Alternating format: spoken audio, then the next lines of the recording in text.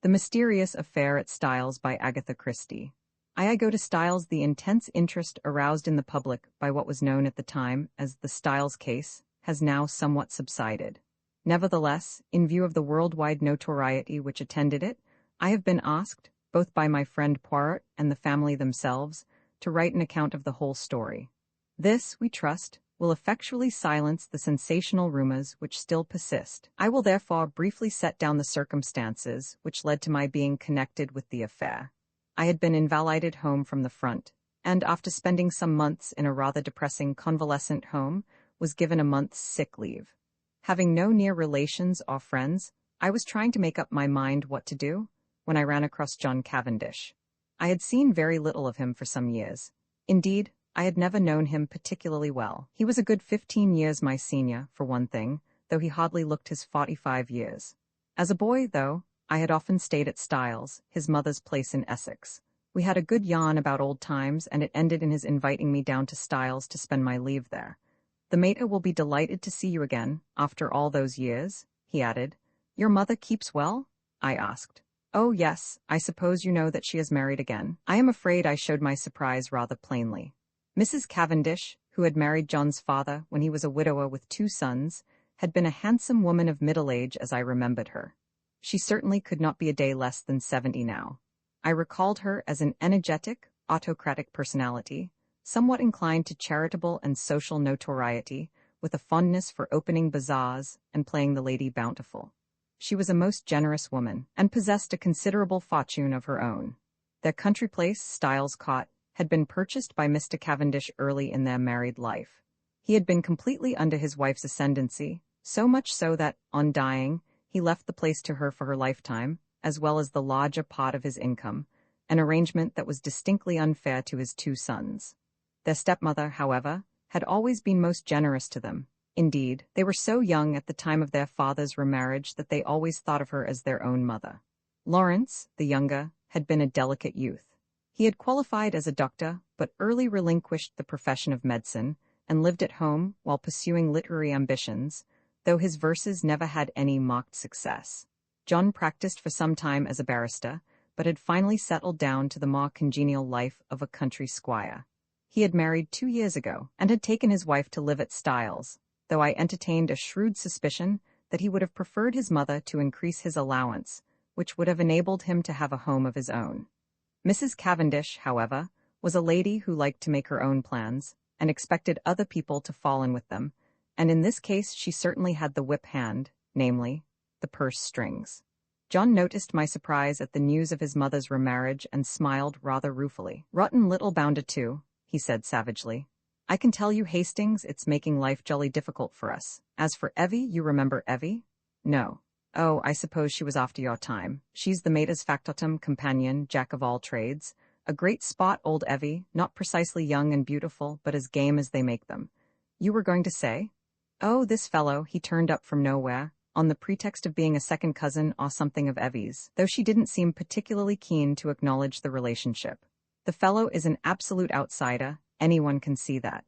He's got a great black beard and wears patent leather boots in all weathers, but the mater cottoned to him at once, took him on as secretary. You know how she's always running 100 societies?" I nodded. "Well, of course the war has turned the hundreds into thousands. No doubt the fellow was very useful to her, but you could have knocked us all down with a feather when, 3 months ago, she suddenly announced that she and Alfred were engaged. The fellow must be at least 20 years younger than she is. It's simply barefaced fortune hunting, but there you are, she is her own mistress and she's married him. It must be a difficult situation for you all." "Difficult? It's damnable." Thus it came about that, 3 days later, I descended from the train at Styles St. Mary, an absurd little station, with no apparent reason for existence, perched up in the midst of green fields and country lanes. John Cavendish was waiting on the platform, and piloted me out to the car. "Got a drop or 2 of petrol still, you see," he remarked, mainly owing to the mater's activities.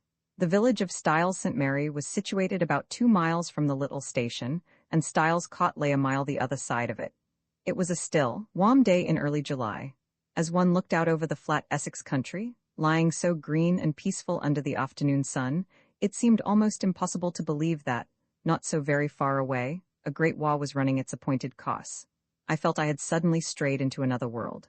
As we turned in at the lodge gates, John said, "I'm afraid you'll find it very quiet down here, Hastings." "My dear fellow, that's just what I want." "Oh, it's pleasant enough if you want to lead the idle life. I drill with the volunteers twice a week and lend a hand at the farms. My wife works regularly on the land. She is up at 5 every morning to milk and keeps at it steadily until lunchtime. It's a jolly good life taking it all round, if it weren't for that fellow Alfred Inglethorpe." He checked the car suddenly and glanced at his watch. "I wonder if we've time to pick up Cynthia." "No, she'll have started from the hospital by now." "Cynthia, that's not your wife?" "No, Cynthia is a protégée of my mother's, the daughter of an old schoolfellow of hers, who married a rascally solicitor. He came a crupper, and the girl was left an orphan and penniless. My mother came to the rescue, and Cynthia has been with us nearly 2 years now. She works in the Red Cross Hospital at Tadminster, 7 miles away." As he spoke the last words, we drew up in front of the fine old house.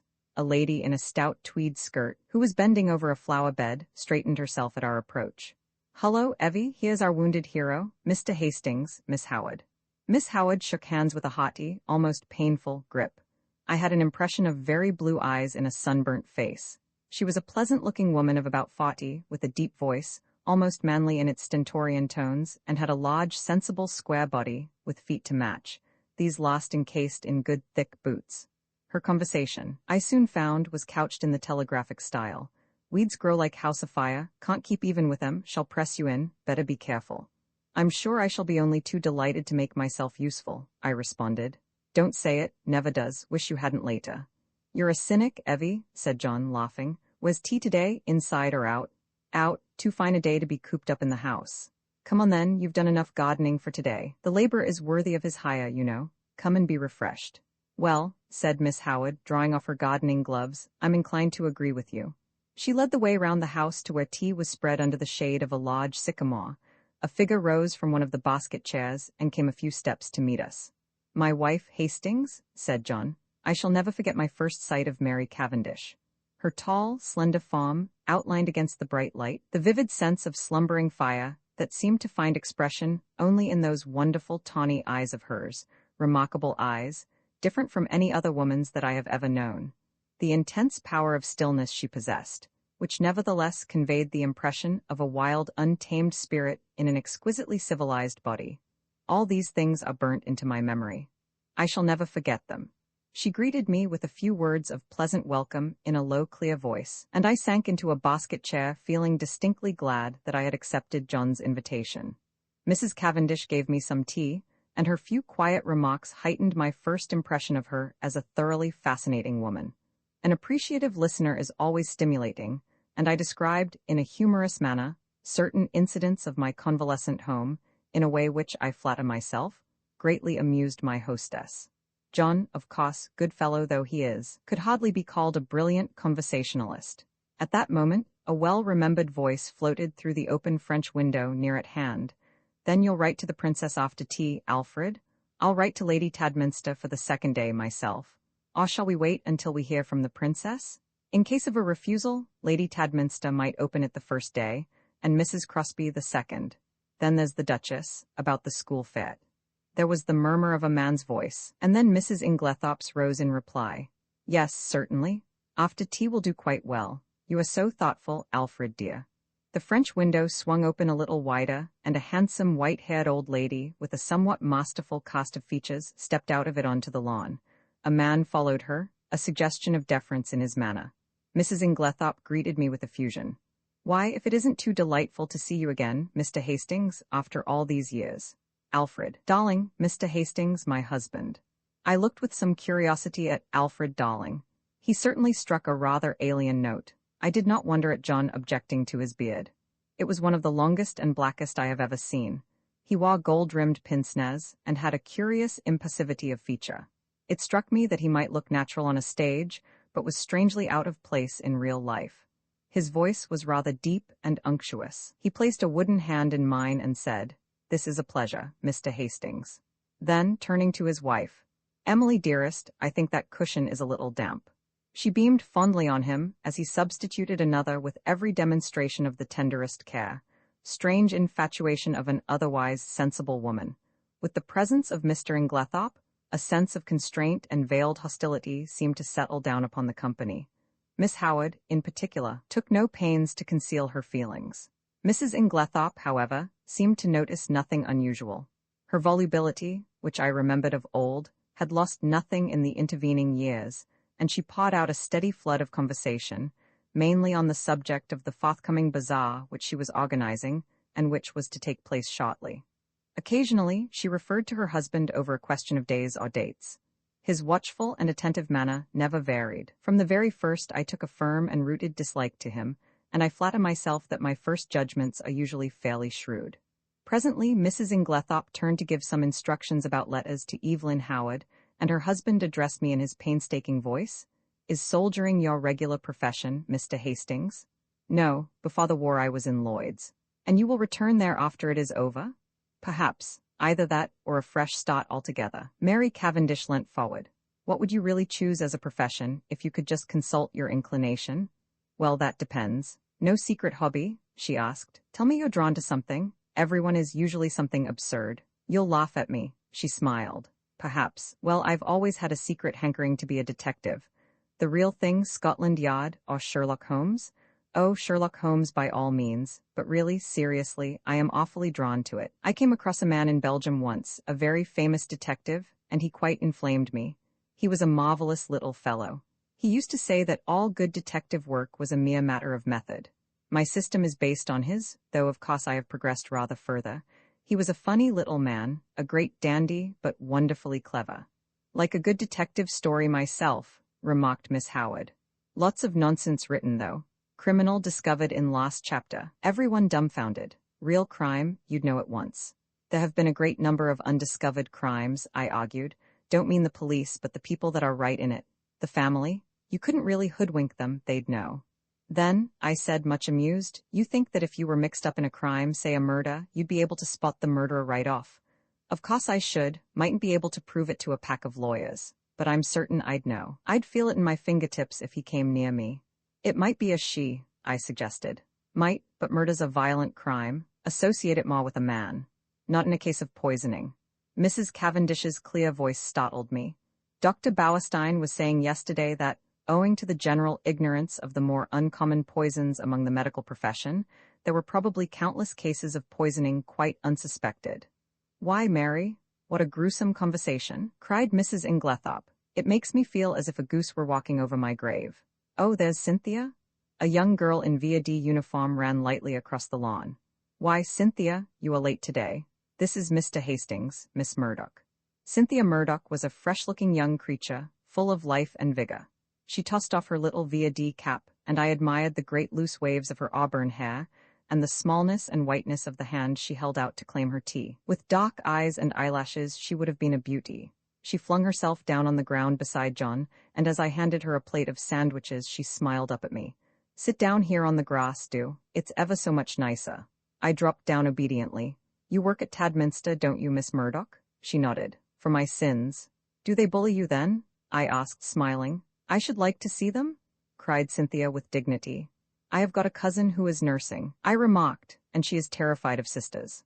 "I don't wonder. Sisters are, you know, Mr. Hastings, they liar, you've no idea, but I'm not a nurse, thank heaven, I work in the dispensary." "How many people do you poison?" I asked, smiling. Cynthia smiled too. "Oh, hundreds," she said. "Cynthia," called Mrs. Inglethorpe, "do you think you could write a few notes for me?" "Certainly, Aunt Emily." She jumped up promptly, and something in her manner reminded me that her position was a dependent one, and that Mrs. Inglethorpe, kind as she might be in the main, did not allow her to forget it. My hostess turned to me. "John will show you your room. Supper is at 7:30. We have given up late dinner for some time now. Lady Tadminster, our member's wife, she was the late Lord Abbotsbury's daughter, does the same. She agrees with me that one must set an example of economy.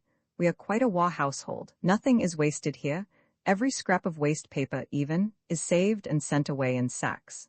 I expressed my appreciation, and John took me into the house and up the broad staircase, which forked right and left halfway to different wings of the building.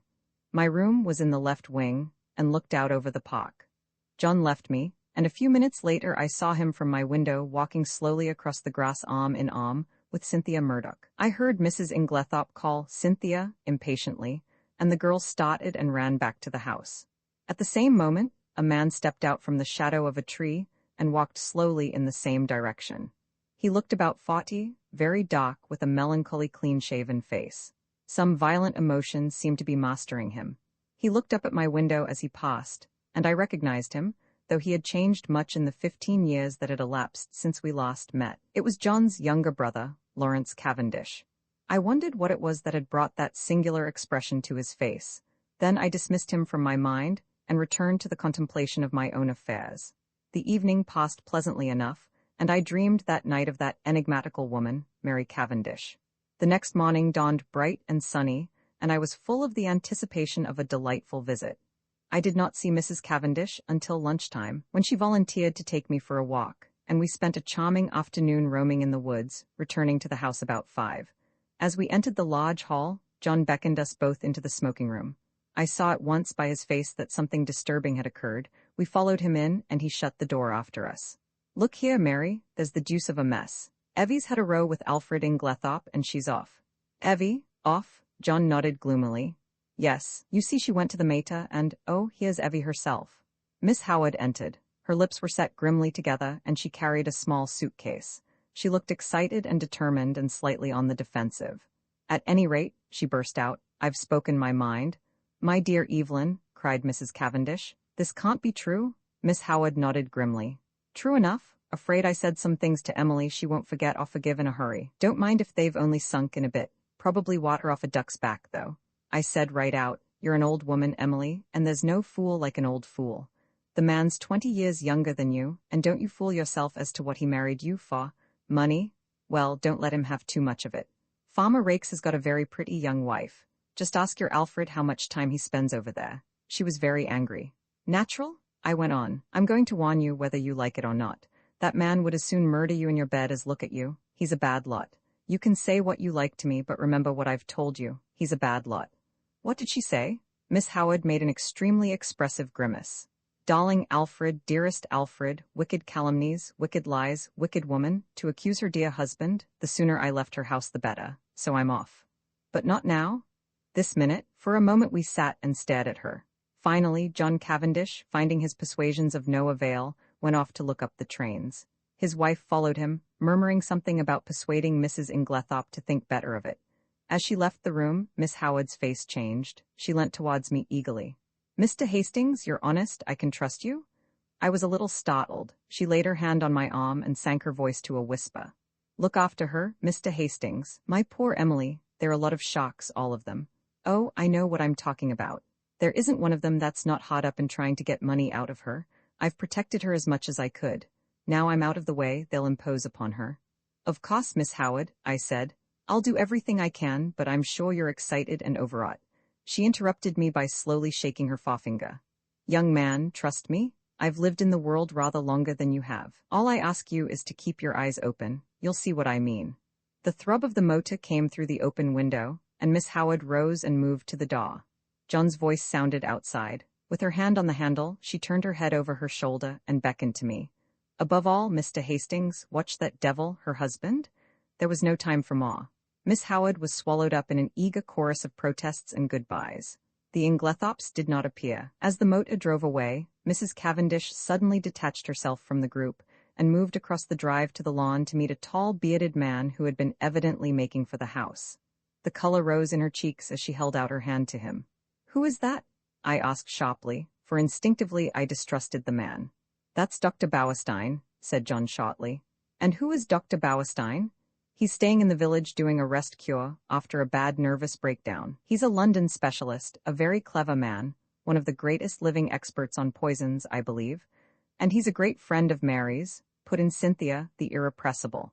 John Cavendish frowned and changed the subject. "Come for a stroll, Hastings. This has been a most rotten business. She always had a rough tongue, but there is no stauncher friend in England than Evelyn Howard." He took the path through the plantation, and we walked down to the village through the woods which bordered one side of the estate. As we passed through one of the gates on our way home again, a pretty young woman of gypsy type coming in the opposite direction bowed and smiled. "That's a pretty girl," I remarked appreciatively. John's face hardened. "That is Mrs. Rakes." "The one that Miss Howard?" "Exactly," said John, with rather unnecessary abruptness.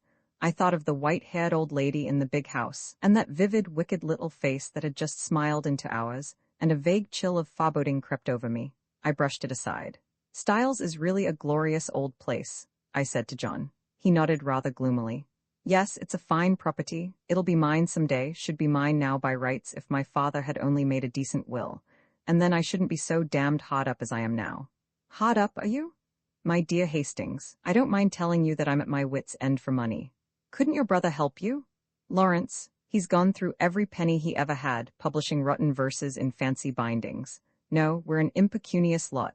My mother's always been awfully good to us, I must say, that is, up to now. Since her marriage, of course? He broke off, frowning. For the first time I felt that, with Evelyn Howard, something indefinable had gone from the atmosphere. Her presence had spelt security. Now that security was removed, and the air seemed rife with suspicion. The sinister face of Dr. Bauerstein recurred to me unpleasantly. A vague suspicion of everyone and everything filled my mind.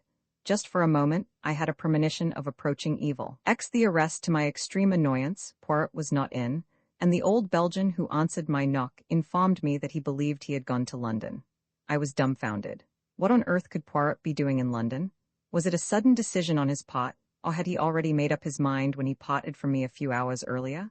I retraced my steps to Styles in some annoyance. With Poirot away, I was uncertain how to act. Had he foreseen this arrest? Had he not, in all probability, been the cause of it? Those questions I could not resolve. But in the meantime, what was I to do? Should I announce the arrest openly at Styles or not? Though I did not acknowledge it to myself, the thought of Mary Cavendish was weighing on me. Would it not be a terrible shock to her? For the moment, I set aside utterly any suspicions of her. She could not be implicated, otherwise I should have heard some hint of it. Of course, there was no possibility of being able permanently to conceal Dr. Bauerstein's arrest from her. It would be announced in every newspaper on the morrow. Still, I shrank from blurting it out. If only Poirot had been accessible, I could have asked his advice. What possessed him to go posting off to London in this unaccountable way? In spite of myself, my opinion of his sagacity was immeasurably heightened. I would never have dreamt of suspecting the doctor, had not Poirot put it into my head. Yes, decidedly, the little man was clever. After some reflecting, I decided to take John into my confidence and leave him to make the matter public or not as he thought fit. He gave vent to a prodigious whistle as I imparted the news. Great Scott, you were right then. I couldn't believe it at the time. No, it is astonishing until you get used to the idea and see how it makes everything fit in. Now, what are we to do? Of course, it will be generally known tomorrow. John reflected. Never mind, he said at last. We won't say anything at present, there is no need. As you say, it will be known soon enough. But to my intense surprise on getting down early the next morning and eagerly opening the newspapers, there was not a word about the arrest. There was a column of mere padding about the Styles poisoning case, but nothing further. It was rather inexplicable, but I supposed that, for some reason or other, Jap wished to keep it out of the papers. It worried me just a little, for it suggested the possibility that there might be further arrests to come. After breakfast, I decided to go down to the village and see if Poirot had returned yet. But before I could start, a well-known face blocked one of the windows, and the well-known voice said, "Bonjour, mon ami." "Poirot?" I exclaimed with relief, and seizing him by both hands, I dragged him into the room. I was never so glad to see anyone. "Listen, I have said nothing to anybody but John. Is that right?"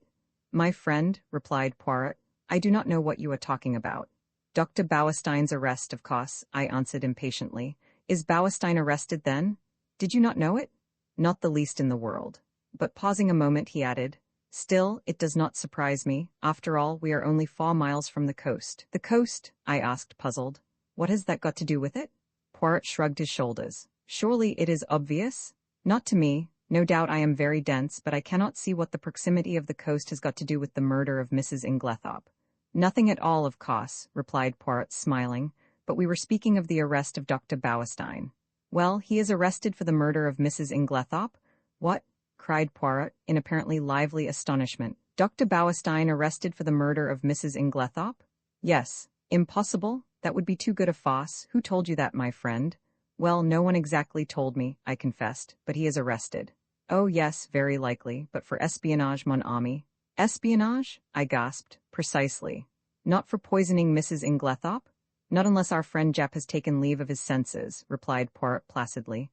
But I thought you thought so too. Poirot gave me one look, which conveyed a wondering pity, and his full sense of the utter absurdity of such an idea.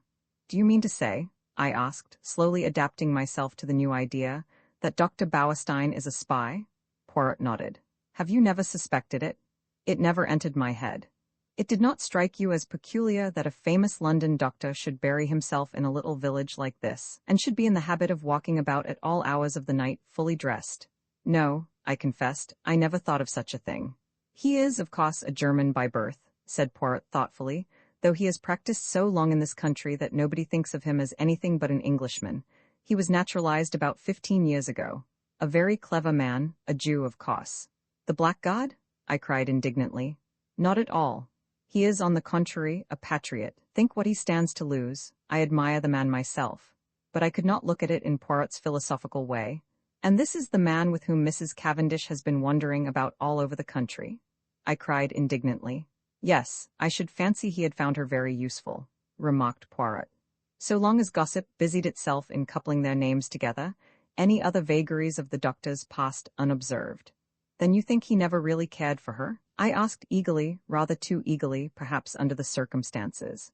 That, of course, I cannot say, but shall I tell you my own private opinion, Hastings? Yes. Well, it is this, that Mrs. Cavendish does not care, and never has cared one little jot about Dr. Bauerstein. Do you really think so? I could not disguise my pleasure. I am quite sure of it, and I will tell you why. Yes, because she cares for someone else, mon ami. Oh, what did he mean? In spite of myself, an agreeable warmth spread over me. I am not a vain man where women are concerned, but I remembered certain evidences, too lightly thought of at the time, perhaps, but which certainly seemed to indicate. My pleasing thoughts were interrupted by the sudden entrance of Miss Howard. She glanced round hastily to make sure there was no one else in the room, and quickly produced an old sheet of brown paper. This she handed to Poirot, murmuring as she did so the cryptic words, on top of the wardrobe. Then she hurriedly left the room. Poirot unfolded the sheet of paper eagerly, and uttered an exclamation of satisfaction. He spread it out on the table. Come here, Hastings, now tell me, what is that initial, J or L? It was a medium-sized sheet of paper, rather dusty, as though it had lain by for some time, but it was the label that was attracting Poirot's attention. At the top, it bore the printed stamp of Messrs. Parksons, the well-known theatrical costumiers, and it was addressed to the debatable initial, Cavendish-esque, Styles Cot Styles St. Mary, Essex. It might be T, or it might be L, I said after studying the thing for a minute or two. It certainly isn't a J. Good, replied Poirot, folding up the paper again. I also am of your way of thinking. It is an L, depend upon it. Where did it come from? I asked curiously. Is it important? Moderately so. It confirms a surmise of mine. Having deduced its existence, I set Miss Howard to search for it, and as you see, she has been successful. What did she mean by on the top of the wardrobe? She meant, replied Poirot promptly, that she found it on top of a wardrobe. A funny place for a piece of brown paper, I mused. Not at all. The top of a wardrobe is an excellent place for brown paper and cardboard boxes. I have kept them there myself. Neatly arranged, there is nothing to offend the eye. Poirot, I asked earnestly, have you made up your mind about this crime? Yes, that is to say, I believe I know how it was committed. Ah? Unfortunately, I have no proof beyond my surmise unless... With sudden energy, he caught me by the arm and whirled me down the hall, calling out in French in his excitement. Mademoiselle Dawkes, un moment, est-il vous plate? Dawkes, quite flurried by the noise, came hurrying out of the pantry. My good Dawkes, I have an idea, a little idea, if it should prove justified, what magnificent chance. Tell me on Monday, not Tuesday, Dawkes, but Monday, the day before the tragedy, did anything go wrong with Mrs. Inglethorpe's bell? Dawkes looked very surprised. Yes, sir, now you mention it, it did, though I don't know how you came to hear of it. A mouse, or some such, must have nibbled the wire through. The man came and put it right on Tuesday morning. With a long-drawn exclamation of ecstasy, Poirot led the way back to the morning room. See you, one should not ask for outside proof. No, reason should be enough. But the flesh is weak, it is consolation to find that one is on the right track. Ah, my friend, I am like a giant refreshed. I run, I leap. And in very truth, run and leap he did, gambolling wildly down the stretch of lawn outside the long window. What is your remarkable little friend doing? Asked a voice behind me, and I turned to find Mary Cavendish at my elbow. She smiled, and so did I. What is it all about? Really, I can't tell you. He asked Dorcas some question about a bell, and appeared so delighted with her answer that he is capering about as you see. Mary laughed. How ridiculous. He's going out of the gate. Isn't he coming back today? I don't know. I've given up trying to guess what he'll do next. Is he quite mad, Mr. Hastings? I honestly don't know. Sometimes I feel sure he is as mad as a hatter, and then, just as he is at his maddest, I find there is method in his madness. I see. In spite of her laugh, Mary was looking thoughtful this morning. She seemed grave, almost sad. It occurred to me that it would be a good opportunity to tackle her on the subject of Cynthia. I began rather tactfully, I thought, but I had not gone far before she stopped me authoritatively. You are an excellent advocate, I have no doubt, Mr. Hastings, but in this case your talents are quite thrown away. Cynthia will run no risk of encountering any unkindness from me. I began to stammer feebly that I hoped she hadn't thought, but again she stopped me, and her words were so unexpected that they quite drove Cynthia and her troubles out of my mind.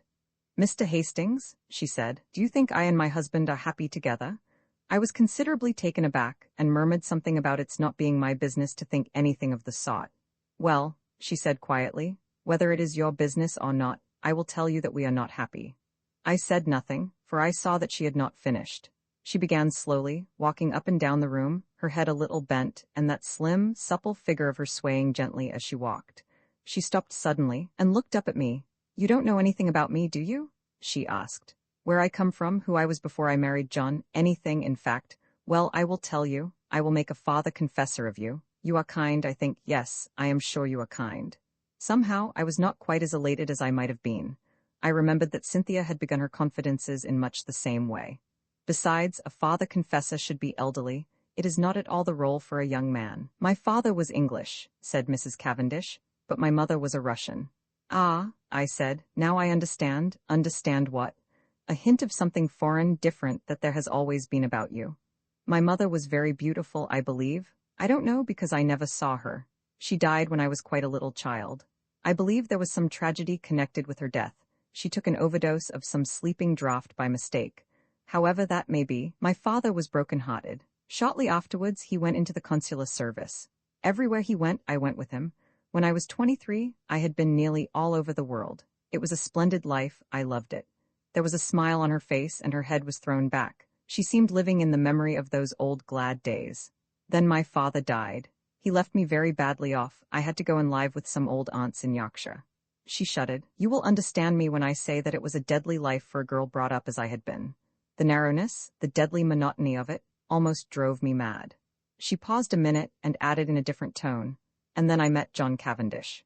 Yes, you can imagine that from my aunt's point of view, it was a very good match for me, but I can honestly say it was not this fact which weighed with me.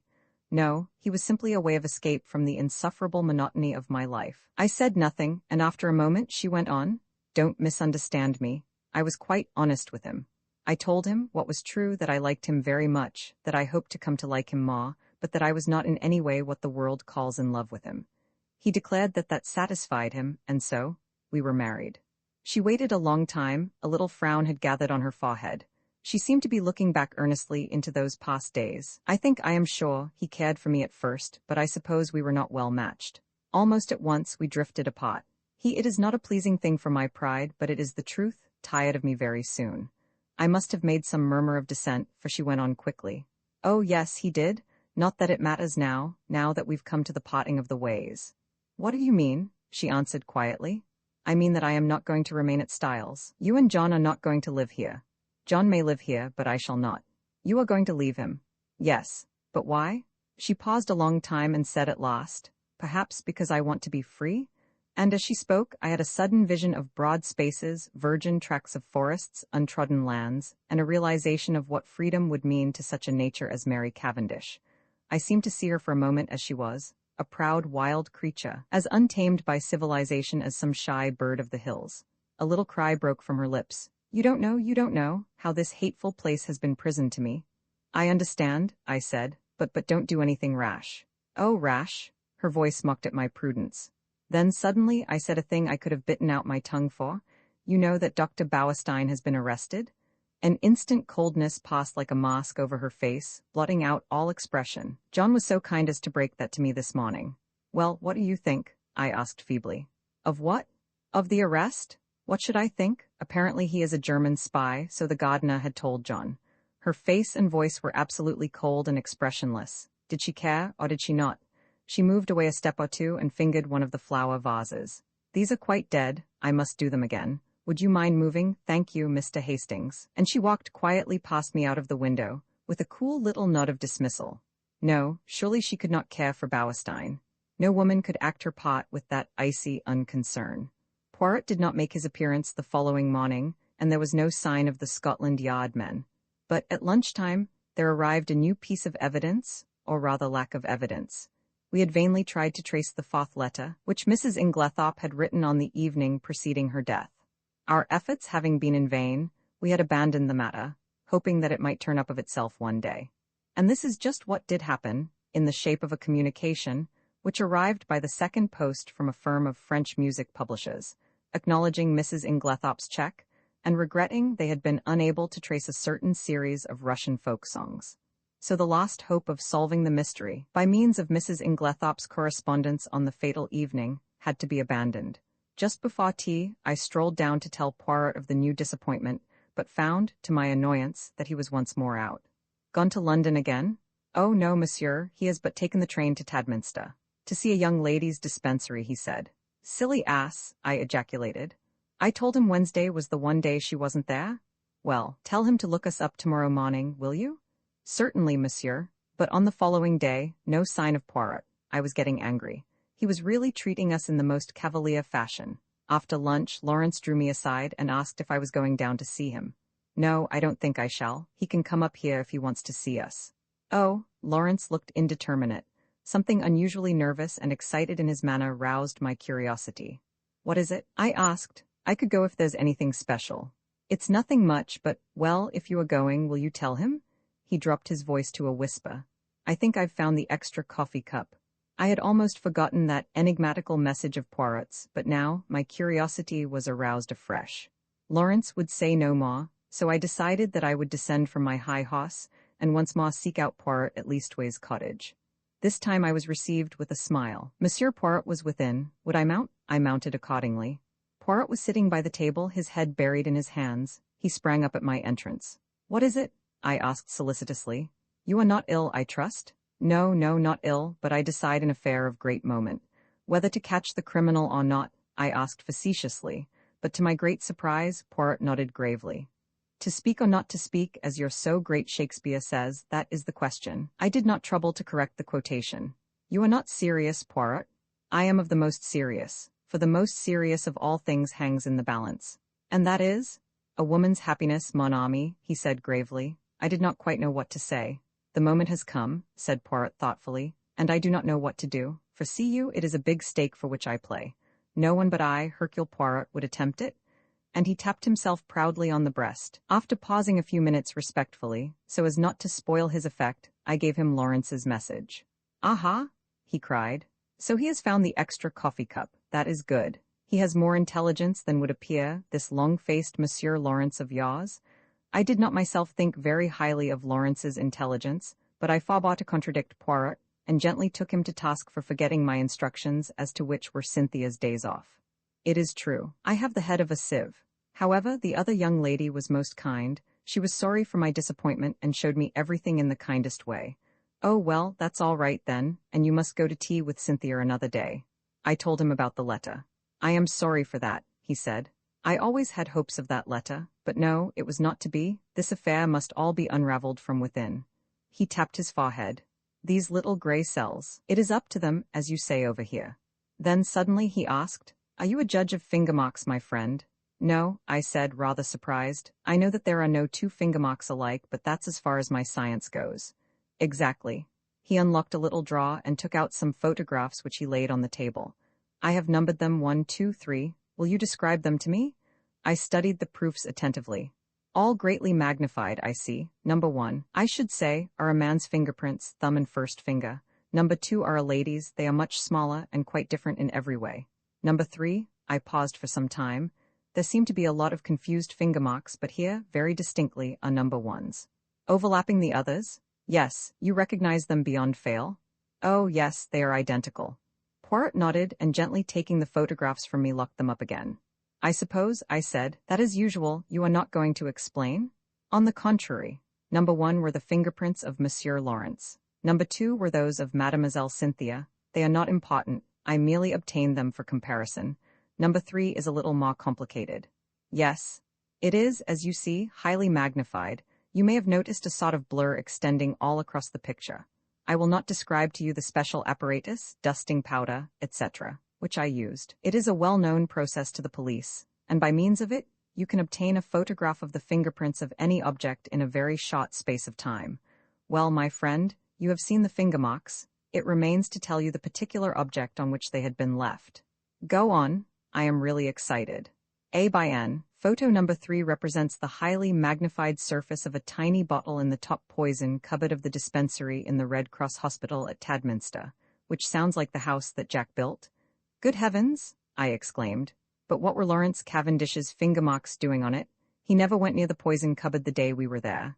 Oh, yes, he did. Impossible. We were all together the whole time. Poirot shook his head. No, my friend, there was a moment when you were not all together.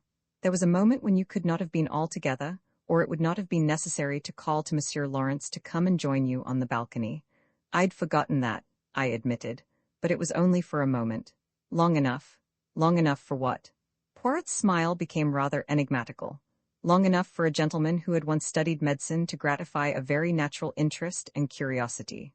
Our eyes met. Poirot's were pleasantly vague. He got up and hummed a little tune. I watched him suspiciously. Poirot, I said, what was in this particular little bottle? Poirot looked out of the window. Hydrochloride of strychnine, he said over his shoulder, continuing to hum. Good heavens! I said it quite quietly. I was not surprised. I had expected that answer. They use the pure hydrochloride of strychnine very little, only occasionally for pills. It is the official solution, liquid strychnine hydrochloride, that is used in most medicines. That is why the finger marks have remained undisturbed since then. How did you manage to take this photograph? I dropped my hat from the balcony, explained Poirot simply. Visitors were not permitted below at that hour, so, in spite of my many apologies, Mademoiselle Cynthia's colleague had to go down and fetch it for me. Then you knew what you were going to find? No, not at all. I merely realized that it was possible from your story for Monsieur Lawrence to go to the poison cupboard. The possibility had to be confirmed or eliminated. Poirot, I said, your gaiety does not deceive me. This is a very important discovery. I do not know, said Poirot, but one thing does strike me. No doubt it has struck you too. What is that? Why, that there is altogether too much strychnine about this case. This is the third time we run up against it. There was strychnine in Mrs. Inglethorpe's tonic. There is the strychnine sold across the counter at Styles St. Mary by Mace. Now we have more strychnine, handled by one of the household. It is confusing, and as you know, I do not like confusion. Before I could reply, one of the other Belgians opened the door and stuck his head in. There is a lady below, asking for Mr. Hastings. A lady? I jumped up. Poirot followed me down the narrow stairs. Mary Cavendish was standing in the doorway. I have been visiting an old woman in the village, she explained, and as Lawrence told me you were with Monsieur Poirot, I thought I would call for you. Alas, madam, said Poirot, I thought you had come to honor me with a visit? I will some day if you ask me, she promised him, smiling. That is well. If you should need a father confessor, madam, she started ever so slightly. Remember, Papa Poirot is always at your service. She stared at him for a few minutes as though seeking to read some deeper meaning into his words. Then she turned abruptly away. Come, will you not walk back with us too, Monsieur Poirot? Enchanted, madam. All the way to Styles, Mary talked fast and feverishly. It struck me that in some way she was nervous of Poirot's eyes. The weather had broken, and the shop wind was almost autumnal in its shrewishness. Mary shivered a little and buttoned her black spots coat closer. The wind through the trees made a mournful noise, like some great giant sighing. We walked up to the great door of Styles, and at once the knowledge came to us that something was wrong. Dorcas came running out to meet us. She was crying and wringing her hands. I was aware of other servants huddled together in the background, all eyes and ears. Oh, I don't know how to tell you. What is it, Dorcas? I asked impatiently. Tell us at once. It's those wicked detectives. They've arrested him. They've arrested Mr. Cavendish? Arrested Lawrence? I gasped. I saw a strange look come into Dorcas's eyes. No, sir, not Mr. Lawrence, Mr. John. Behind me, with a wild cry, Mary Cavendish fell heavily against me, and as I turned to catch her, I met the quiet triumph in Poirot's eyes. Roman 11. The case for the prosecution, the trial of John Cavendish for the murder of his stepmother, took place 2 months later. Of the intervening weeks I will say little, but my admiration and sympathy went out unfeignedly to Mary Cavendish. She ranged herself passionately on her husband's side, scorning the mere idea of his guilt, and fought for him tooth and nail. I expressed my admiration to Poirot, and he nodded thoughtfully. Yes, she is of those women who show at their best in adversity. It brings out all that is sweetest and truest in them. Her pride and her jealousy have— Jealousy? I queried. Yes, have you not realized that she is an unusually jealous woman? As I was saying, her pride and jealousy have been laid aside. She thinks of nothing but her husband and the terrible fate that is hanging over him. He spoke very feelingly, and I looked at him earnestly, remembering that lost afternoon, when he had been deliberating whether or not to speak. With his tenderness for a woman's happiness, I felt glad that the decision had been taken out of his hands. Even now, I said, I can hardly believe it. You see, up to the very last minute I thought it was Lawrence. Poirot grinned. I know you did. But John, my old friend John? Every murderer is probably somebody's old friend, observed Poirot philosophically. You cannot mix up sentiment and reason. I must say I think you might have given me a hint. Perhaps, mon ami, I did not do so, just because he was your old friend. I was rather disconcerted by this, remembering how I had busily passed on to John what I believed to be Poirot's views concerning Bauerstein. He, by the way, had been acquitted of the charge brought against him. Nevertheless, although he had been too clever for them this time, and the charge of espionage could not be brought home to him, his wings were pretty well clipped for the future. I asked Poirot whether he thought John would be condemned. To my intense surprise, he replied that, on the contrary, he was extremely likely to be acquitted. But Poirot? I protested. Oh, my friend, have I not said to you all along that I have no proofs? It is one thing to know that a man is guilty, it is quite another matter to prove him so. And in this case, there is terribly little evidence. That is the whole trouble. Hercule Poirot, no, but I lack the last link in my chain. And unless I can find that missing link, he shook his head gravely. When did you first suspect John Cavendish? I asked after a minute or two. Did you not suspect him at all? No, indeed. Not after that fragment of conversation you overheard between Mrs. Cavendish and her mother-in-law, and her subsequent lack of frankness at the inquest. No. Did you not put 2 and 2 together, and reflect that if it was not Alfred Inglethorpe who was quarreling with his wife, and you remember, he strenuously denied it at the inquest, it must be either Lawrence or John. Now, if it was Lawrence, Mary Cavendish's conduct was just as inexplicable. But if, on the other hand, it was John, the whole thing was explained quite naturally. So, I cried, a light breaking in upon me, it was John who quarreled with his mother that afternoon? Exactly, and you have known this all along. Certainly. Mrs. Cavendish's behavior could only be explained that way. And yet you say he may be acquitted? Poirot shrugged his shoulders. Certainly I do. At the police court proceedings, we shall hear the case for the prosecution, but in all probability, his solicitors will advise him to reserve his defense. That will be sprung upon us at the trial.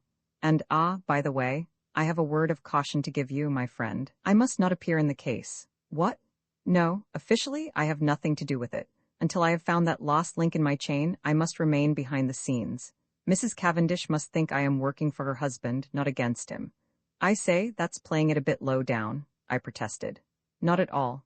We have to deal with a most clever and unscrupulous man, and we must use any means in our power, otherwise he will slip through our fingers. That is why I have been careful to remain in the background. All the discoveries have been made by Jap, and Jap will take all the credit. If I am called upon to give evidence at all, he smiled broadly, it will probably be as a witness for the defense. I could hardly believe my ears. It is quite en règle, continued Poirot. Strangely enough, I can give evidence that will demolish one contention of the prosecution. Which one? The one that relates to the destruction of the will. John Cavendish did not destroy that will. Poirot was a true prophet. I will not go into the details of the police court proceedings, as it involves many tiresome repetitions. I will merely state baldly that John Cavendish reserved his defense and was duly committed for trial. September found us all in London. Mary took a house in Kensington, Poirot being included in the family party. I myself had been given a job at the War Office, so was able to see them continually. As the weeks went by, the state of Poirot's nerves grew worse and worse. That lost link he talked about was still lacking. Privately, I hoped it might remain so, for what happiness could there be for Mary, if John were not acquitted? On September 15th, John Cavendish appeared in the dock at the Old Bailey, charged with the wilful murder of Emily Agnes Inglethorpe, and pleaded not guilty. Sir Ernest Heavyweather, the famous K.C., had been engaged to defend him. Mr. Phillips, K.C., opened the case for the Crown. The murder, he said, was a most premeditated and cold-blooded one. It was neither more nor less than the deliberate poisoning of a fond and trusting woman by the stepson to whom she had been more than a mother. Ever since his boyhood, she had supported him. He and his wife had lived at Styles Court in every luxury, surrounded by her care and attention. She had been their kind and generous benefactress. He proposed to call witnesses to show how the prisoner, a profligate and spendthrift, had been at the end of his financial tether, and had also been carrying on an intrigue with a certain Mrs. Raikes, a neighboring farmer's wife. This having come to his stepmother's ears, she taxed him with it on the afternoon before her death, and a quarrel ensued, part of which was overheard. On the previous day, the prisoner had purchased strychnine at the village chemist's shop, wearing a disguise by means of which he hoped to throw the onus of the crime upon another man, to wit, Mrs. Inglethorpe's husband, of whom he had been bitterly jealous. Luckily for Mr. Inglethorpe, he had been able to produce an unimpeachable alibi. On the afternoon of July 17th, continued counsel, immediately after the quarrel with her son, Mrs. Inglethorpe made a new will. This will was found destroyed in the grate of her bedroom the following morning, but evidence had come to light which showed that it had been drawn up in favor of her husband. Deceased had already made a will in his favor before her marriage, and Mr. Phillips wagged an expressive forefinger. The prisoner was not aware of that. What had induced the deceased to make a fresh will, with the old one still extant, he could not say. She was an old lady, and might possibly have forgotten the former one. This seemed to him more likely. She may have had an idea that it was revoked by her marriage, as there had been some conversation on the subject. Ladies were not always very well versed in legal knowledge. She had, about a year before, executed a will in favor of the prisoner. He would call evidence to show that it was the prisoner who ultimately handed his stepmother her coffee on the fatal night. Later in the evening, he had sought admission to her room, on which occasion, no doubt, he found an opportunity of destroying the will which, as far as he knew, would render the one in his favor valid. The prisoner had been arrested in consequence of the discovery, in his room, by Detective Inspector Japp, a most brilliant officer, of the identical phial of strychnine which had been sold at the village chemist's to the supposed Mr. Inglethorpe on the day before the murder. It would be for the jury to decide whether or not these damning facts constituted an overwhelming proof of the prisoner's guilt, and, subtly implying that a jury which did not so decide was quite unthinkable, Mr. Phillips sat down and wiped his forehead. The first witnesses for the prosecution were mostly those who had been called at the inquest, the medical evidence being again taken first. Sir Ernest Heavyweather, who was famous all over England for the unscrupulous manner in which he bullied witnesses, only asked 2 questions. "I take it, Dr. Bauerstein, that strychnine, as a drug, acts quickly?" "Yes." "And that you are unable to account for the delay in this case?" "Yes. Thank you." Mr. Mace identified the phial handed him by counsel as that sold by him to Mr. Inglethorpe. Pressed, he admitted that he only knew Mr. Inglethorpe by sight. He had never spoken to him. The witness was not cross-examined. Alfred Inglethorpe was called, and denied having purchased the poison. He also denied having quarreled with his wife. Various witnesses testified to the accuracy of these statements. The gardener's evidence as to the witnessing of the will was taken, and then Dawkes was called. Dawkes, faithful to her young gentleman, denied strenuously that it could have been John's voice she heard, and resolutely declared, in the teeth of everything, that it was Mr. Inglethorpe who had been in the boudoir with her mistress. A rather wistful smile passed across the face of the prisoner in the dock. He knew only too well how useless her gallant defiance was, since it was not the object of the defense to deny this point. Mrs. Cavendish, of course, could not be called upon to give evidence against her husband. After various questions on other matters, Mr. Phillips asked, "In the month of June last, do you remember a parcel arriving from Mr. Lawrence Cavendish from Poxon's?" Dawkes shook her head. "I don't remember, sir. It may have done, but Mr. Lawrence was away from home part of June. In the event of a parcel arriving for him whilst he was away, what would be done with it?" "It would either be put in his room or sent on off to him." "By you?"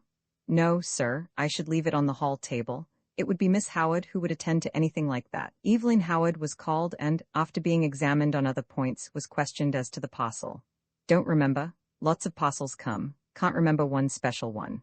You do not know if it was sent after Mr. Lawrence Cavendish to Wales, or whether it was put in his room? Don't think it was sent after him. Should have remembered it if it was. Supposing a parcel arrived addressed to Mr. Lawrence Cavendish, and afterwards it disappeared, should you remark its absence? No, don't think so. I should think someone had taken charge of it. I believe, Miss Howard, that it was you who found this sheet of brown paper? He held up the same dusty piece which Poirot and I had examined in the morning room at Styles. Yes, I did. How did you come to look for it? The Belgian detective who was employed on the case asked me to search for it. Where did you eventually discover it? On the top of a wardrobe. On top of the prisoner's wardrobe. I believe so. Did you not find it yourself? Yes. Then you must know where you found it? Yes, it was on the prisoner's wardrobe. That is better.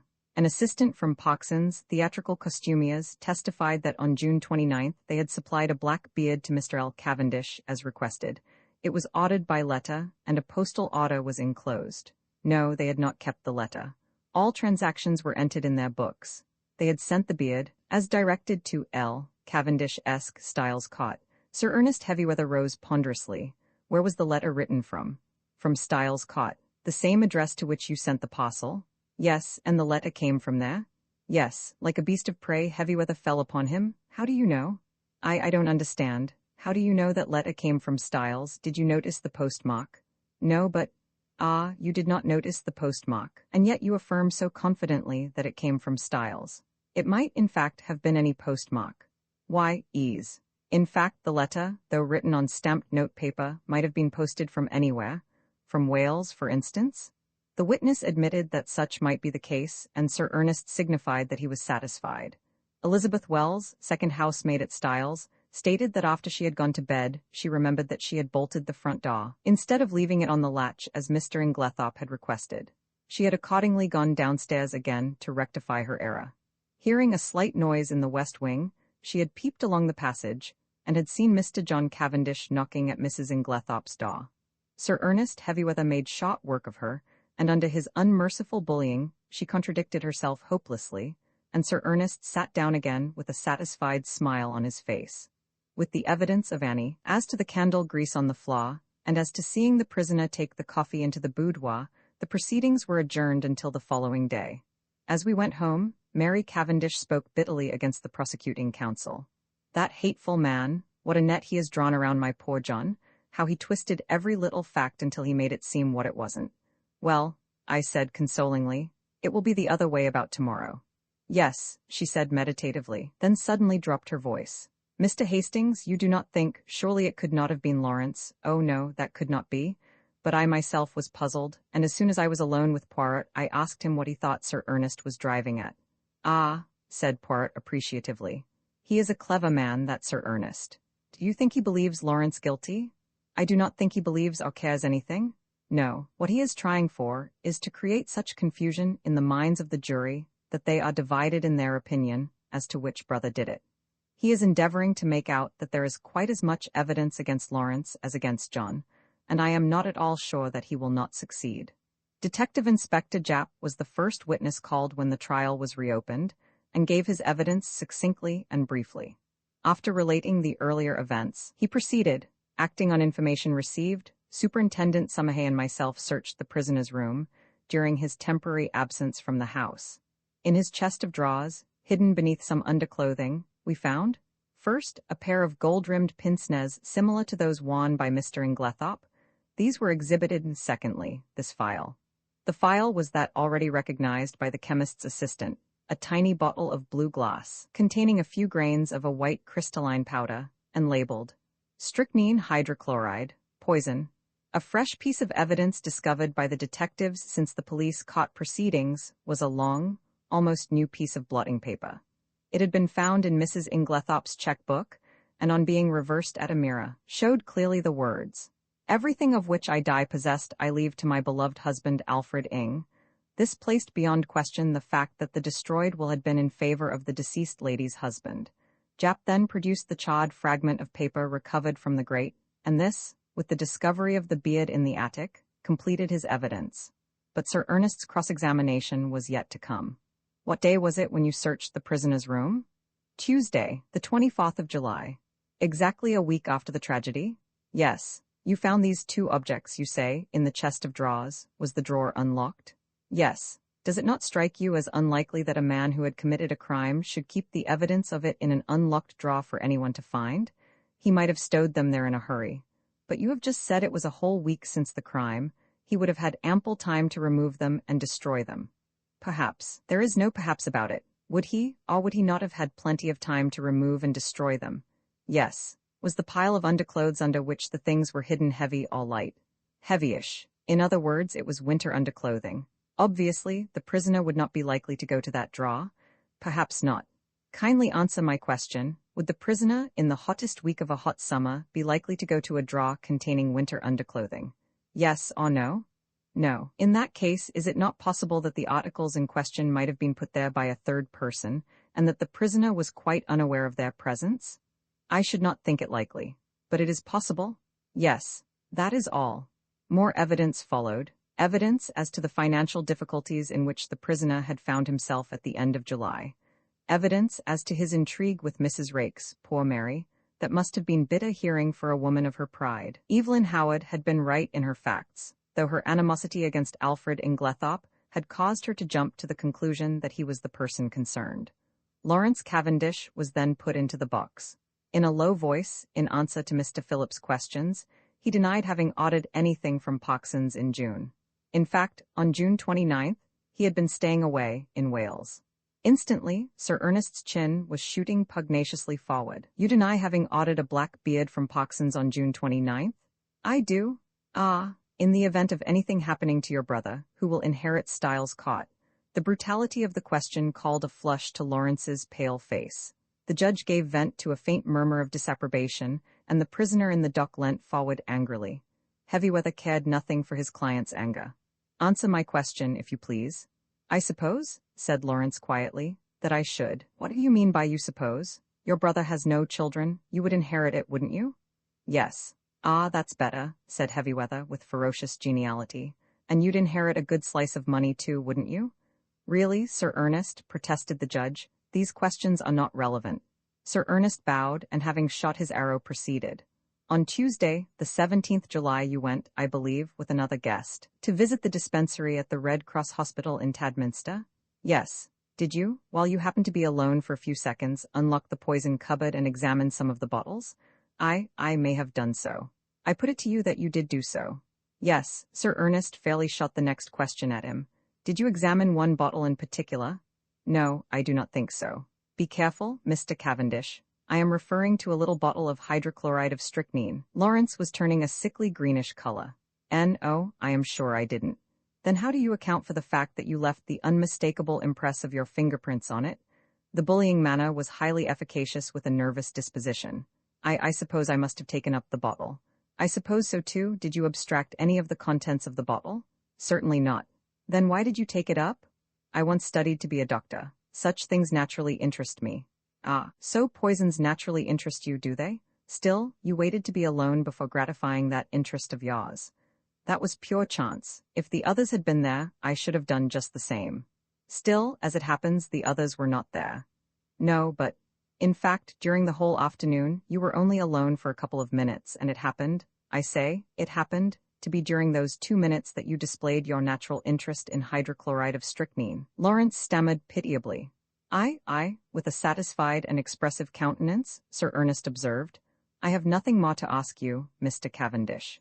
This bit of cross-examination had caused great excitement in court. The heads of the many fashionably attired women present were busily laid together, and their whispers became so loud that the judge angrily threatened to have the court cleared if there was not immediate silence. There was little more evidence. The handwriting experts were called upon for their opinion of the signature of Alfred Inglethorpe in the chemist's poison register. They all declared unanimously that it was certainly not his handwriting, and gave it as their view that it might be that of the prisoner disguised. Cross-examined, they admitted that it might be the prisoner's handwriting cleverly counterfeited. Sir Ernest Heavyweather's speech in opening the case for the defense was not a long one, but it was backed by the full force of his emphatic manner. Never, he said, in the course of his long experience, had he known a charge of murder rest on slighter evidence? Not only was it entirely circumstantial, but the greater part of it was practically unproved. Let them take the testimony they had heard and sift it impartially. The strychnine had been found in a drawer in the prisoner's room. That drawer was an unlocked one, as he had pointed out, and he submitted that there was no evidence to prove that it was the prisoner who had concealed the poison there. It was, in fact, a wicked and malicious attempt on the part of some third person to fix the crime on the prisoner. The prosecution had been unable to produce a shred of evidence in support of their contention that it was the prisoner who ordered the black beard from Parkson's. The quarrel which had taken place between prisoner and his stepmother was freely admitted, but both it and his financial embarrassments had been grossly exaggerated. His learned friend, Sir Ernest, nodded carelessly at Mr. Phillips, had stated that if the prisoner were an innocent man, he would have come forward at the inquest to explain that it was he, and not Mr. Inglethorpe, who had been the participator in the quarrel. He thought the facts had been misrepresented. What had actually occurred was this. The prisoner, returning to the house on Tuesday evening, had been authoritatively told that there had been a violent quarrel between Mr. and Mrs. Inglethorpe. No suspicion had entered the prisoner's head that anyone could possibly have mistaken his voice for that of Mr. Inglethorpe. He naturally concluded that his stepmother had had two quarrels. The prosecution averred that on Monday, July 16th, the prisoner had entered the chemist's shop in the village, disguised as Mr. Inglethorpe. The prisoner, on the contrary, was at that time at a lonely spot called Marston's Spinney, where he had been summoned by an anonymous note, couched in blackmailing terms, and threatening to reveal certain matters to his wife unless he complied with its demands. The prisoner had, accordingly, gone to the appointed spot, and after waiting there vainly for half an hour had returned home.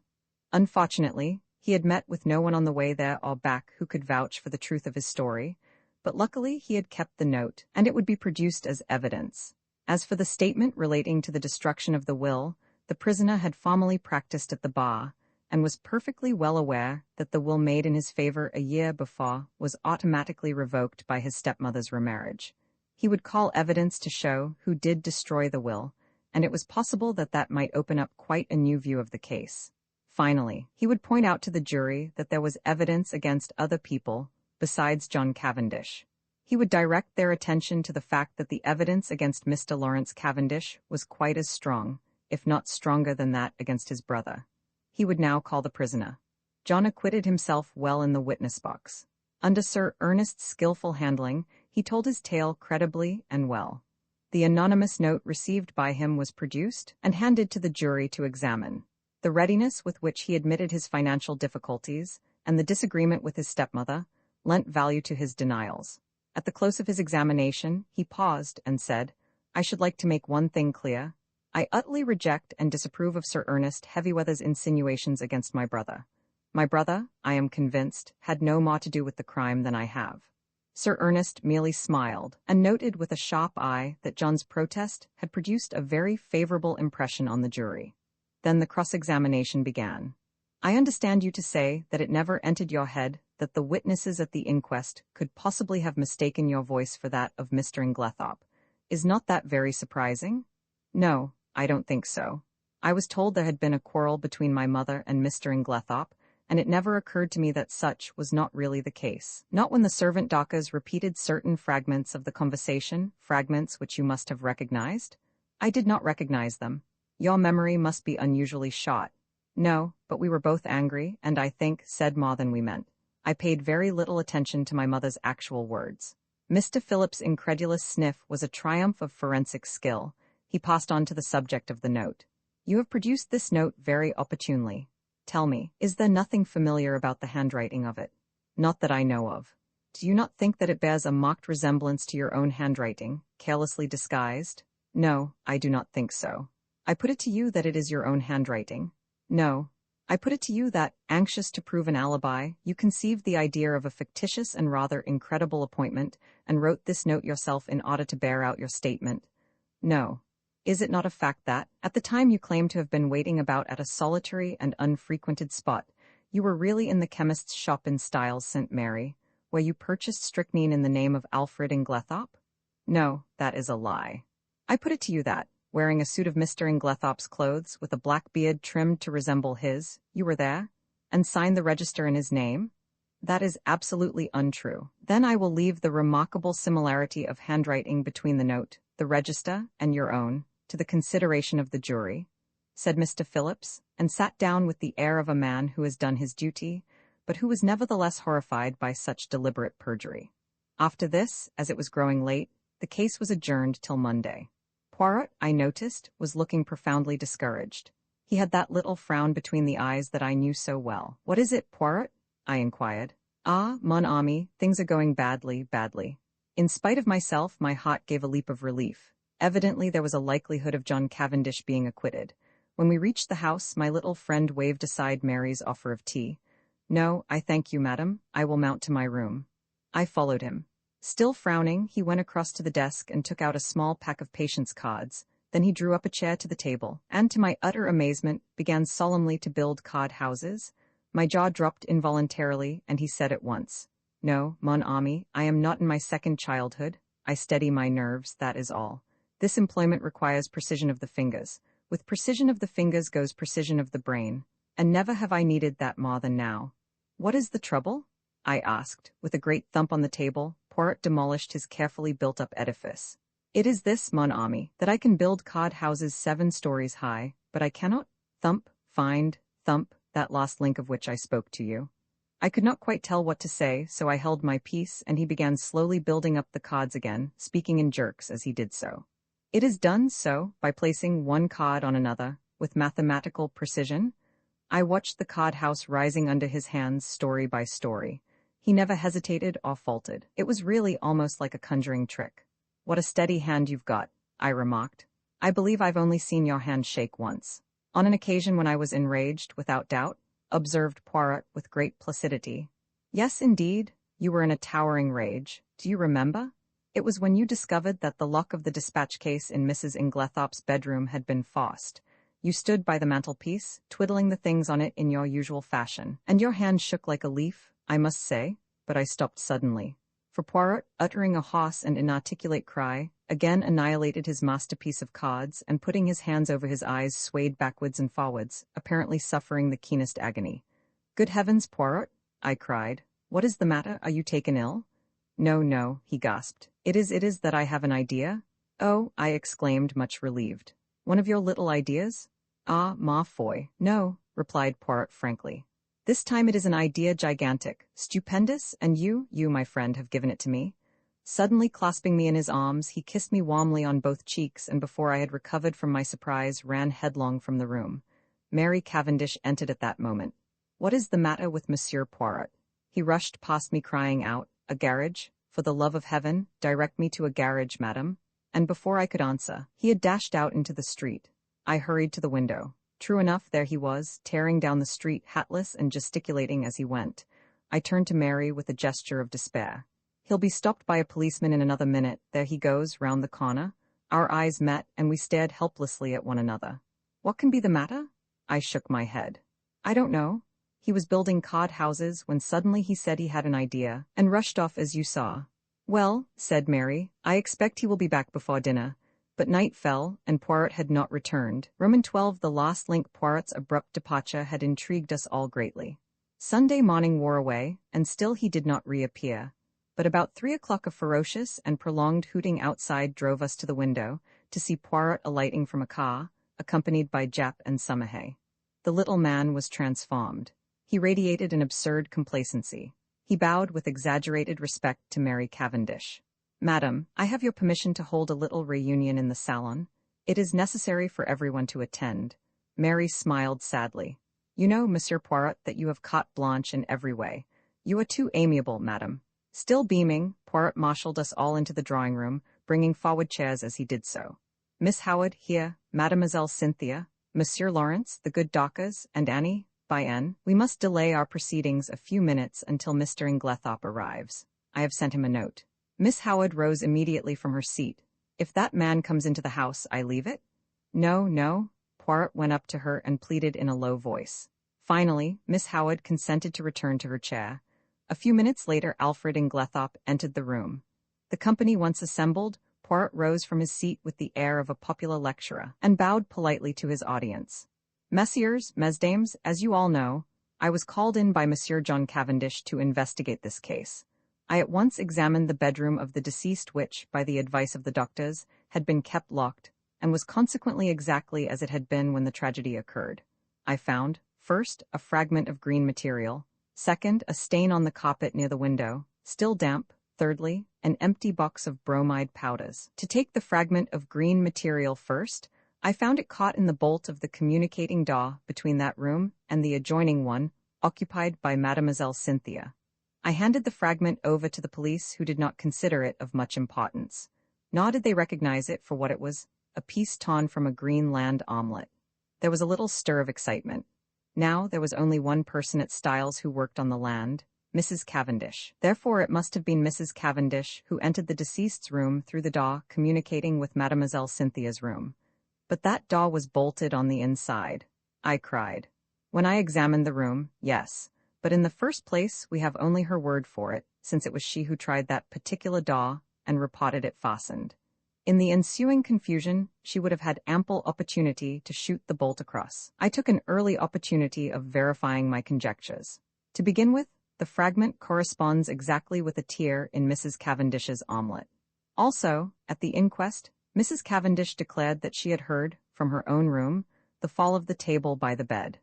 I took an early opportunity of testing that statement by stationing my friend Monsieur Hastings in the left wing of the building, just outside Mrs. Cavendish's door. I myself, in company with the police, went to the deceased's room, and whilst there I, apparently accidentally, knocked over the table in question, but found that, as I had expected, Monsieur Hastings had heard no sound at all. This confirmed my belief that Mrs. Cavendish was not speaking the truth when she declared that she had been dressing in her room at the time of the tragedy. In fact, I was convinced that, far from having been in her own room, Mrs. Cavendish was actually in the deceased's room when the alarm was given. I shot a quick glance at Mary. She was very pale, but smiling. I proceeded to reason on that assumption. Mrs. Cavendish is in her mother-in-law's room. We will say that she is seeking for something and has not yet found it. Suddenly, Mrs. Inglethorpe awakens and is seized with an alarming paroxysm. She flings out her arm, overturning the bed table, and then pulls desperately at the bell. Mrs. Cavendish, startled, drops her candle, scattering the grease on the carpet. She picks it up and retreats quickly to Mademoiselle Cynthia's room, closing the door behind her. She hurries out into the passage, for the servants must not find her where she is. But it is too late. Already footsteps are echoing along the gallery which connects the two wings. What can she do? Quick as thought, she hurries back to the young girl's room and starts shaking her awake. The hastily aroused household come trooping down the passage. They are all busily battering at Mrs. Inglethorpe's door. It occurs to nobody that Mrs. Cavendish has not arrived with the rest, but, and this is significant, I can find no one who saw her come from the other wing. He looked at Mary Cavendish. Am I right, madam? She bowed her head. Quite right, monsieur. You understand that, if I had thought I would do my husband any good by revealing these facts, I would have done so. But it did not seem to me to bear upon the question of his guilt or innocence. In a sense, that is correct, madam, but it cleared my mind of many misconceptions and left me free to see other facts in their true significance. The will? Cried Lawrence. Then it was you, Mary, who destroyed the will? She shook her head, and Poirot shook his also. No, he said quietly. There is only one person who could possibly have destroyed that will, Mrs. Inglethorpe herself. Impossible, I exclaimed. She had only made it out that very afternoon. Nevertheless, mon ami, it was Mrs. Inglethorpe. Because in no other way can you account for the fact that, on one of the hottest days of the year, Mrs. Inglethorpe ordered a fire to be lighted in her room. I gave a gasp. What idiots we had been never to think of that fire as being incongruous. Poirot was continuing. The temperature on that day, messieurs, was 80 degrees in the shade. Yet Mrs. Inglethorpe ordered a fire. Why? Because she wished to destroy something and could think of no other way. You will remember that, in consequence of the war economics practiced at Styles, no waste paper was thrown away. There was therefore no means of destroying a thick document such as a will.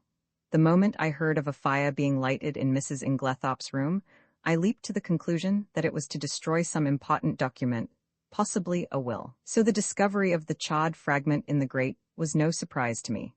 I did not, of course, know at the time that the will in question had only been made this afternoon, and I will admit that, when I learnt that fact, I fell into a grievous error. I came to the conclusion that Mrs. Inglethorpe's determination to destroy her will arose as a direct consequence of the quarrel she had that afternoon, and that therefore the quarrel took place after, and not before the making of the will. Here, as we know, I was wrong, and I was forced to abandon that idea. I faced the problem from a new standpoint.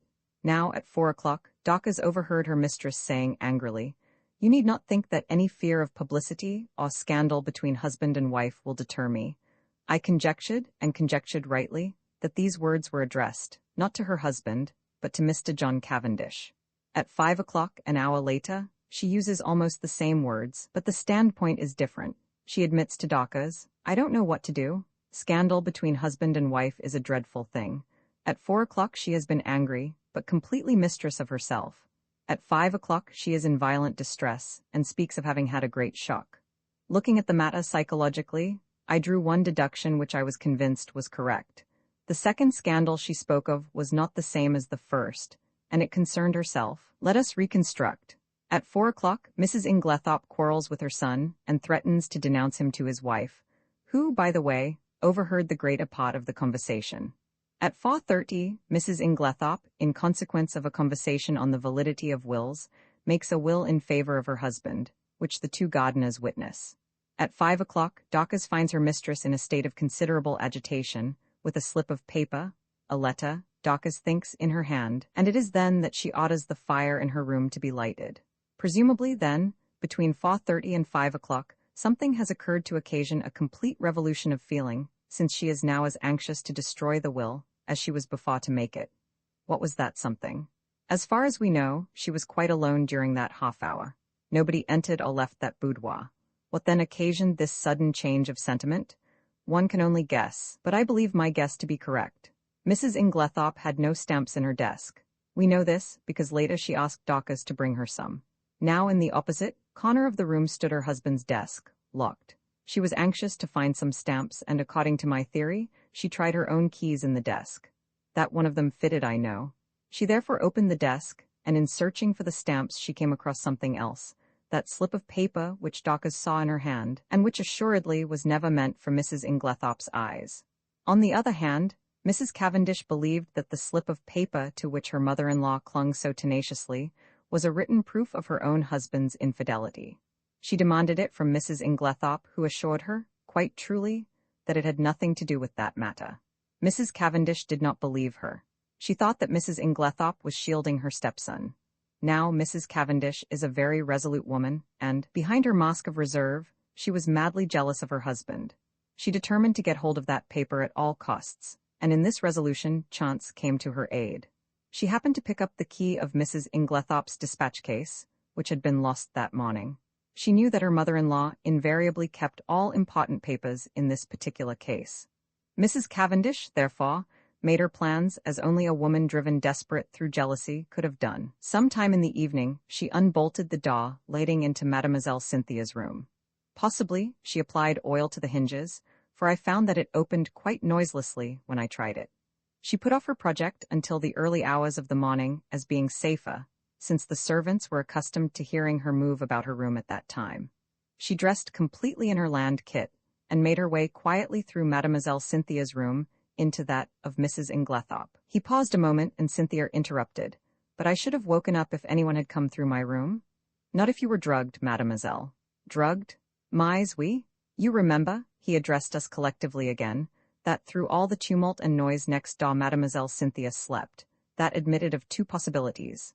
Either her sleep was feigned, which I did not believe, or her unconsciousness was induced by artificial means. With this latter idea in my mind, I examined all the coffee cups most carefully, remembering that it was Mrs. Cavendish who had brought Mademoiselle Cynthia her coffee the night before.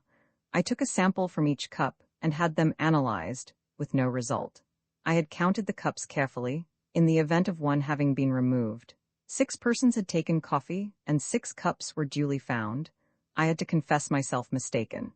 Then I discovered that I had been guilty of a very grave oversight. Coffee had been brought in for 7 persons, not 6, for Dr. Bauerstein had been there that evening. This changed the face of the whole affair, for there was now 1 cup missing. The servants noticed nothing, since Annie, the housemaid who took in the coffee, brought in 7 cups, not knowing that Mr. Inglethorpe never drank it, whereas Dorcas, who cleared them away the following morning, found 6 as usual, or strictly speaking she found 5, the 6th being the one found broken in Mrs. Inglethorpe's room. I was confident that the missing cup was that of Mademoiselle Cynthia. I had an additional reason for that belief in the fact that all the cups found contained sugar, which Mademoiselle Cynthia never took in her coffee. My attention was attracted by the story of Annie about some salt on the tray of cocoa, which she took every night to Mrs. Inglethorpe's room. I accordingly secured a sample of that cocoa and sent it to be analyzed. But that had already been done by Dr. Bauerstein, said Lawrence quickly. Not exactly. The analyst was asked by him to report whether strychnine was, or was not present. He did not have it tested as I did for a narcotic. For a narcotic? Yes, here is the analyst's report. Mrs. Cavendish administered a safe but effectual narcotic to both Mrs. Inglethorpe and Mademoiselle Cynthia, and it is possible that she had a mauvaise quart d'heure in consequence. Imagine her feelings when her mother-in-law is suddenly taken ill and dies, and immediately after she hears the word poison. She has believed that the sleeping draught she administered was perfectly harmless, but there is no doubt that for one terrible moment she must have feared that Mrs. Inglethorpe's death lay at her door. She is seized with panic, and under its influence she hurries downstairs and quickly drops the coffee cup and saucer used by Mademoiselle Cynthia into a large brass vase, where it is discovered later by Monsieur Lawrence. The remains of the cocoa she dare not touch. Too many eyes are upon her. Guess at her relief when strychnine is mentioned, and she discovers that after all the tragedy is not her doing. We are now able to account for the symptoms of strychnine poisoning being so long in making their appearance. A narcotic taken with strychnine will delay the action of the poison for some hours. Poirot paused. Mary looked up at him, the color slowly rising in her face. All you have said is quite true, Monsieur Poirot. It was the most awful hour of my life. I shall never forget it, but you are wonderful. I understand now. What I meant when I told you that you could safely confess to Papa Poirot, eh? But you would not trust me. I see everything now, said Lawrence. The drugged cocoa, taken on top of the poisoned coffee, amply accounts for the delay. Exactly. But was the coffee poisoned, or was it not? We come to a little difficulty here, since Mrs. Inglethorpe never drank it. What? The cry of surprise was universal. No, you will remember my speaking of a stain on the carpet in Mrs. Inglethorpe's room. There were some peculiar points about that stain. It was still damp, it exhaled a strong odor of coffee, and embedded in the nap of the carpet, I found some little splinters of china. What had happened was plain to me, for not 2 minutes before I had placed my little case on the table near the window, and the table, tilting up, had deposited it upon the floor on precisely the identical spot. In exactly the same way, Mrs. Inglethorpe had laid down her cup of coffee on reaching her room the night before, and the treacherous table had played her the same trick. What happened next is mere guesswork on my part, but I should say that Mrs. Inglethorpe picked up the broken cup and placed it on the table by the bed. Feeling in need of a stimulant of some kind, she heated up her cocoa and drank it off then and there. Now we are faced with a new problem. We know the cocoa contained no strychnine. The coffee was never drunk. Yet the strychnine must have been administered between 7 and 9 o'clock that evening. What third medium was there? A medium so suitable for disguising the taste of strychnine that it is extraordinary no one has thought of it.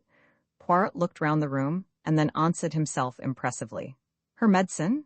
Do you mean that the murderer introduced the strychnine into her tonic? I cried. There was no need to introduce it. It was already there, in the mixture. The strychnine that killed Mrs. Inglethorpe was the identical strychnine prescribed by Dr. Wilkins. To make that clear to you, I will read you an extract from a book on dispensing which I found in the dispensary of the Red Cross Hospital at Tadminster. The following prescription has become famous in textbooks. This solution deposits in a few hours the greater part of the strychnine salt as an insoluble bromide in transparent crystals. A lady in England lost her life by taking a similar mixture. The precipitated strychnine collected at the bottom, and in taking the last dose, she swallowed nearly all of it. Now there was, of course, no bromide in Dr. Wilkins' prescription, but you will remember that I mentioned an empty box of bromide powders. 1 or 2 of those powders introduced into the full bottle of medicine would effectually precipitate the strychnine, as the book describes, and cause it to be taken in the last dose. You will learn later that the person who usually poured out Mrs. Inglethorpe's medicine was always extremely careful not to shake the bottle, but to leave the sediment at the bottom of it undisturbed. Throughout the case, there have been evidences that the tragedy was intended to take place on Monday evening. On that day, Mrs. Inglethorpe's bell wire was neatly cut, and on Monday evening, Mademoiselle Cynthia was spending the night with friends, so that Mrs. Inglethorpe would have been quite alone in the right wing, completely shut off from help of any kind, and would have died, in all probability, before medical aid could have been summoned. But in her hurry to be in time for the village entertainment, Mrs. Inglethorpe forgot to take her medicine, and the next day she lunched away from home, so that the last and fatal dose was actually taken 24 hours later than had been anticipated by the murderer. And it is owing to that delay that the final proof, the last link of the chain, is now in my hands. Amid breathless excitement, he held out 3 thin strips of paper. A letter in the murderer's own handwriting, Mess Armies. Had it been a little clearer in its terms, it is possible that Mrs. Inglethorpe, warned in time, would have escaped. As it was, she realized her danger, but not the manner of it. In the deathly silence, Poirot pieced together the slips of paper and, clearing his throat, "Read, dearest Evelyn. You will be anxious at hearing nothing. It is all right, only it will be tonight instead of last night. You understand, there's a good time coming once the old woman is dead and out of the way. No one can possibly bring home the crime to me. That idea of yours about the bromides was a stroke of genius, but we must be very circumspect. A false step. Here, my friends, the letter breaks off. Doubtless the writer was interrupted, but there can be no question as to his identity. We all know this handwriting, and a howl that was almost a scream broke the silence. You devil, how did you get it? A chair was overturned. Poirot skipped nimbly aside. A quick movement on his part, and his assailant fell with a crash. Messieurs, mesdames, said Poirot with a flourish, let me introduce you to the murderer, Mr. Alfred Inglethorpe. Roman 13 Poirot explains. Poirot, you old villain, I said. I've half a mind to strangle you. What do you mean by deceiving me as you have done? We were sitting in the library. Several hectic days lay behind us. In the room below, John and Mary were together once more, while Alfred Inglethorpe and Miss Howard were in custody. Now at last I had Poirot to myself, and could relieve my still burning curiosity. Poirot did not answer me for a moment, but at last he said, I did not deceive you, mon ami. At most I permitted you to deceive yourself. Yes, but why? Well, it is difficult to explain. You see, my friend, you have a nature so honest and a countenance so transparent that, in fin, to conceal your feelings is impossible. If I had told you my ideas, the very first time you saw Mr. Alfred Inglethorpe, that astute gentleman would have, in your so expressive idiom, smelt a rat, and then, bonjour to our chances of catching him, I think that I have more diplomacy than you give me credit for. My friend, besought Poirot, I implore you, do not enrage yourself. Your help has been of the most invaluable. It is but the extremely beautiful nature that you have, which made me pause. Well, I grumbled, a little mollified. I still think you might have given me a hint. But I did, my friend, several hints, you would not take them. Think now, did I ever say to you that I believed John Cavendish guilty? Did I not, on the contrary, tell you that he would almost certainly be acquitted? Yes, but... And did I not immediately afterwards speak of the difficulty of bringing the murderer to justice? Was it not plain to you that I was speaking of 2 entirely different persons? No, I said, it was not plain to me. Then again, continued Poirot, at the beginning, did I not repeat to you several times that I didn't want Mr. Inglethorpe arrested now? That should have conveyed something to you. Do you mean to say you suspected him as long ago as that? Yes, to begin with, whoever else might benefit by Mrs. Inglethorpe's death, her husband would benefit the most. There was no getting away from that. When I went up to Styles with you that first day, I had no idea as to how the crime had been committed, but from what I knew of Mr. Inglethorpe, I fancied that it would be very hard to find anything to connect him with it. When I arrived at the chateau, I realized at once that it was Mrs. Inglethorpe who had burnt the will. And there, by the way, you cannot complain, my friend, for I tried my best to force on you the significance of that bedroom fire in midsummer. Yes, I said impatiently. Go on. Well, my friend, as I say, my views as to Mr. Inglethorpe's guilt were very much shaken.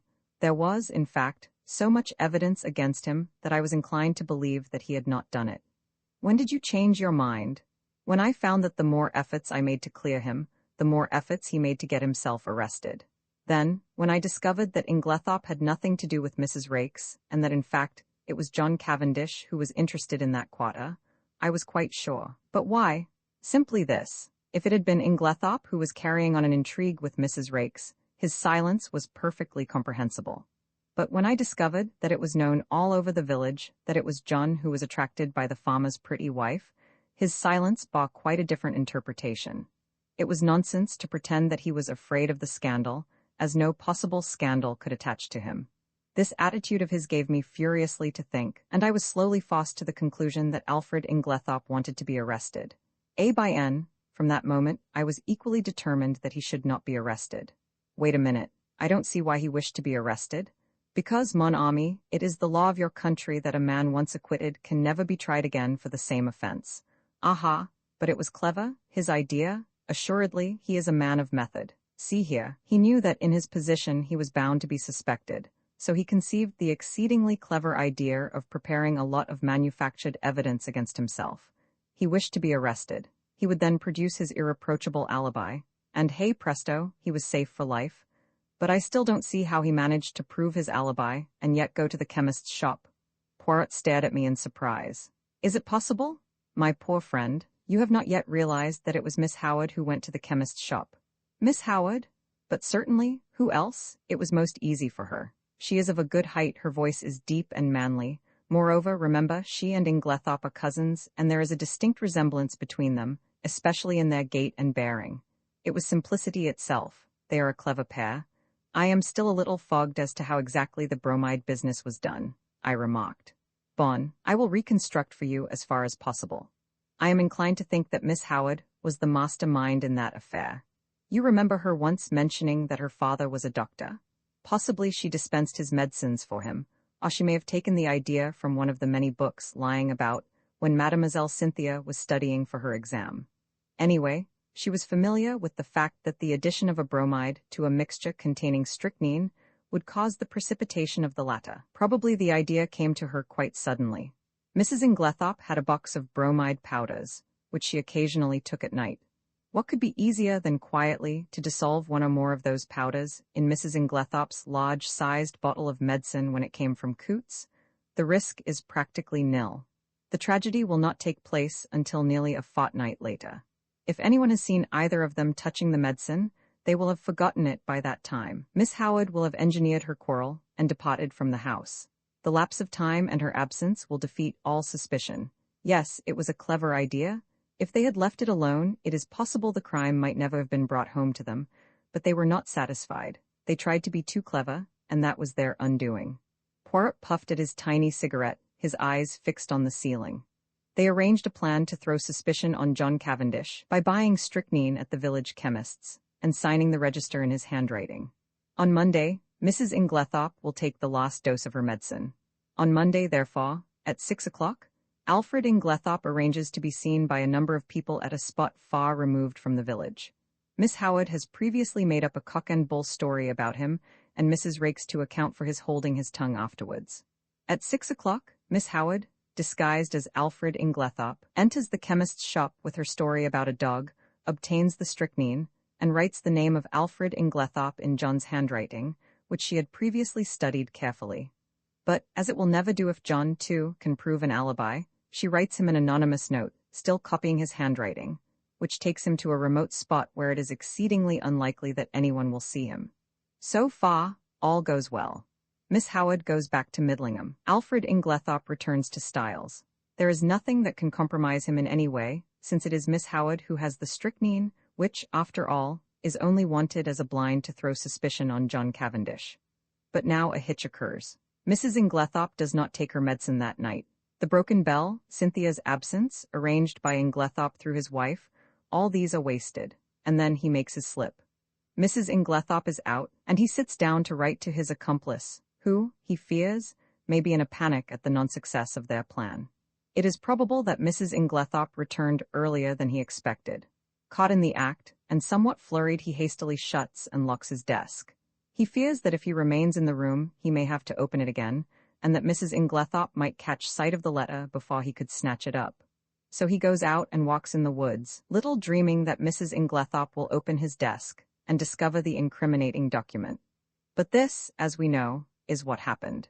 Mrs. Inglethorpe reads it and becomes aware of the perfidy of her husband and Evelyn Howard, though, unfortunately, the sentence about the bromides conveys no warning to her mind. She knows that she is in danger, but is ignorant of where the danger lies.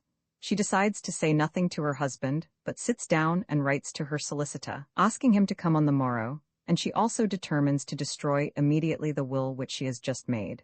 She keeps the fatal letter. It was to discover that letter, then, that her husband forced the lock of the dispatch case? Yes, and from the enormous risk he ran, we can see how fully he realized its importance. That letter accepted, there was absolutely nothing to connect him with the crime. There's only one thing I can't make out. Why didn't he destroy it at once when he got hold of it? Because he did not dare take the biggest risk of all, that of keeping it on his own person. I don't understand. Look at it from his point of view. I have discovered that there were only 5 short minutes in which he could have taken it. The 5 minutes immediately before our own arrival on the scene, for before that time, Annie was brushing the stairs, and would have seen anyone who passed going to the right wing. Figure to yourself the scene. He enters the room, unlocking the door by means of one of the other darkies. They were all much alike. He hurries to the dispatch case. It is locked, and the keys are nowhere to be seen. That is a terrible blow to him, for it means that his presence in the room cannot be concealed as he had hoped. But he sees clearly that everything must be risked for the sake of that damning piece of evidence. Quickly, he forces the lock with a penknife and turns over the papers until he finds what he is looking for. But now, a fresh dilemma arises. He dare not keep that piece of paper on him. He may be seen leaving the room, he may be searched. If the paper is found on him, it is certain doom. Probably at this minute, too, he hears the sounds below of Mr. Wells and John leaving the boudoir. He must act quickly. Where can he hide this terrible slip of paper? The contents of the waste paper basket are kept and in any case are sure to be examined. There are no means of destroying it, and he dare not keep it. He looks round and he sees, what do you think, mon ami? I shook my head. In a moment he has torn the letter into long thin strips, and rolling them up into spills, he thrusts them hurriedly in amongst the other spills in the vase on the mantelpiece. I uttered an exclamation.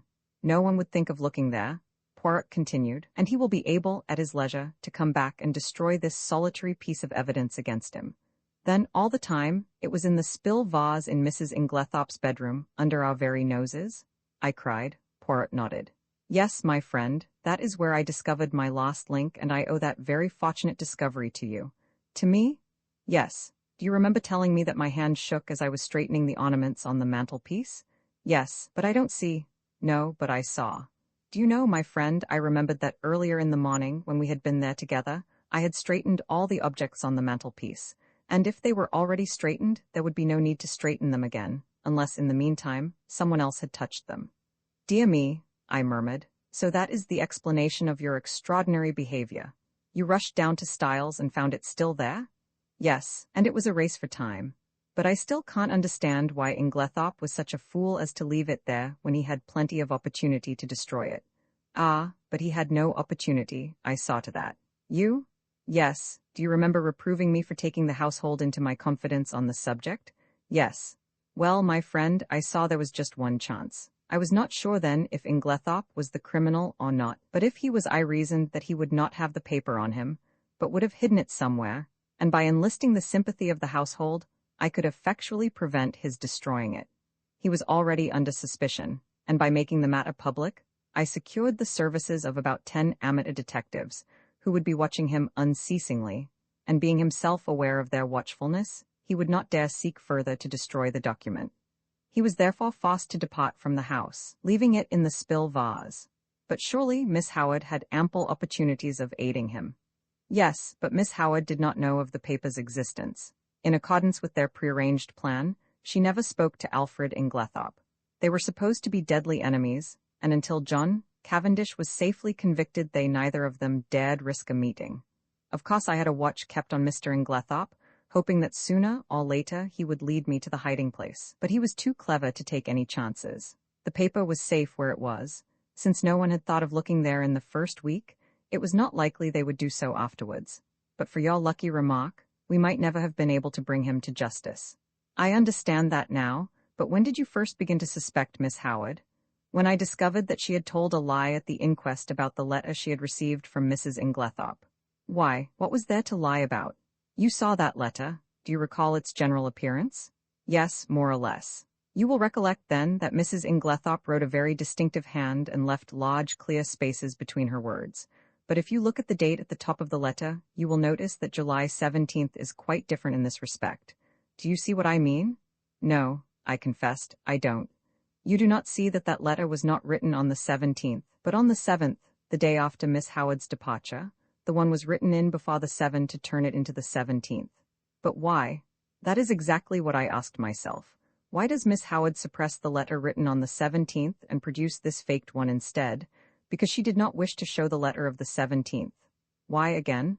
And at once a suspicion dawned in my mind. You will remember my saying that it was wise to beware of people who were not telling you the truth. And yet, I cried indignantly, after that, you gave me 2 reasons why Miss Howard could not have committed the crime. And very good reasons too, replied Poirot. For a long time they were a stumbling block to me, until I remembered a very significant fact, that she and Alfred Inglethorpe were cousins. She could not have committed the crime single-handed, but the reasons against that did not debar her from being an accomplice. And then, there was that rather over-vehement hatred of hers. It concealed a very opposite emotion. There was, undoubtedly, a tie of passion between them long before he came to Styles. They had already arranged their infamous plot, that he should marry this rich, but rather foolish old lady, induce her to make a will leaving her money to him, and then gain their ends by a very cleverly conceived crime. If all had gone as they planned, they would probably have left England and lived together on their poor victim's money. They are a very astute and unscrupulous pair. While suspicion was to be directed against him, she would be making quiet preparations for a very different denouement. She arrives from Middlingham with all the compromising items in her possession. No suspicion attaches to her. No notice is paid to her coming and going in the house. She hides the strychnine and glasses in John's room. She puts the beard in the attic. She will see to it that sooner or later they are duly discovered. I don't quite see why they tried to fix the blame on John, I remarked. It would have been much easier for them to bring the crime home to Lawrence. Yes, but that was mere chance. All the evidence against him arose out of pure accident. It must, in fact, have been distinctly annoying to the pair of schemers. His manner was unfortunate, I observed thoughtfully. Yes, you realize, of course, what was at the back of that. No, you did not understand that he believed Mademoiselle Cynthia guilty of the crime. No, I exclaimed, astonished. Impossible? Not at all. I myself nearly had the same idea. It was in my mind when I asked Mr. Wells that first question about the will.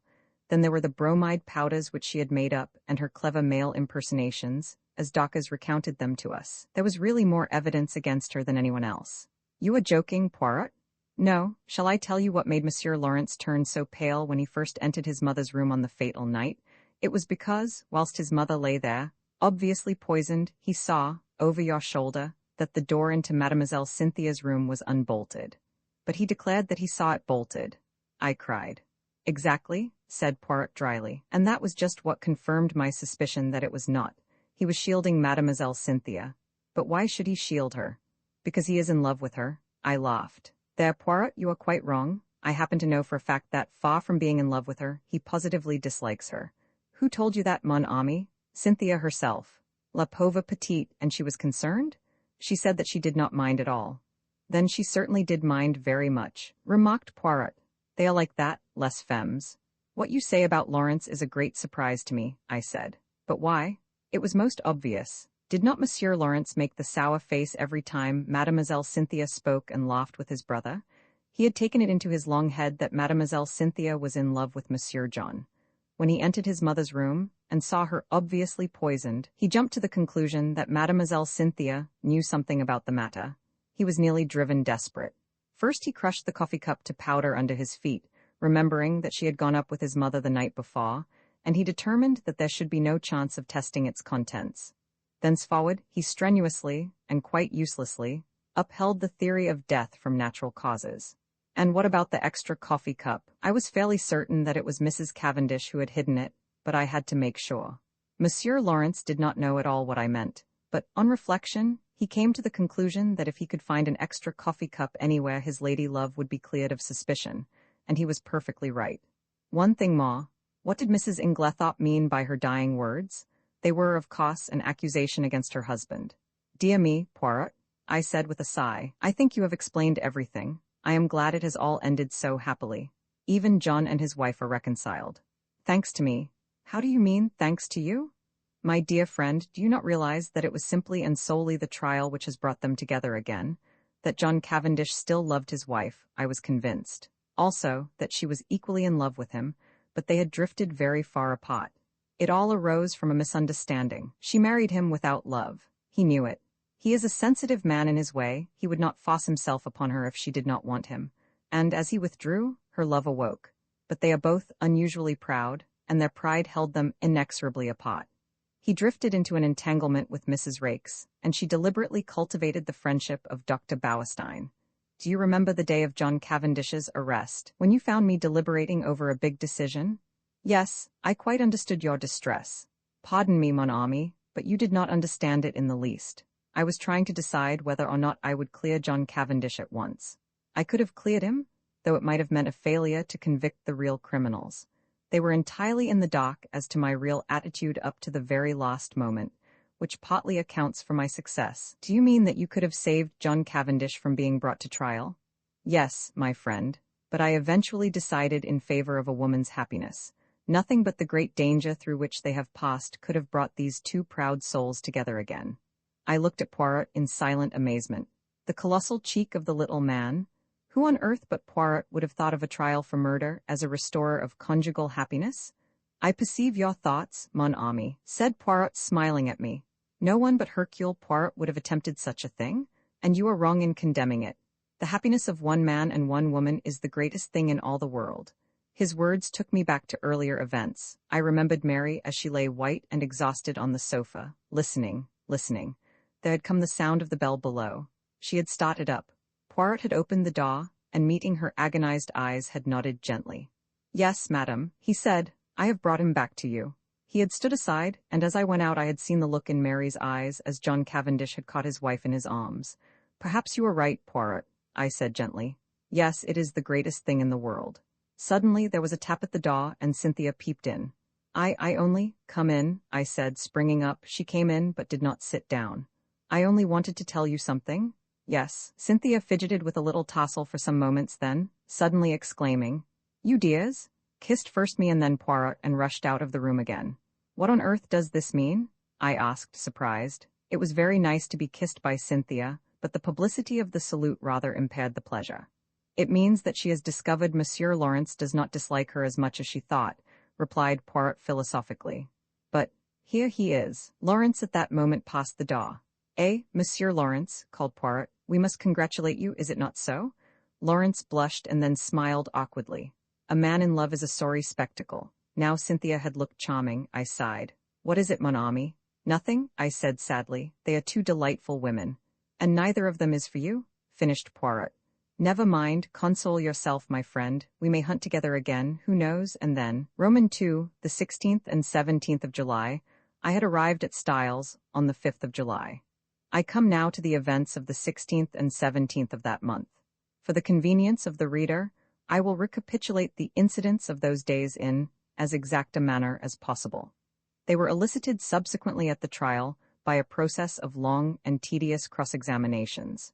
I received a letter from Evelyn Howard a couple of days after her departure, telling me she was working as a nurse at the big hospital in Midlingham, a manufacturing town some 15 miles away, and begging me to let her know if Mrs. Inglethorpe should show any wish to be reconciled. The only fly in the ointment of my peaceful days was Mrs. Cavendish's extraordinary, and, for my part, unaccountable preference for the society of Dr. Bauerstein.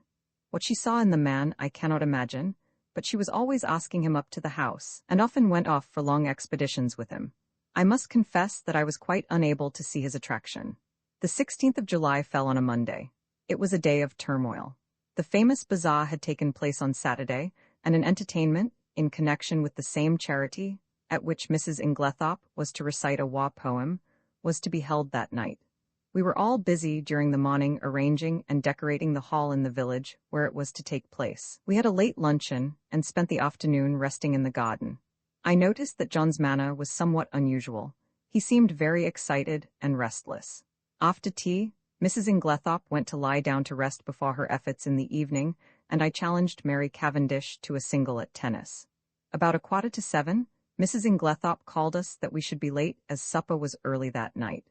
We had rather a scramble to get ready in time, and before the meal was over the motor was waiting at the door. The entertainment was a great success, Mrs. Inglethorpe's recitation receiving tremendous applause. There were also some tableaux, in which Cynthia took part. She did not return with us, having been asked to a supper party, and to remain the night with some friends who had been acting with her in the tableau. The following morning, Mrs. Inglethorpe stayed in bed to breakfast, as she was rather overtired, but she appeared in her briskest mood about 12:30, and swept Lawrence and myself off to a luncheon party. Such a charming invitation from Mrs. Rolleston, Lady Tadminster's sister, you know. The Rollestons came over with the Conqueror, one of our oldest families. Mary had excused herself on the plea of an engagement with Dr. Bauerstein. We had a pleasant luncheon, and as we drove away, Lawrence suggested that we should return by Tadminster, which was barely a mile out of our way, and pay a visit to Cynthia in her dispensary. Mrs. Inglethorpe replied that this was an excellent idea, but as she had several letters to write, she would drop us there, and we could come back with Cynthia in the pony trap. We were detained under suspicion by the hospital porter until Cynthia appeared to vouch for us, looking very cool and sweet in her long white overall. She took us up to her sanctum and introduced us to her fellow dispenser, a rather awe-inspiring individual, whom Cynthia cheerily addressed as Nibs. "What a lot of bottles," I exclaimed as my eye traveled round the small room. "Do you really know what's in them all?" "Say something original," groaned Cynthia. "Every single person who comes up here says that. We are really thinking of bestowing a prize on the first individual who does not say, 'What a lot of bottles,' and I know the next thing you're going to say is, 'How many people have you poisoned?'" I pleaded guilty with a laugh. "If you people only knew how fatally easy it is to poison someone by mistake, you wouldn't joke about it. Come on, let's have tea. We've got all sorts of secret stories in that cupboard." "No, Lawrence, that's the poison cupboard. The big cupboard, that's right." We had a very cheery tea and assisted Cynthia to wash up afterwards. We had just put away the last teaspoon when a knock came at the door. The countenances of Cynthia and Nibs were suddenly petrified into a stern and forbidding expression. "Come in," said Cynthia, in a sharp professional tone. A young and rather scared-looking nurse appeared with a bottle which she proffered to Nibs, who waved her towards Cynthia with the somewhat enigmatical remark, "I'm not really here today." Cynthia took the bottle and examined it with the severity of a judge. "This should have been sent up this morning. Sister is very sorry, she forgot. Sister should read the rules outside the door." I gathered from the little nurse's expression that there was not the least likelihood of her having the hardihood to retail this message to the dreaded sister. "So now it can't be done until tomorrow," finished Cynthia. "Don't you think you could possibly let us have it tonight?" "Well," said Cynthia graciously, "we are very busy, but if we have time it shall be done." The little nurse withdrew, and Cynthia promptly took a jar from the shelf, refilled the bottle, and placed it on the table outside the door. I laughed. "Discipline must be maintained." "Exactly. Come out on our little balcony, you can see all the outside wards there." I followed Cynthia and her friend and they pointed out the different wards to me. Lawrence remained behind, but after a few moments Cynthia called to him over her shoulder to come and join us. Then she looked at her watch. "Nothing more to do, Nibs?" "No." "All right, then we can lock up and go." I had seen Lawrence in quite a different light that afternoon. Compared to John, he was an astoundingly difficult person to get to know. He was the opposite of his brother in almost every respect, being unusually shy and reserved. Yet he had a certain charm of manner, and I fancied that, if one really knew him well, one could have a deep affection for him. I had always fancied that his manner to Cynthia was rather constrained, and that she on her side was inclined to be shy of him. But they were both gay enough this afternoon, and chatted together like a couple of children. As we drove through the village, I remembered that I wanted some stamps, so accordingly we pulled up at the post office. As I came out again, I cannoned into a little man who was just entering. I drew aside and apologized, when suddenly, with a loud exclamation, he clasped me in his arms and kissed me warmly. "Mon ami Hastings?" he cried. "It is indeed mon ami Hastings?" "Poirot?" I exclaimed. I turned to the pony trap. "This is a very pleasant meeting for me, Miss Cynthia. This is my old friend, Monsieur Poirot, whom I have not seen for years." "Oh, we know Monsieur Poirot," said Cynthia gaily, "but I had no idea he was a friend of yours."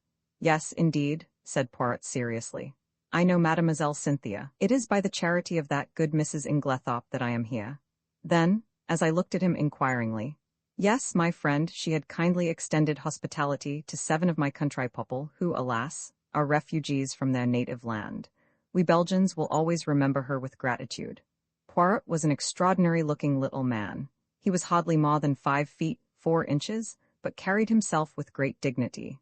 His head was exactly the shape of an egg, and he always perched it a little on one side. His moustache was very stiff and military. The neatness of his attire was almost incredible. I believe a speck of dust would have caused him more pain than a bullet wound. Yet this quaint dandified little man who, I was sorry to see, now limped badly, had been in his time one of the most celebrated members of the Belgian police. As a detective, his flair had been extraordinary, and he had achieved triumphs by unraveling some of the most baffling cases of the day. He pointed out to me the little house inhabited by him and his fellow Belgians, and I promised to go and see him at an early date. Then he raised his hat with a flourish to Cynthia, and we drove away. "He's a dear little man," said Cynthia. "I'd no idea you knew him." "You've been entertaining a celebrity unawares," I replied. And for the rest of the way home, I recited to them the various exploits and triumphs of Hercule Poirot. We arrived back in a very cheerful mood. As we entered the hall, Mrs. Inglethorpe came out of her boudoir. She looked flushed and upset. "Oh, it's you," she said. "Is there anything the matter, Aunt Emily?" asked Cynthia. "Certainly not," said Mrs. Inglethorpe sharply. "What should there be?" Then catching sight of Dorcas, the parlour maid, going into the dining room, she called to her to bring some stamps into the boudoir. "Yes, Em." The old servant hesitated, then added diffidently, "Don't you think, Em, you'd better get to bed? You're looking very tired."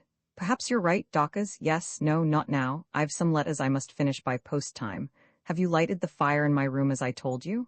"Yes, Em." "Then I'll go to bed directly after supper." She went into the boudoir again, and Cynthia stared after her. "Goodness gracious, I wonder what's up," she said to Lawrence. He did not seem to have heard her, for without a word he turned on his heel and went out of the house. I suggested a quick game of tennis before supper, and Cynthia agreeing, I ran upstairs to fetch my racket. Mrs. Cavendish was coming down the stairs. It may have been my fancy, but she, too, was looking odd and disturbed. "Had a good walk with Dr. Bauerstein?" I asked, trying to appear as indifferent as I could. "I didn't go," she replied abruptly. "Where is Mrs. Inglethorpe?" "In the boudoir." Her hand clenched itself on the banisters, then she seemed to nerve herself for some encounter, and went rapidly past me down the stairs across the hall to the boudoir, the door of which she shut behind her. As I ran out to the tennis court a few moments later, I had to pass the open boudoir window, and was unable to help overhearing the following scrap of dialogue. Mary Cavendish was saying in the voice of a woman desperately controlling herself, "Then you won't show it to me?" To which Mrs. Inglethorpe replied, "My dear Mary, it has nothing to do with that matter." "Then show it to me." "I tell you it is not what you imagine. It does not concern you in the least." To which Mary Cavendish replied with a rising bitterness, "Of course, I might have known you would shield him."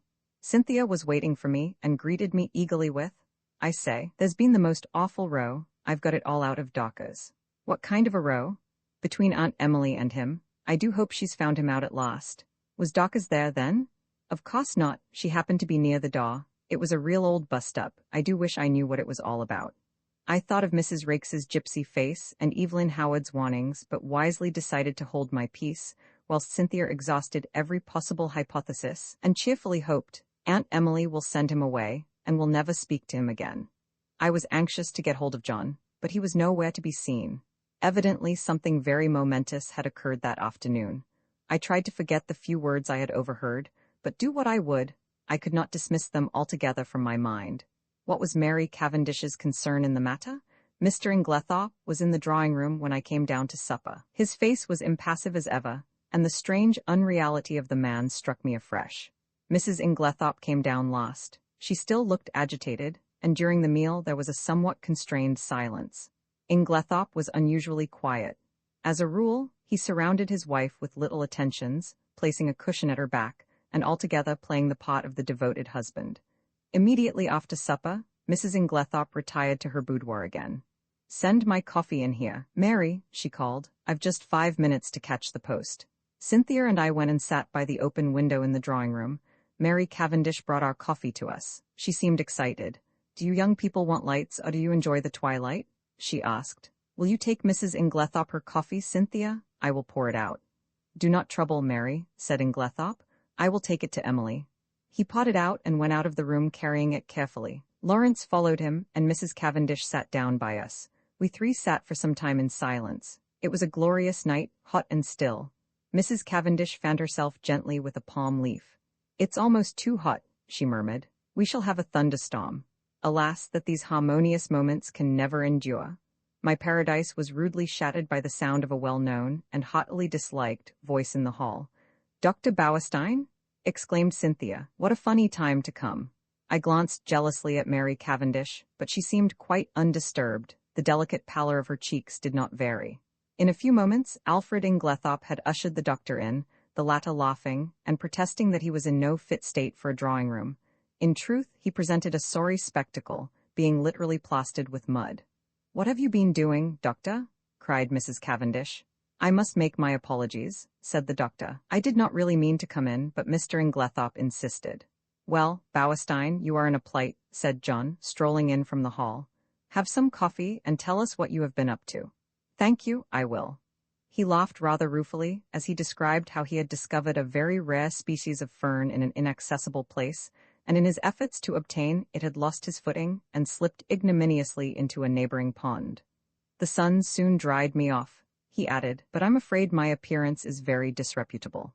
At this juncture, Mrs. Inglethorpe called to Cynthia from the hall, and the girl ran out. "Just carry up my dispatch case, will you, dear? I'm going to bed." The door into the hall was a wide one. I had risen when Cynthia did. John was close by me. There were therefore 3 witnesses who could swear that Mrs. Inglethorpe was carrying her coffee, as yet untasted, in her hand. My evening was utterly and entirely spoilt by the presence of Dr. Bauerstein. It seemed to me the man would never go. He rose at last, however, and I breathed a sigh of relief. "I'll walk down to the village with you," said Mr. Inglethorpe. "I must see our agent over those estate accounts." He turned to John. "No one need sit up, I will take the latchkey." Roman 3. The night of the tragedy. To make this part of my story clear, I append the following plan of the first floor of Styles. The servants' rooms are reached through the door B. They have no communication with the right wing, where the Inglethorpe's rooms were situated. It seemed to be the middle of the night when I was awakened by Lawrence Cavendish. He had a candle in his hand, and the agitation of his face told me at once that something was seriously wrong. "What's the matter?" I asked, sitting up in bed and trying to collect my scattered thoughts. "We are afraid my mother is very ill. She seems to be having some kind of fit. Unfortunately, she has locked herself in." "I'll come at once." I sprang out of bed, and pulling on a dressing gown, followed Lawrence along the passage and the gallery to the right wing of the house. John Cavendish joined us, and 1 or 2 of the servants were standing round in a state of awe-stricken excitement. Lawrence turned to his brother. "What do you think we had better do?" Never, I thought, had his indecision of character been more apparent. John rattled the handle of Mrs. Inglethorpe's door violently, but with no effect. It was obviously locked or bolted on the inside. The whole household was aroused by now. The most alarming sounds were audible from the interior of the room. Clearly something must be done. "Try going through Mr. Inglethorpe's room, sir," cried Dawkins. Oh, the poor mistress. Suddenly I realized that Alfred Inglethorpe was not with us, that he alone had given no sign of his presence. John opened the door of his room. It was pitch dark, but Lawrence was following with the candle, and by its feeble light we saw that the bed had not been slept in, and that there was no sign of the room having been occupied. We went straight to the connecting door. That, too, was locked or bolted on the inside. What was to be done? "Oh, dear sir," cried Dawkins, wringing her hands, "whatever shall we do?" "We must try and break the door in, I suppose. It'll be a tough job, though. Here, let one of the maids go down and wake Bailey and tell him to go for Dr. Wilkins at once. Now then, we'll have a try at the door. Half a moment, though. Isn't there a door into Miss Cynthia's rooms?" "Yes, sir, but that's always bolted. It's never been undone." "Well, we might just see." He ran rapidly down the corridor to Cynthia's room. Mary Cavendish was there, shaking the girl, who must have been an unusually sound sleeper, and trying to wake her. In a moment or two he was back. "No good. That's bolted too. We must break in the door. I think this one is a shade less solid than the one in the passage." We strained and heaved together. The framework of the door was solid, and for a long time it resisted our efforts, but at last we felt it give beneath our weight, and finally, with a resounding crash, it was burst open. We stumbled in together, Lawrence still holding his candle.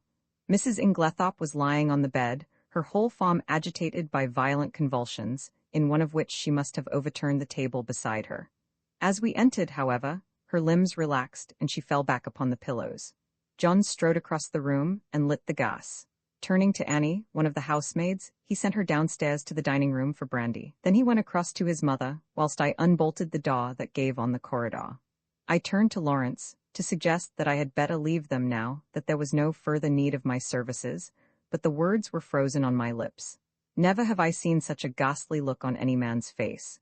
He was white as chalk, The candle he held in his shaking hand was sputtering onto the carpet, and his eyes, petrified with terror, or some such kindred emotion, stared fixedly over my head at a point on the further wall. It was as though he had seen something that turned him to stone. I instinctively followed the direction of his eyes, but I could see nothing unusual. The still feebly flickering ashes in the grate, and the row of prim ornaments on the mantelpiece, were surely harmless enough. The violence of Mrs. Inglethorpe's attack seemed to be passing. She was able to speak in short gasps. Better now. Very sudden, stupid of me to lock myself in. A shadow fell on the bed, and looking up, I saw Mary Cavendish standing near the door with her arm around Cynthia. She seemed to be supporting the girl, who looked utterly dazed and unlike herself. Her face was heavily flushed, and she yawned repeatedly. "Poor Cynthia is quite frightened," said Mrs. Cavendish in a low, clear voice. She herself, I noticed, was dressed in her white lawn smock. Then it must be later than I thought. I saw that a faint streak of daylight was showing through the curtains of the windows, and that the clock on the mantelpiece pointed to close upon 5 o'clock. A strangled cry from the bed startled me. A fresh access of pain seized the unfortunate old lady. The convulsions were of a violence terrible to behold. Everything was confusion. We thronged round her, powerless to help or alleviate. A final convulsion lifted her from the bed, until she appeared to rest upon her head and her heels, with her body arched in an extraordinary manner. In vain, Mary and John tried to administer more brandy. The moments flew. Again the body arched itself in that peculiar fashion. At that moment, Dr. Bauerstein pushed his way authoritatively into the room. For one instant he stopped dead, staring at the figure on the bed, and at the same instant Mrs. Inglethorpe cried out in a strangled voice, her eyes fixed on the doctor, "Alfred, Alfred." Then she fell back motionless on the pillows. With a stride, the doctor reached the bed, and seizing her arms worked them energetically, applying what I knew to be artificial respiration. He issued a few short, sharp orders to the servants. An imperious wave of his hand drove us all to the door. We watched him, fascinated, though I think we all knew in our hearts that it was too late, and that nothing could be done now. I could see by the expression on his face that he himself had little hope. Finally, he abandoned his task, shaking his head gravely. At that moment, we heard footsteps outside, and Dr. Wilkins, Mrs. Inglethorpe's own doctor, a portly, fussy little man, came bustling in. In a few words, Dr. Bauerstein explained how he had happened to be passing the lodge gates as the car came out, and had run up to the house as fast as he could, whilst the car went on to fetch Dr. Wilkins. With a faint gesture of the hand, he indicated the figure on the bed. "Very sad," murmured Dr. Wilkins. "Poor dear lady. Always did far too much against my advice, I warned her. Her heart was far from strong. Take it easy, I said to her, take it easy. But no, her zeal for good works was too great. Nature rebelled, not your rebelled." Dr. Bauerstein, I noticed, was watching the local doctor narrowly. He still kept his eyes fixed on him as he spoke. "The convulsions were of a peculiar violence, Dr. Wilkins. I am sorry you were not here in time to witness them. They were quite tetanic in character." "Ah," said Dr. Wilkins wisely. "I should like to speak to you in private," said Dr. Bauerstein. He turned to John. "You do not object?" "Certainly not." We all trooped out into the corridor, leaving the two doctors alone, and I heard the key turned in the lock behind us. We went slowly down the stairs. I was violently excited. I have a certain talent for deduction, and Dr. Bauerstein's manner had started a flock of wild surmises in my mind. Mary Cavendish laid her hand upon my arm. "What is it? Why did Dr. Bauerstein seem so peculiar?" I looked at her. "Do you know what I think?" "What?" "Listen." I looked round. The others were out of earshot. I lowered my voice to a whisper. "I believe she has been poisoned. I'm certain Dr. Bauerstein suspects it." "What?" She shrank against the wall, the pupils of her eyes dilating wildly. Then, with a sudden cry that startled me, she cried out, "No, not that," and breaking from me, fled up the stairs. I followed her, afraid that she was going to faint. I found her leaning against the banisters, deadly pale. She waved me away impatiently. No, leave me. I'd rather be alone. Let me just be quiet for a minute or two. Go down to the others." I obeyed her reluctantly. John and Lawrence were in the dining room. I joined them. We were all silent, but I suppose I voiced the thoughts of us all when I at last broke it by saying, "Where is Mr. Inglethorpe?" John shook his head. "He's not in the house." Our eyes met. Where was Alfred Inglethorpe? His absence was strange and inexplicable. I remembered Mrs. Inglethorpe's dying words. What lay beneath them? What more could she have told us if she had had time? At last we heard the doctors descending the stairs. Dr. Wilkins was looking important and excited, and trying to conceal an inward exultation under a manner of decorous calm. Dr. Bauerstein remained in the background, his grave bearded face unchanged. Dr. Wilkins was the spokesman for the two. He addressed himself to John. "Mr. Cavendish, I should like your consent to a post-mortem." "Is that necessary?" asked John gravely. A spasm of pain crossed his face. "Absolutely," said Dr. Bauerstein. "You mean by that neither Dr. Wilkins nor myself could give a death certificate under the circumstances." John bent his head. "In that case I have no alternative but to agree." "Thank you," said Dr. Wilkins briskly. "We propose that it should take place tomorrow night, or rather tonight." And he glanced at the daylight. "Under the circumstances, I am afraid an inquest can hardly be avoided. These formalities are necessary, but I beg that you won't distress yourselves." There was a pause, and then Dr. Bauerstein drew 2 keys from his pocket and handed them to John. "These are the keys of the 2 rooms. I have locked them, and in my opinion, they would be better kept locked for the present." The doctors then departed. I had been turning over an idea in my head, and I felt that the moment had now come to broach it, yet I was a little chary of doing so. John, I knew, had a horror of any kind of publicity, and was an easygoing optimist who preferred never to meet trouble halfway. It might be difficult to convince him of the soundness of my plan. Lawrence, on the other hand, being less conventional and having more imagination, I felt I might count upon as an ally. There was no doubt that the moment had come for me to take the lid. "John," I said, "I am going to ask you something."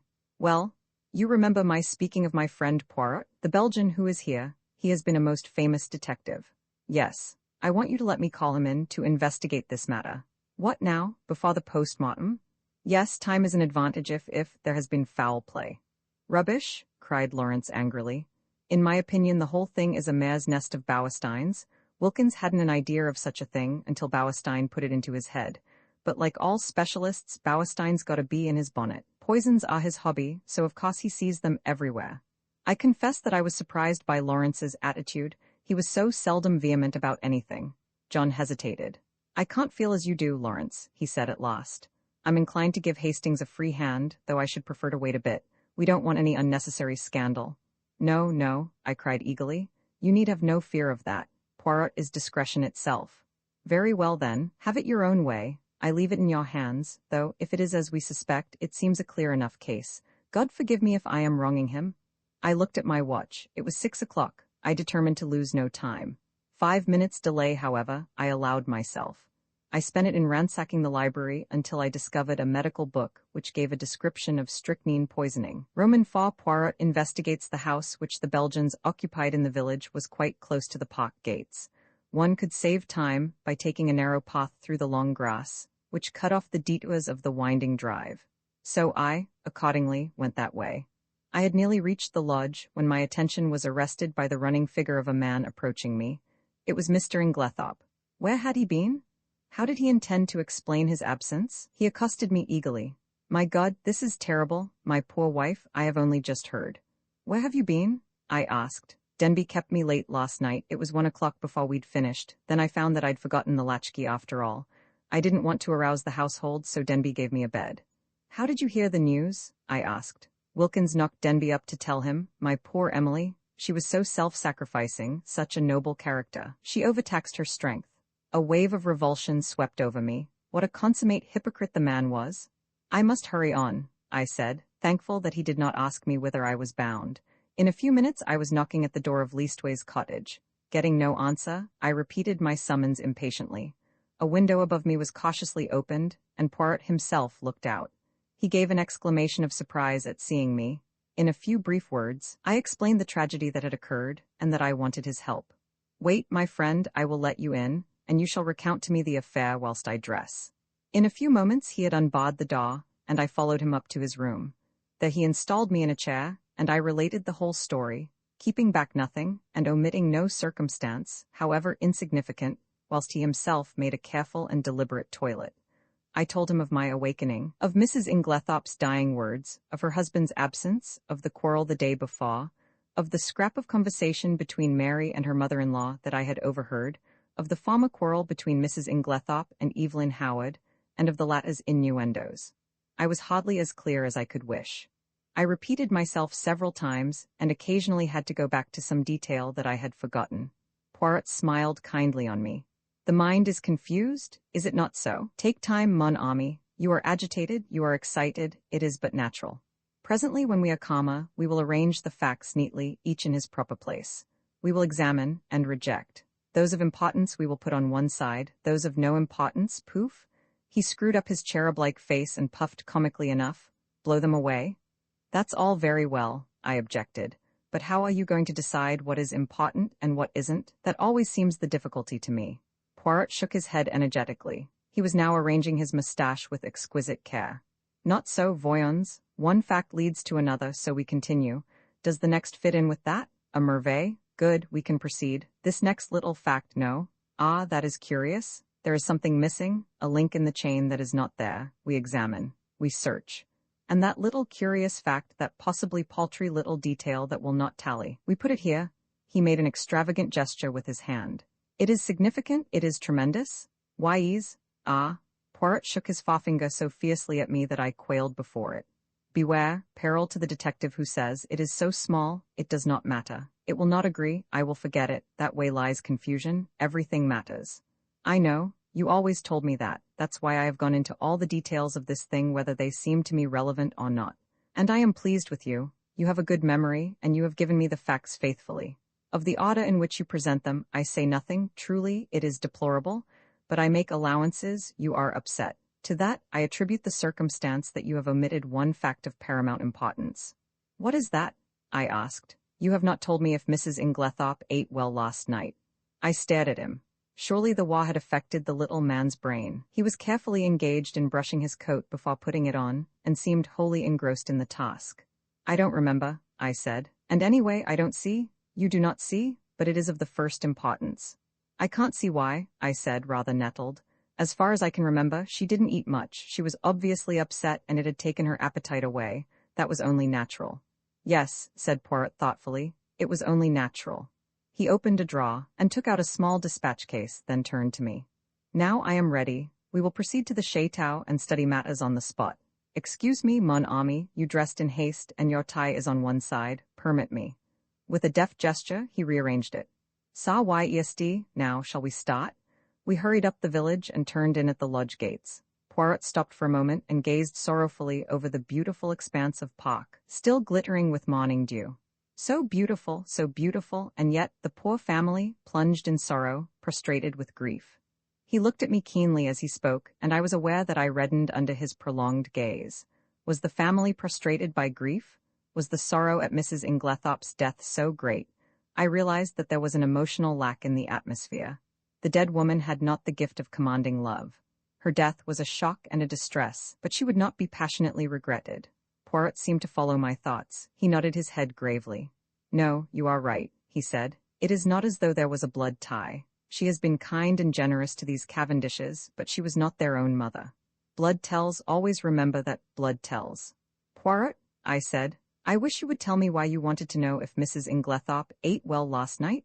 I have been turning it over in my mind, but I can't see how it has anything to do with the matter.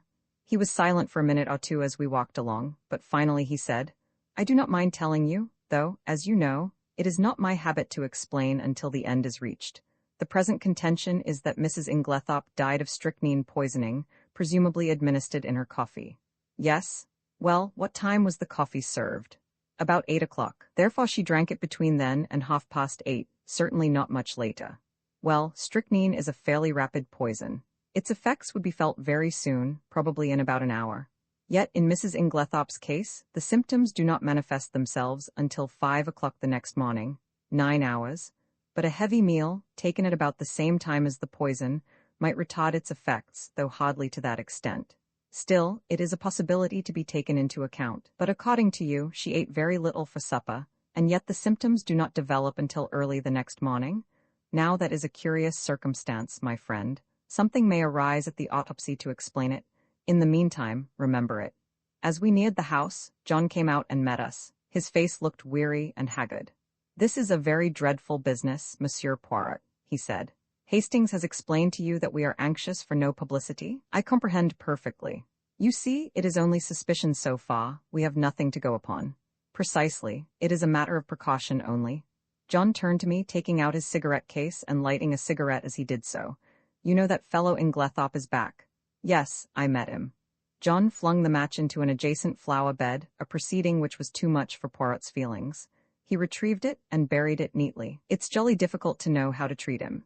That difficulty will not exist long, pronounced Poirot quietly. John looked puzzled, not quite understanding the patent of this cryptic saying.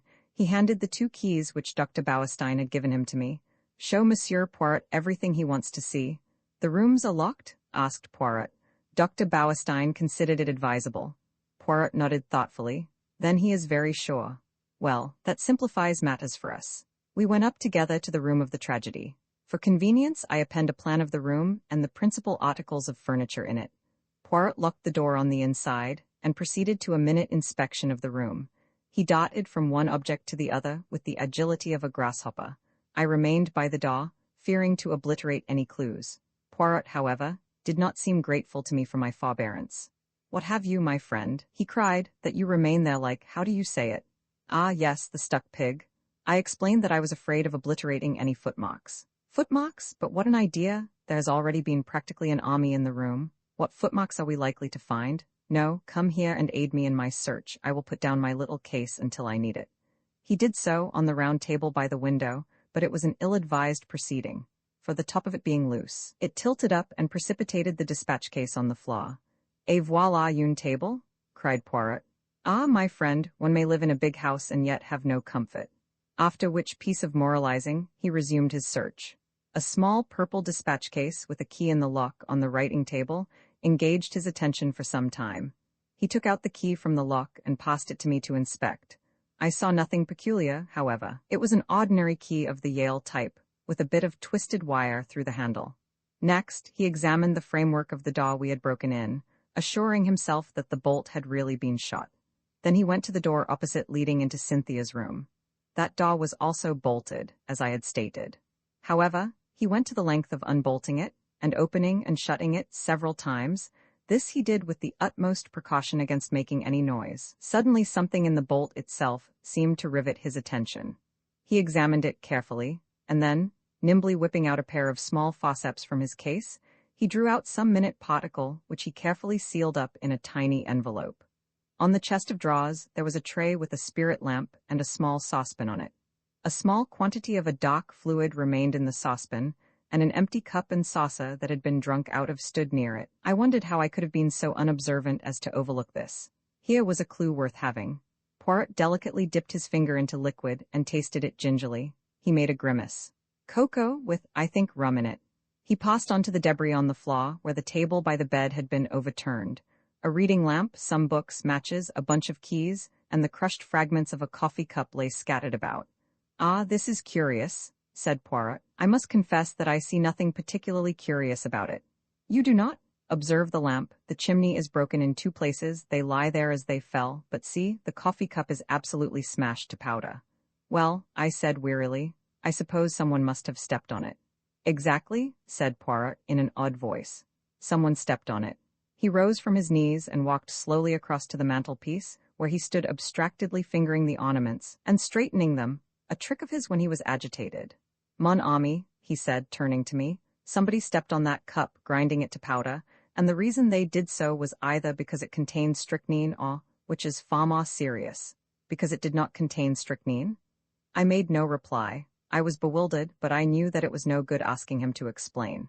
In a moment or two he roused himself and went on with his investigations. He picked up the bunch of keys from the floor, and twirling them round in his fingers finally selected one, very bright and shining, which he tried in the lock of the purple dispatch case. It fitted, and he opened the box, but after a moment's hesitation, closed and relocked it, and slipped the bunch of keys, as well as the key that had originally stood in the lock, into his own pocket. I have no authority to go through these papers, but it should be done, at once. He then made a very careful examination of the drawers of the washstand.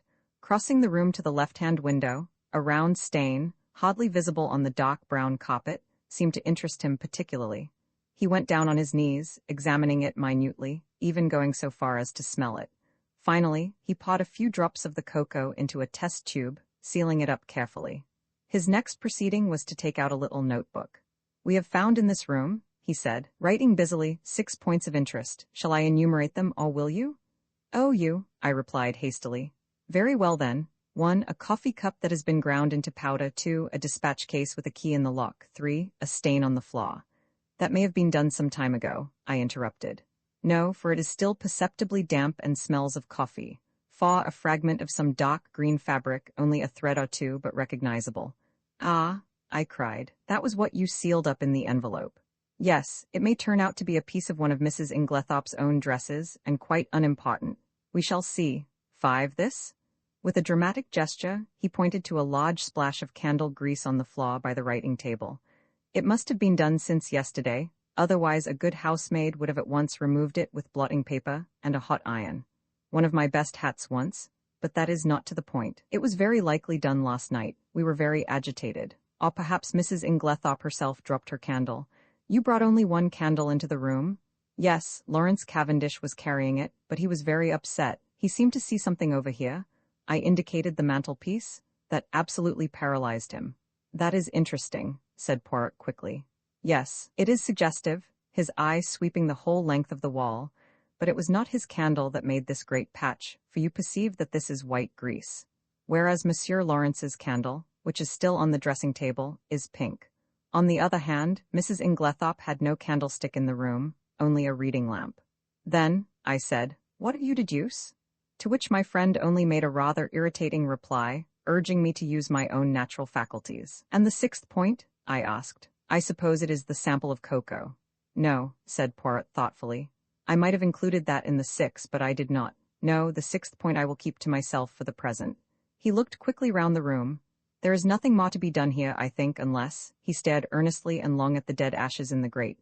The fire burns and it destroys, but by chance there might be— let us see? Deftly, on hands and knees, he began to sort the ashes from the grate into the fender, handling them with the greatest caution. Suddenly, he gave a faint exclamation. The forceps, Hastings? I quickly handed them to him, and with skill he extracted a small piece of half-charred paper. There, mon ami, he cried. What do you think of that? I scrutinized the fragment. This is an exact reproduction of it. I was puzzled. It was unusually thick, quite unlike ordinary note paper. Suddenly an idea struck me. Poirot, I cried, this is a fragment of a will? Exactly. I looked up at him sharply. You are not surprised? No, he said gravely. I expected it. I relinquished the piece of paper and watched him put it away in his case with the same methodical care that he bestowed on everything. My brain was in a whirl. What was this complication of a will? Who had destroyed it? The person who had left the candle grease on the floor? Obviously, but how had anyone gained admission? All the doors had been bolted on the inside. Now, my friend, said Poirot briskly, we will go. I should like to ask a few questions of the parlour-maid. Dorcas, her name is it not? We passed through Alfred Inglethorpe's room, and Poirot delayed long enough to make a brief but fairly comprehensive examination of it. We went out through that door, locking both it and that of Mrs. Inglethorpe's room as before. I took him down to the boudoir which he had expressed a wish to see, and went myself in search of Dorcas.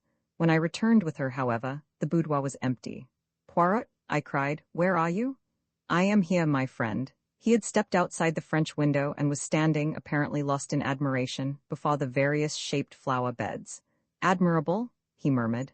Admirable, what symmetry! Observe that crescent and those diamonds. The neatness rejoices the eye. The spacing of the plants, also, is perfect. It has been recently done, is it not so? Yes, I believe they were at it yesterday afternoon, but come in, Dorcas is here. A by N, do not grudge me a moment's satisfaction of the eye. Yes, but this affair is more important. And how do you know that these fine begonias are not of equal importance? I shrugged my shoulders. There was really no arguing with him if he chose to take that line. You do not agree, but such things have been. Well, we will come in and interview the brave Dorcas. Dorcas was standing in the boudoir, her hands folded in front of her, and her grey hair rose in stiff waves under her white cap. She was the very model and picture of a good old-fashioned servant. In her attitude towards Poirot, she was inclined to be suspicious, but he soon broke down her defenses. He drew forward a chair. Pray be seated, mademoiselle. Thank you, sir. You have been with your mistress many years, is it not so? 10 years, sir. That is a long time and very faithful service. You were much attached to her, were you not? She was a very good mistress to me, sir. Then you will not object to answering a few questions. I put them to you with Mr. Cavendish's full approval. Oh, certainly, sir. Then I will begin by asking you about the events of yesterday afternoon. Your mistress had a quarrel? Yes, sir, but I don't know that I ought. Dawkes hesitated. Poirot looked at her keenly. My good Dawkes, it is necessary that I should know every detail of that quarrel as fully as possible. Do not think that you are betraying your mistress's secrets. Your mistress lies dead, and it is necessary that we should know all, if we are to avenge her. Nothing can bring her back to life, but we do hope, if there has been foul play, to bring the murderer to justice. Amen to that, said Dawkes fiercely, and naming no names, there's one in this house that none of us could ever abide. And an ill day it was when first he darkened the threshold. Poirot waited for her indignation to subside, and then, resuming his business-like tone, he asked, Now, as to this quarrel, what is the first you heard of it? Well, sir, I happened to be going along the hall outside yesterday. What time was that? I couldn't say exactly, sir, but it wasn't tea-time by a long way. Perhaps 4 o'clock, or it may have been a bit later. Well, sir, as I said, I happened to be passing along when I heard voices very loud and angry in here. I didn't exactly mean to listen, but, well, there it is. I stopped. The door was shut, but the mistress was speaking very sharp and clear, and I heard what she said quite plainly. You have lied to me and deceived me, she said. I didn't hear what Mr. Inglethorpe replied. He spoke a good bit lower than she did, but she answered, How dare you? I have kept you and clothed you and fed you. You owe everything to me, and this is how you repay me, by bringing disgrace upon our name. Again, I didn't hear what he said, but she went on. Nothing that you can say will make any difference. I see my duty clearly. My mind is made up. You need not think that any fear of publicity or scandal between husband and wife will deter me. Then I thought I heard them coming out, so I went off quickly. You are sure it was Mr. Inglethorpe's voice you heard? Oh, yes, sir. Whose else's could it be? Well, what happened next? Later, I came back to the hall, but it was all quiet. At 5 o'clock, Mrs. Inglethorpe rang the bell and told me to bring her a cup of tea, nothing to eat, to the boudoir. She was looking dreadful, so white and upset. Dawkes, she says, I've had a great shock. I'm sorry for that, I says. You'll feel better after a nice hot cup of tea, She had something in her hand. I don't know if it was a letter, or just a piece of paper, but it had writing on it, and she kept staring at it, almost as if she couldn't believe what was written there.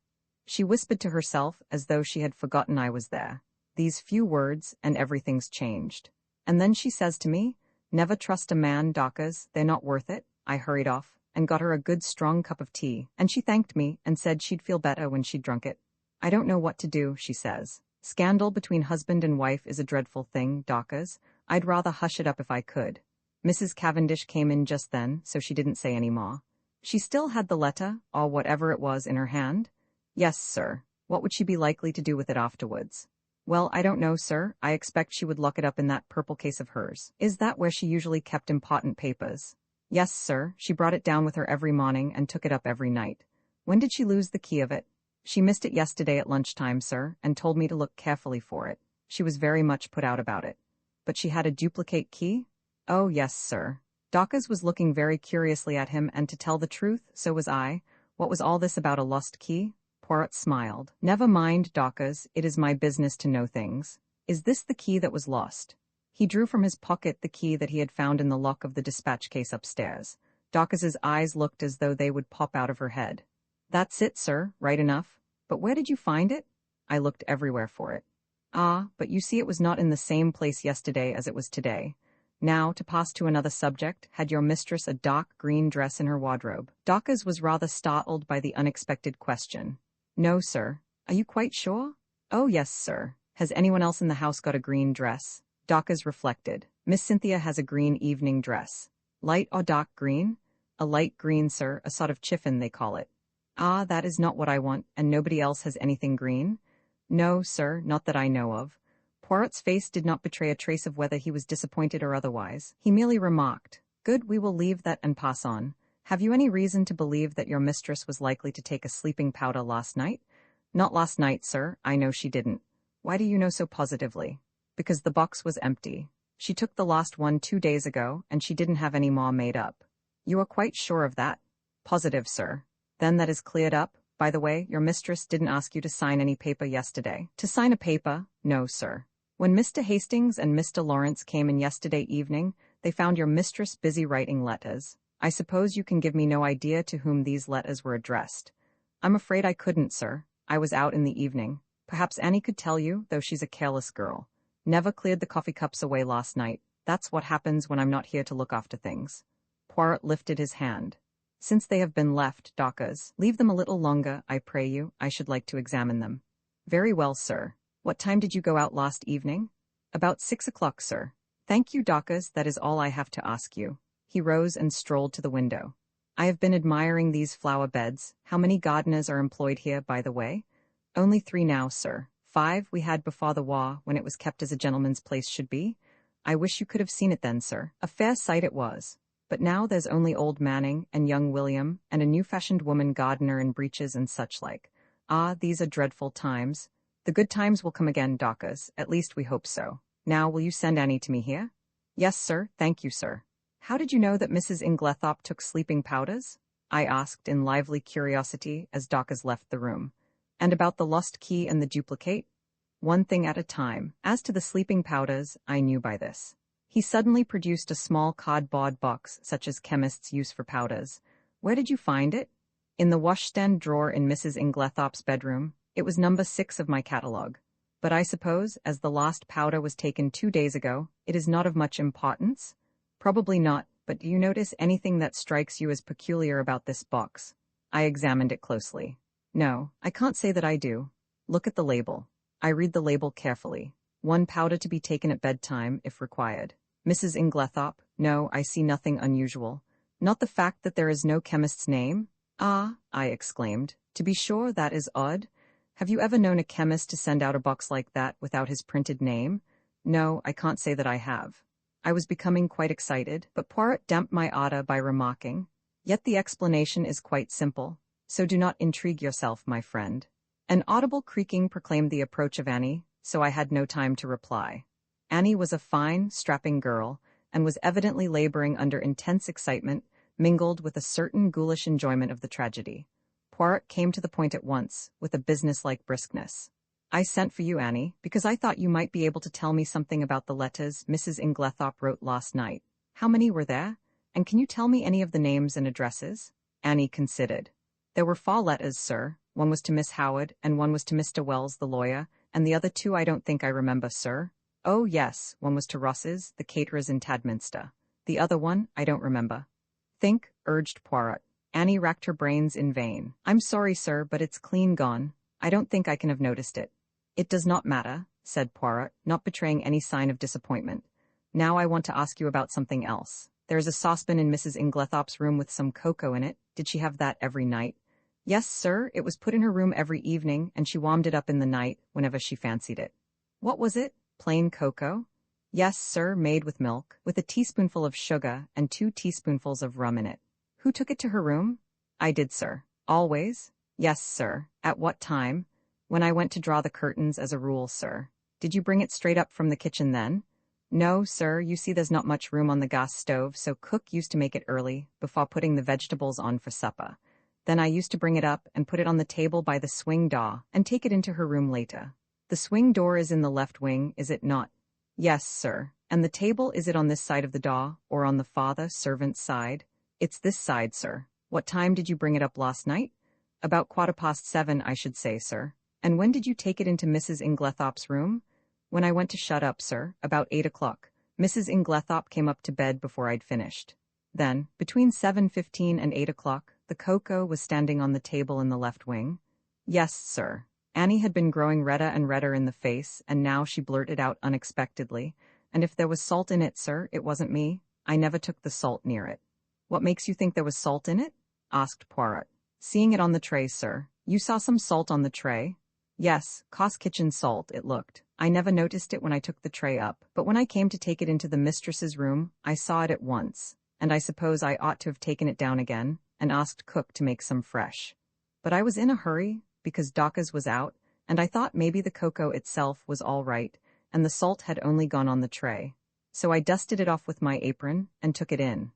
I had the utmost difficulty in controlling my excitement. Unknown to herself, Annie had provided us with an important piece of evidence. How she would have gaped if she had realized that her Cos kitchen salt was strychnine, one of the most deadly poisons known to mankind. I marveled at Poirot's calm. His self-control was astonishing. I awaited his next question with impatience, but it disappointed me. When you went into Mrs. Inglethorpe's room, was the door leading into Miss Cynthia's room bolted?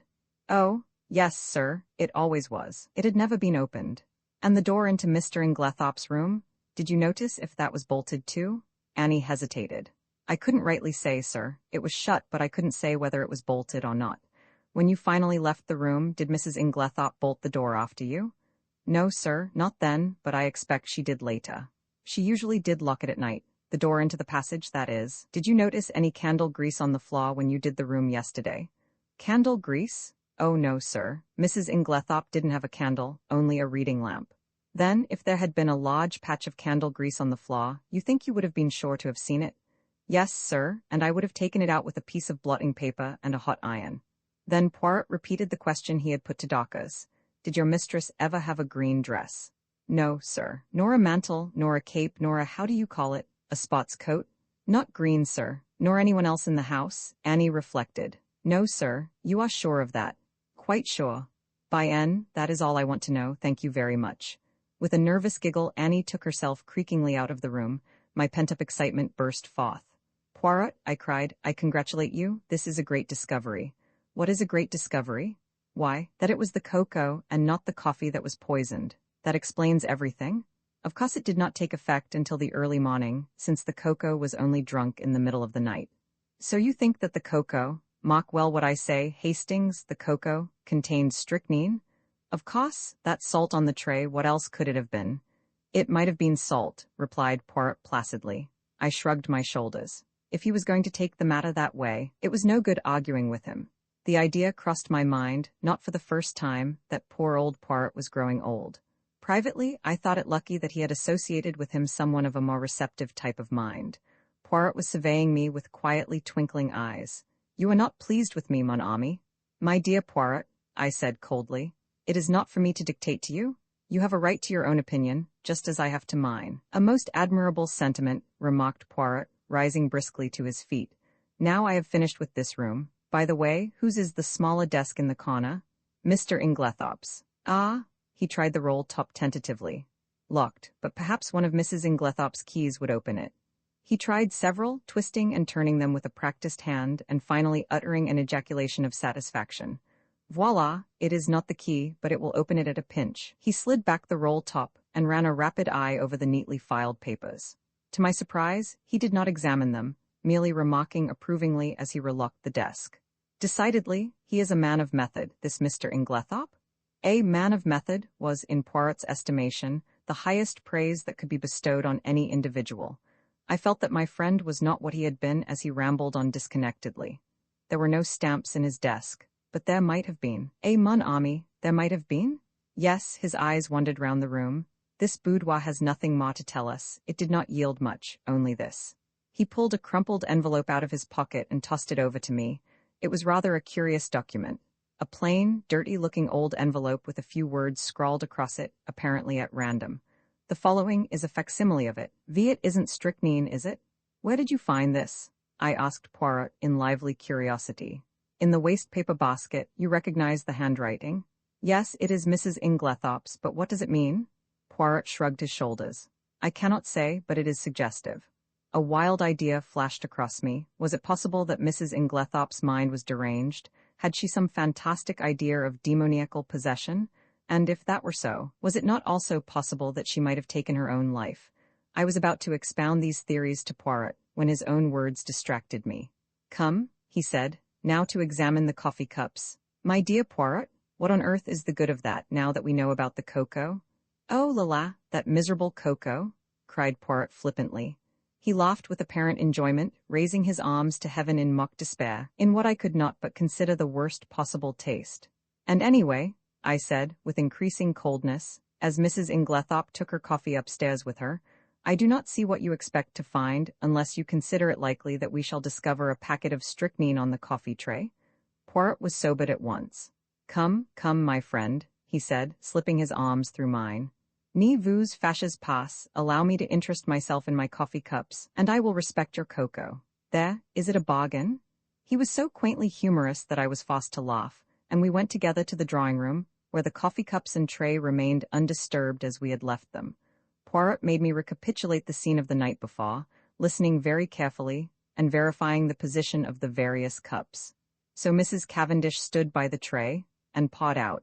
Yes. Then she came across to the window where you sat with Mademoiselle Cynthia. Yes, here are the 3 cups. And the cup on the mantelpiece, half drunk, that would be Mr. Lawrence Cavendish's, and the one on the tray? John Cavendish's. I saw him put it down there. Good. 1, 2, 3, 4, 5. But where, then, is the cup of Mr. Inglethorpe? He does not take coffee. Then all are accounted for. One moment, my friend. With infinite care, he took a drop or 2 from the grounds in each cup, sealing them up in separate test tubes, tasting each in turn as he did so. His physiognomy underwent a curious change, an expression gathered there that I can only describe as half puzzled and half relieved. Bien, he said at last. It is evident I had an idea, but clearly I was mistaken. Yes, altogether I was mistaken. Yet it is strange, but no matter. And with a characteristic shrug, he dismissed whatever it was that was worrying him from his mind. I could have told him from the beginning that this obsession of his over the coffee was bound to end in a blind alley, but I restrained my tongue. After all, though he was old, Poirot had been a great man in his day. "Breakfast is ready," said John Cavendish, coming in from the hall. "You will breakfast with us, Monsieur Poirot?" Poirot acquiesced. I observed John. Already he was almost restored to his normal self. The shock of the events of the last night had upset him temporarily, but his equable poise soon swung back to the normal.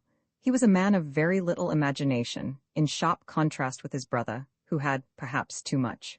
Ever since the early hours of the morning, John had been hard at work, sending telegrams. One of the first had gone to Evelyn Howard, writing notices for the papers, and generally occupying himself with the melancholy duties that a death entails. "May I ask how things are proceeding?" he said. "Do your investigations point to my mother having died a natural death, or must we prepare ourselves for the worst?" "I think, Mr. Cavendish," said Poirot gravely, "that you would do well not to buoy yourself up with any false hopes. Can you tell me the views of the other members of the family? My brother Lawrence is convinced that we are making a fuss over nothing. He says that everything points to its being a simple case of heart failure." "He does he? That is very interesting, murmured Poirot softly. "And Mrs. Cavendish?" A faint cloud passed over John's face. "I have not the least idea what my wife's views on the subject are." The answer brought a momentary stiffness in its train. John broke the rather awkward silence by saying with a slight effort, "I told you, didn't I, that Mr. Inglethorpe has returned?" Poirot bent his head. "It's an awkward position for all of us. Of course one has to treat him as usual, but hang it all, one's gorge does rise at sitting down to eat with a possible murderer." Poirot nodded sympathetically. "I quite understand. It is a very difficult situation for you, Mr. Cavendish. I would like to ask you one question. Mr. Inglethorpe's reason for not returning last night was, I believe, that he had forgotten the latchkey. Is not that so?" "Yes. I suppose you are quite sure that the latchkey was forgotten, that he did not take it after all?" "I have no idea. I never thought of looking. We always keep it in the hall drawer. I'll go and see if it's there now." Poirot held up his hand with a faint smile. No, Mr. Cavendish, it is too late now. I am certain that you would find it. If Mr. Inglethorpe did take it, he has had ample time to replace it by now. But do you think? I think nothing. If anyone had chanced to look this morning before his return, and seen it there, it would have been a valuable point in his favor. That is all." John looked perplexed. "Do not worry," said Poirot smoothly. "I assure you that you need not let it trouble you. Since you are so kind, let us go and have some breakfast." Everyone was assembled in the dining room. Under the circumstances, we were naturally not a cheerful party. The reaction after a shock is always trying, and I think we were all suffering from it. Decorum and good breeding naturally enjoined that our demeanor should be much as usual, yet I could not help wondering if this self-control were really a matter of great difficulty. There were no red eyes, no signs of secretly indulged grief. I felt that I was right in my opinion that Dawkins was the person most affected by the personal side of the tragedy. I pass over Alfred Inglethorpe, who acted the bereaved widower in a manner that I felt to be disgusting in its hypocrisy. Did he know that we suspected him? I wondered. Surely he could not be unaware of the fact, conceal it as we would. Did he feel some secret stirring of fear, or was he confident that his crime would go unpunished? Surely the suspicion in the atmosphere must warn him that he was already a mocked man. But did everyone suspect him? What about Mrs. Cavendish? I watched her as she sat at the head of the table, graceful, composed, enigmatic. In her soft gray frock, with white ruffles at the wrists falling over her slender hands, she looked very beautiful. When she chose, however, her face could be sphinx-like in its inscrutability. She was very silent, hardly opening her lips, and yet in some queer way, I felt that the great strength of her personality was dominating us all. And little Cynthia? Did she suspect? She looked very tired and ill, I thought. The heaviness and languor of her manner were very marked. I asked her if she were feeling ill, and she answered frankly, "Yes, I've got the most beastly headache." "Have another cup of coffee, mademoiselle?" said Poirot solicitously. "It will revive you. It is unparalleled for the mal de tête." He jumped up and took her cup. "No sugar," said Cynthia, watching him as he picked up the sugar tongs. "No sugar? You abandon it in the wartime, eh?" "No, I never take it in coffee." "Sacré?" murmured Poirot to himself as he brought back the replenished cup. Only I heard him, and glancing up curiously at the little man, I saw that his face was working with suppressed excitement, and his eyes were as green as a cat's. He had heard or seen something that had affected him strongly. But what was it? I do not usually label myself as dense, but I must confess that nothing out of the ordinary had attracted my attention. In another moment, the door opened and Dawkins appeared. "Mr. Wells to see you, sir," she said to John. I remembered the name as being that of the lawyer to whom Mrs. Inglethorpe had written the night before. John rose immediately. "Show him into my study." Then he turned to us. "My mother's lawyer," he explained, and in a lower voice, "He is also coroner, you understand. Perhaps you would like to come with me?" We acquiesced and followed him out of the room. John strode on ahead, and I took the opportunity of whispering to Poirot, "There will be an inquest then?" Poirot nodded absently. He seemed absorbed in thought, so much so that my curiosity was aroused. "What is it? You are not attending to what I say." "It is true, my friend, I am much worried." "Why?" "Because Mademoiselle Cynthia does not take sugar in her coffee." "What? You cannot be serious." "But I am most serious." "Ah, there is something there that I do not understand." My instinct was right. "What instinct?" "The instinct that led me to insist on examining those coffee cups." "Chut, no more now." We followed John into his study, and he closed the door behind us. Mr. Wells was a pleasant man of middle age, with keen eyes, and the typical lawyer's mouth. John introduced us both, and explained the reason of our presence. "You will understand, Wells," he added, "that this is all strictly private. We are still hoping that there will turn out to be no need for investigation of any kind." Quite so," said Mr. Wells soothingly. "I wish we could have spared you the pain and publicity of an inquest, but of course it's quite unavoidable in the absence of a doctor's certificate." "Yes, I suppose so." "Clever man, Bauerstein. Great authority on toxicology, I believe."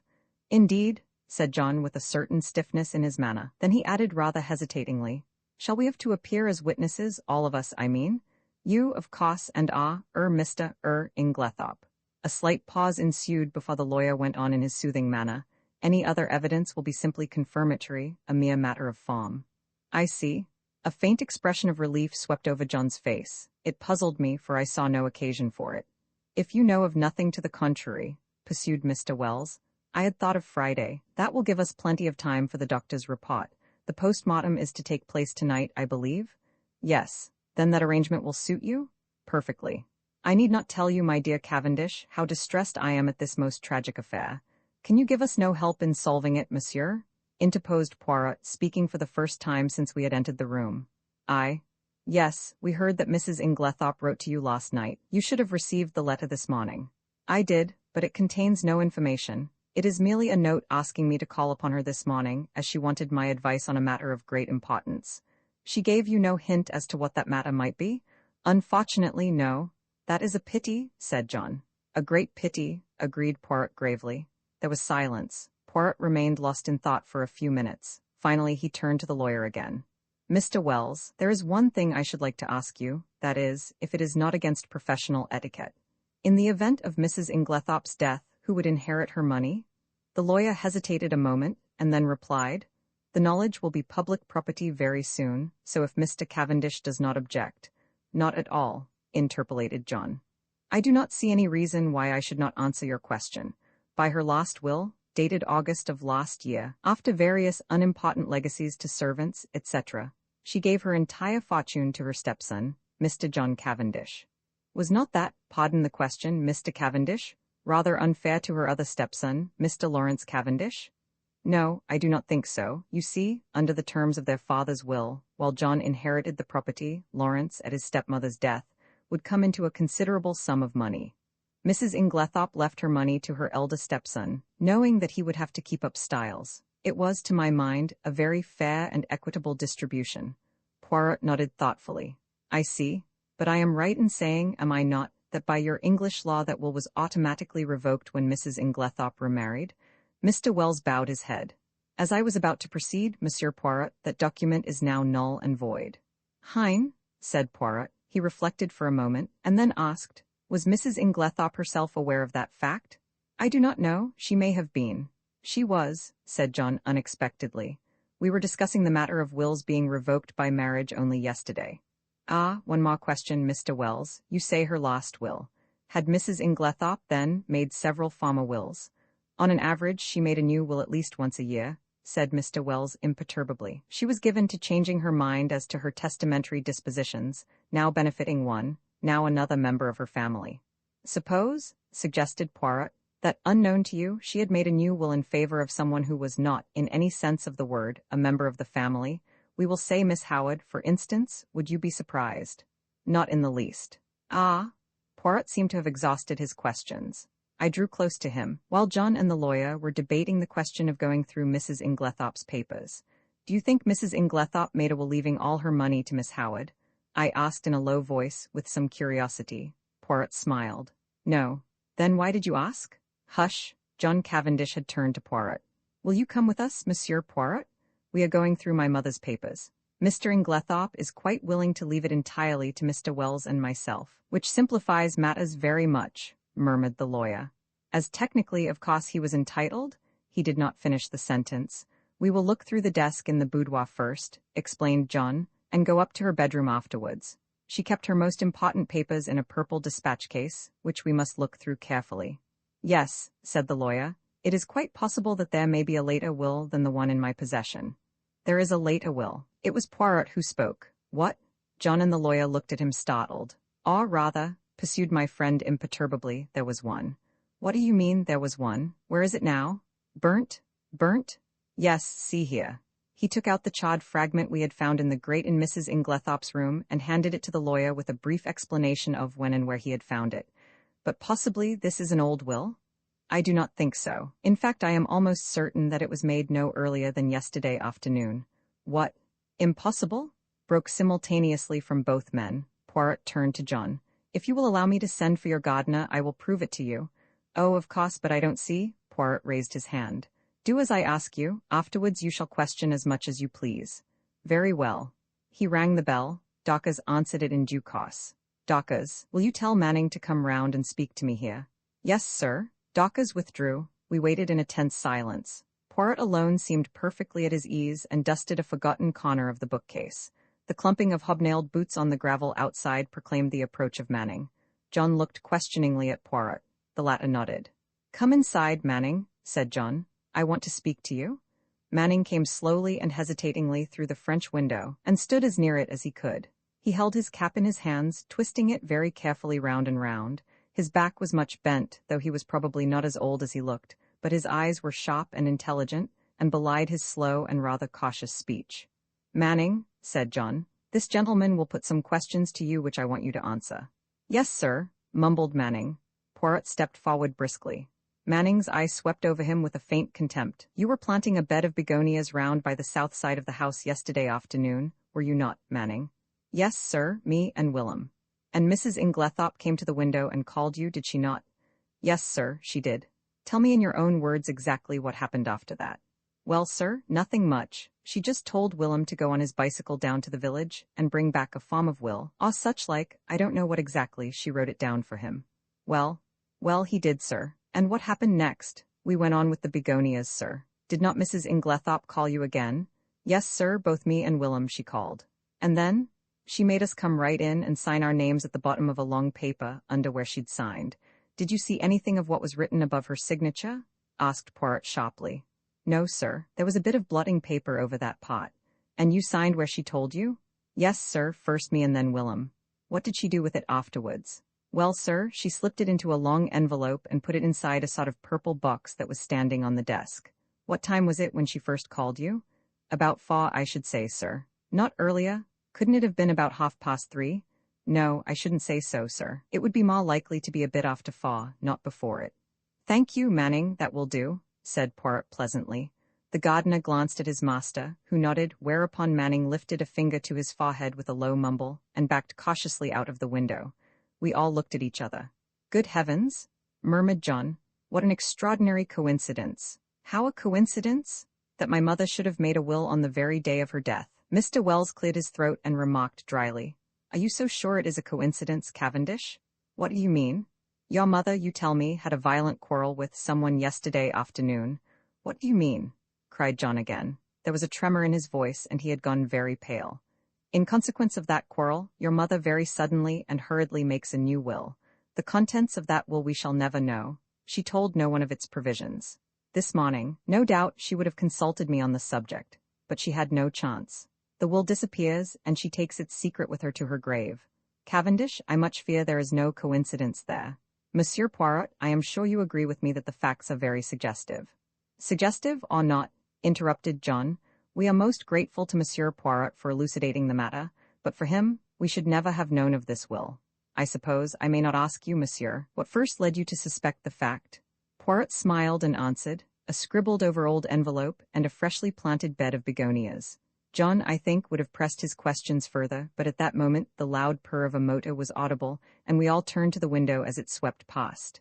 "Evie," cried John. "Excuse me, Wells." He went hurriedly out into the hall. Poirot looked inquiringly at me. "Miss Howard," I explained. "Ah, I am glad she has come. There is a woman with a head and a heart too, Hastings, though the good God gave her no beauty." I followed John's example and went out into the hall, where Miss Howard was endeavoring to extricate herself from the voluminous mass of veils that enveloped her head. As her eyes fell on me, a sudden pang of guilt shot through me. This was the woman who had warned me so earnestly, and to whose warning I had, alas, paid no heed. How soon, and how contemptuously, I had dismissed it from my mind.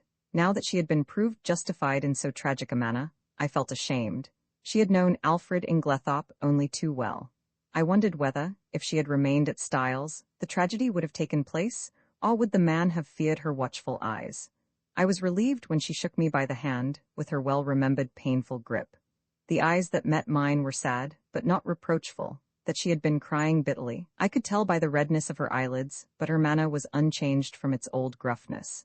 "Started the moment I got the wire, just come off night duty, hired car, quickest way to get here."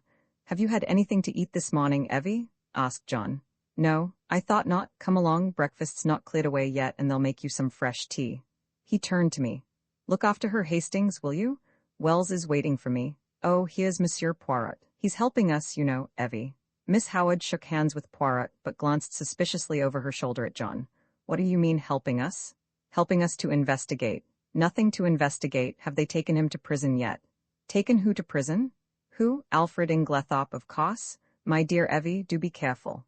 Lawrence is of the opinion that my mother died from heart seizure." "Ma fool, Lawrence," retorted Miss Howard. "Of course Alfred Inglethorpe murdered poor Emily, as I always told you he would." "My dear Evie, don't shout so. Whatever we may think or suspect, it is better to say as little as possible for the present. The inquest isn't until Friday." "Not until fiddlesticks?" The snot Miss Howard gave was truly magnificent. "You're all off your heads. The man will be out of the country by then. If he's any sense, he won't stay here tamely and wait to be hanged." John Cavendish looked at her helplessly. "I know what it is," she accused him. "You've been listening to the doctors. Never should. What do they know? Nothing at all, or just enough to make them dangerous. I ought to know. My own father was a doctor. That little Wilkins is about the greatest fool that even I have ever seen. Hot seizure? Sort of thing he would say. Anyone with any sense could see at once that her husband had poisoned her. I always said he'd murder her in her bed, poor soul. Now he's done it. And all you can do is to murmur silly things about hot seizure and inquest on Friday. You ought to be ashamed of yourself, John Cavendish." "What do you want me to do?" asked John, unable to help a faint smile. "Dash it all, Evie, I can't haul him down to the local police station by the scruff of his neck." "Well, you might do something. Find out how he did it. He's a crafty beggar. Dare say he soaked fly papers. Ask cook if she's missed any." It occurred to me very forcibly at that moment that to harbor Miss Howard and Alfred Inglethorpe under the same roof, and keep the peace between them, was likely to prove a Herculean task, and I did not envy John. I could see by the expression of his face that he fully appreciated the difficulty of the position. For the moment, he sought refuge in retreat, and left the room precipitately. Dawkers brought in fresh tea, As she left the room, Poirot came over from the window where he had been standing and sat down facing Miss Howard. "Mademoiselle," he said gravely, "I want to ask you something." "Ask away," said the lady, eyeing him with some disfavor. "I want to be able to count upon your help." "I'll help you to hang Alfred with pleasure," she replied gruffly. "Hanging's too good for him. Ought to be drawn and quartered like in good old times." "We are at one then," said Poirot, "for I, too, want to hang the criminal." "Alfred Inglethorpe? Him or another?" "No question of another. Poor Emily was never murdered until he came along. I don't say she wasn't surrounded by shocks, she was, but it was only her purse they were after. Her life was safe enough. But along comes Mr. Alfred Inglethorpe, and within 2 months, hey presto."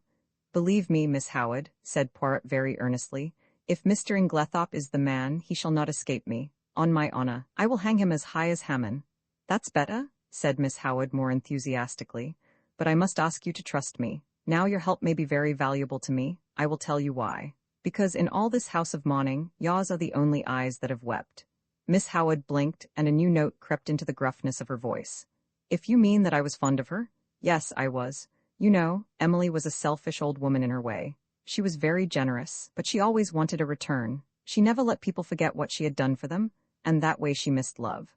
Don't think she ever realized it, though, or felt the lack of it. Hope not, anyway. I was on a different footing. I took my stand from the first. So many pounds a year I'm worth to you? Well and good. But not a penny piece besides, not a pair of gloves, nor a theatre ticket. She didn't understand, was very offended sometimes. Said I was foolishly proud. It wasn't that, but I couldn't explain. Anyway, I kept my self-respect. And so, out of the whole bunch, I was the only one who could allow myself to be fond of her. I watched over her. I guarded her from the lot of them, and then a glib-tongued scoundrel comes along, and pooh, all my years of devotion go for nothing." Poirot nodded sympathetically.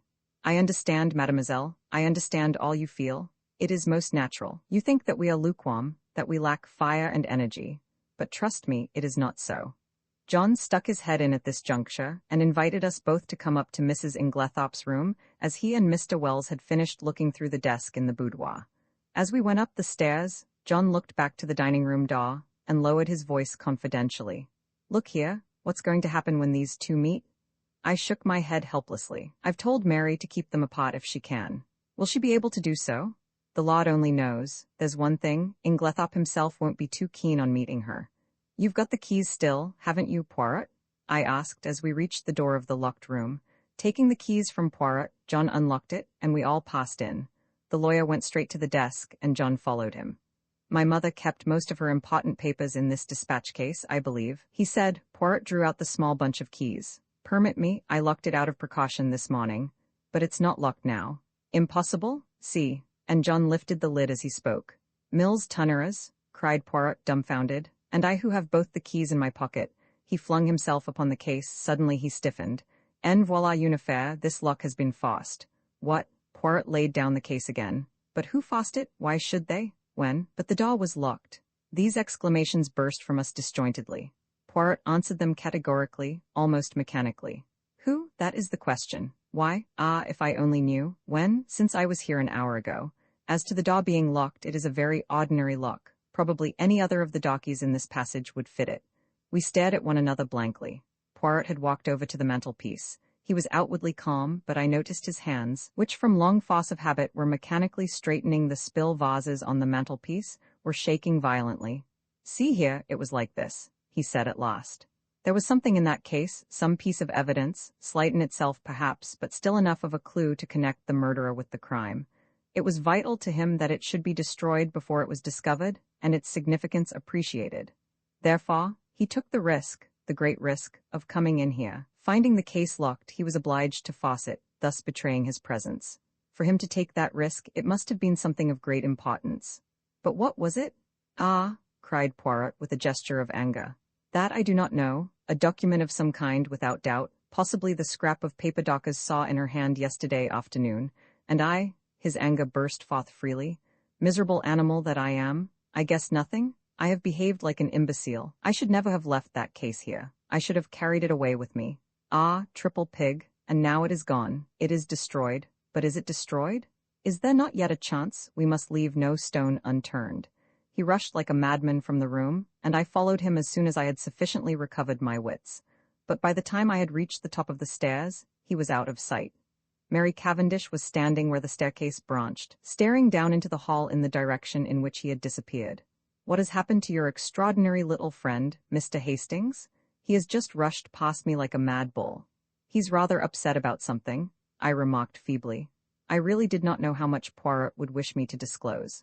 As I saw a faint smile gather on Mrs. Cavendish's expressive mouth, I endeavored to try and turn the conversation by saying, "They haven't met yet, have they?" "Who?" "Mr. Inglethorpe and Miss Howard." She looked at me in rather a disconcerting manner. "Do you think it would be such a disaster if they did meet?" "Well, don't you?" I said, rather taken aback. "No," she was smiling in her quiet way. "I should like to see a good flare-up. It would clear the air. At present we are all thinking so much and saying so little." "John doesn't think so," I remarked. "He's anxious to keep them apart." "Oh, John." Something in her tone fired me, and I blurted out, "Old John's an awfully good sort." She studied me curiously for a minute or two, and then said, to my great surprise, "You are loyal to your friend. I like you for that." "Aren't you my friend too?" "I am a very bad friend." "Why do you say that?" "Because it is true. I am charming to my friends one day and forget all about them the next." I don't know what impelled me, but I was nettled, and I said foolishly, and not in the best of taste, "Yet you seem to be invariably charming to Dr. Bauerstein." Instantly, I regretted my words. Her face stiffened. I had the impression of a steel curtain coming down and blotting out the real woman. Without a word, she turned and went swiftly up the stairs, whilst I stood like an idiot gaping after her. I was recalled to other matters by a frightful row going on below. I could hear Poirot shouting and expounding. I was vexed to think that my diplomacy had been in vain. The little man appeared to be taking the whole house into his confidence, a proceeding of which I, for one, doubted the wisdom. Once again, I could not help regretting that my friend was so prone to lose his head in moments of excitement. I stepped briskly down the stairs. The sight of me calmed Poirot almost immediately. I drew him aside. "My dear fellow," I said, "is this wise? Surely you don't want the whole house to know of this occurrence? You are actually playing into the criminal's hands." "You think so, Hastings?" "I am sure of it." Well, my friend, I will be guided by you." "Good, although, unfortunately, it is a little too late now." "Sure." He looked so crestfallen and abashed that I felt quite sorry, though I still thought my rebuke a just and wise one. "Well," he said at last, "let us go, mon ami." "You have finished here?" "For the moment, yes. You will walk back with me to the village?" "Willingly." He picked up his little suitcase and we went out through the open window in the drawing-room. Cynthia Murdoch was just coming in, and Poirot stood aside to let her pass. "Excuse me, mademoiselle, 1 minute." "Yes?" She turned inquiringly. "Did you ever make up Mrs. Inglethorpe's medicines?" A slight flush rose in her face as she answered rather constrainedly, "No. Only her powders." The flush deepened as Cynthia replied, "Oh yes, I did make up some sleeping powders for her once." "These?" Poirot produced the empty box which had contained powders. She nodded. "Can you tell me what they were? Sulfonal? Veronal?" "No, they were bromide powders." "Ah, thank you, mademoiselle. Good morning." As we walked briskly away from the house, I glanced at him more than once. I had often before noticed that, if anything excited him, his eyes turned green like a cat's. They were shining like emeralds now. "My friend," he broke out at last, "I have a little idea, a very strange and probably utterly impossible idea, and yet it fits in." I shrugged my shoulders. I privately thought that Poirot was rather too much given to these fantastic ideas. In this case, surely, the truth was only too plain and apparent. "So that is the explanation of the blank label on the box," I remarked. "Very simple, as you said. I really wonder that I did not think of it myself." Poirot did not appear to be listening to me. "They have made one more discovery, Labas," he observed, jerking his thumb over his shoulder in the direction of Styles. "Mr. Wells told me as we were going upstairs." "What was it?"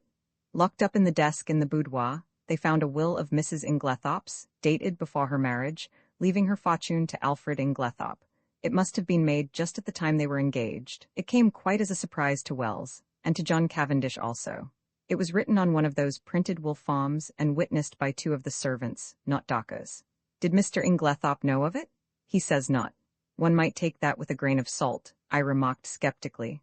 "All these wills are very confusing. Tell me, how did those scribbled words on the envelope help you to discover that a will was made yesterday afternoon?" Poirot smiled. "Mon ami, have you ever, when writing a letter, been arrested by the fact that you did not know how to spell a certain word?" "Yes, often. I suppose everyone has." "Exactly. And have you not, in such a case, tried the word once or twice on the edge of the blotting paper, or a spare scrap of paper, to see if it looked right?" Well, that is what Mrs. Inglethorpe did. You will notice that the word possessed is spelt first with one S and subsequently with two, correctly. To make sure, she had further tried it in a sentence thus, I am possessed. Now, what did that tell me? It told me that Mrs. Inglethorpe had been writing the word possessed that afternoon, and having the fragment of paper found in the grate fresh in my mind, the possibility of a will, a document almost certain to contain that word, occurred to me at once. This possibility was confirmed by a further circumstance. In the general confusion, the boudoir had not been swept that morning, and near the desk were several traces of brown mold and earth. The weather had been perfectly fine for some days, and no ordinary boots would have left such a heavy deposit. I strolled to the window, and saw at once that the begonia beds had been newly planted. The mold in the beds was exactly similar to that on the floor of the boudoir, and also I learnt from you that they had been planted yesterday afternoon. I was now sure that one, or possibly both of the gardeners, for there were two sets of footprints in the bed, had entered the boudoir, for if Mrs. Inglethorpe had merely wished to speak to them, she would in all probability have stood at the window, and they would not have come into the room at all. I was now quite convinced that she had made a fresh will, and had called the two gardeners in to witness her signature. Events proved that I was right in my supposition. That was very ingenious, I could not help admitting. I must confess that the conclusions I drew from those few scribbled words were quite erroneous. He smiled. You gave too much rein to your imagination. Imagination is a good servant and a bad master. The simplest explanation is always the most likely. Another point, how did you know that the key of the dispatch case had been lost? I did not know it. It was a guess that turned out to be correct. You observed that it had a piece of twisted wire through the handle. That suggested to me at once that it had possibly been wrenched off a flimsy keyring. Now, if it had been lost and recovered, Mrs. Inglethorpe would at once have replaced it on her bunch. But on her bunch I found what was obviously the duplicate key, very new and bright, which led me to the hypothesis that somebody else had inserted the original key in the lock of the dispatch case. Yes, I said, Alfred Inglethorpe, without doubt. Poirot looked at me curiously. You are very sure of his guilt. Well, naturally, every fresh circumstance seems to establish it more clearly. On the contrary, said Poirot quietly, there are several points in his favor. Oh, come now. Yes, I see only one, and that he was not in the house last night. Bad shot, as you English say. You have chosen the one point that to my mind tells against him. How is that? Because if Mr. Inglethorpe knew that his wife would be poisoned last night, he would certainly have arranged to be away from the house. His excuse was an obviously trumped-up one. That leaves us two possibilities. Either he knew what was going to happen, or he had a reason of his own for his absence. And that reason? I asked skeptically. Poirot shrugged his shoulders. How should I know? Discreditable without doubt. This Mr. Inglethorpe, I should say, is somewhat of a scoundrel, but that does not of necessity make him a murderer. I shook my head, unconvinced. We do not agree, eh? Said Poirot. Well, let us leave it. Time will show which of us is right. Now let us turn to other aspects of the case. What do you make of the fact that all the doors of the bedroom were bolted on the inside? Well, I considered, one must look at it logically. True. I should put it this way. The doors were bolted. Our own eyes have told us that. Yet the presence of the candle grease on the floor and the destruction of the will prove that during the night someone entered the room. You agree so far? Perfectly. Put with admirable clearness. Proceed. Well, I said, encouraged, as the person who entered did not do so by the window, nor by miraculous means, it follows that the door must have been opened from inside by Mrs. Inglethorpe herself. That strengthens the conviction that the person in question was her husband. She would naturally open the door to her own husband. Poirot shook his head. Why should she? She had bolted the door leading into his room, a most unusual proceeding on her part. She had had a most violent quarrel with him that very afternoon. No, he was the last person she would admit. But you agree with me that the door must have been opened by Mrs. Inglethorpe herself? There is another possibility. She may have forgotten to bolt the door into the passage when she went to bed, and have got up later, towards morning, and bolted it then. Poirot, is that seriously your opinion? No, I do not say it is so, but it might be. Now, to turn to another feature, what do you make of the scrap of conversation you overheard between Mrs. Cavendish and her mother-in-law? I had forgotten that, I said thoughtfully. That is as enigmatical as ever. It seems incredible that a woman like Mrs. Cavendish, proud and reticent to the last degree, should interfere so violently in what was certainly not her affair. Precisely. It was an astonishing thing for a woman of her breeding to do. It is certainly curious, I agreed. Still, it is unimportant and need not be taken into account. A groan burst from Poirot.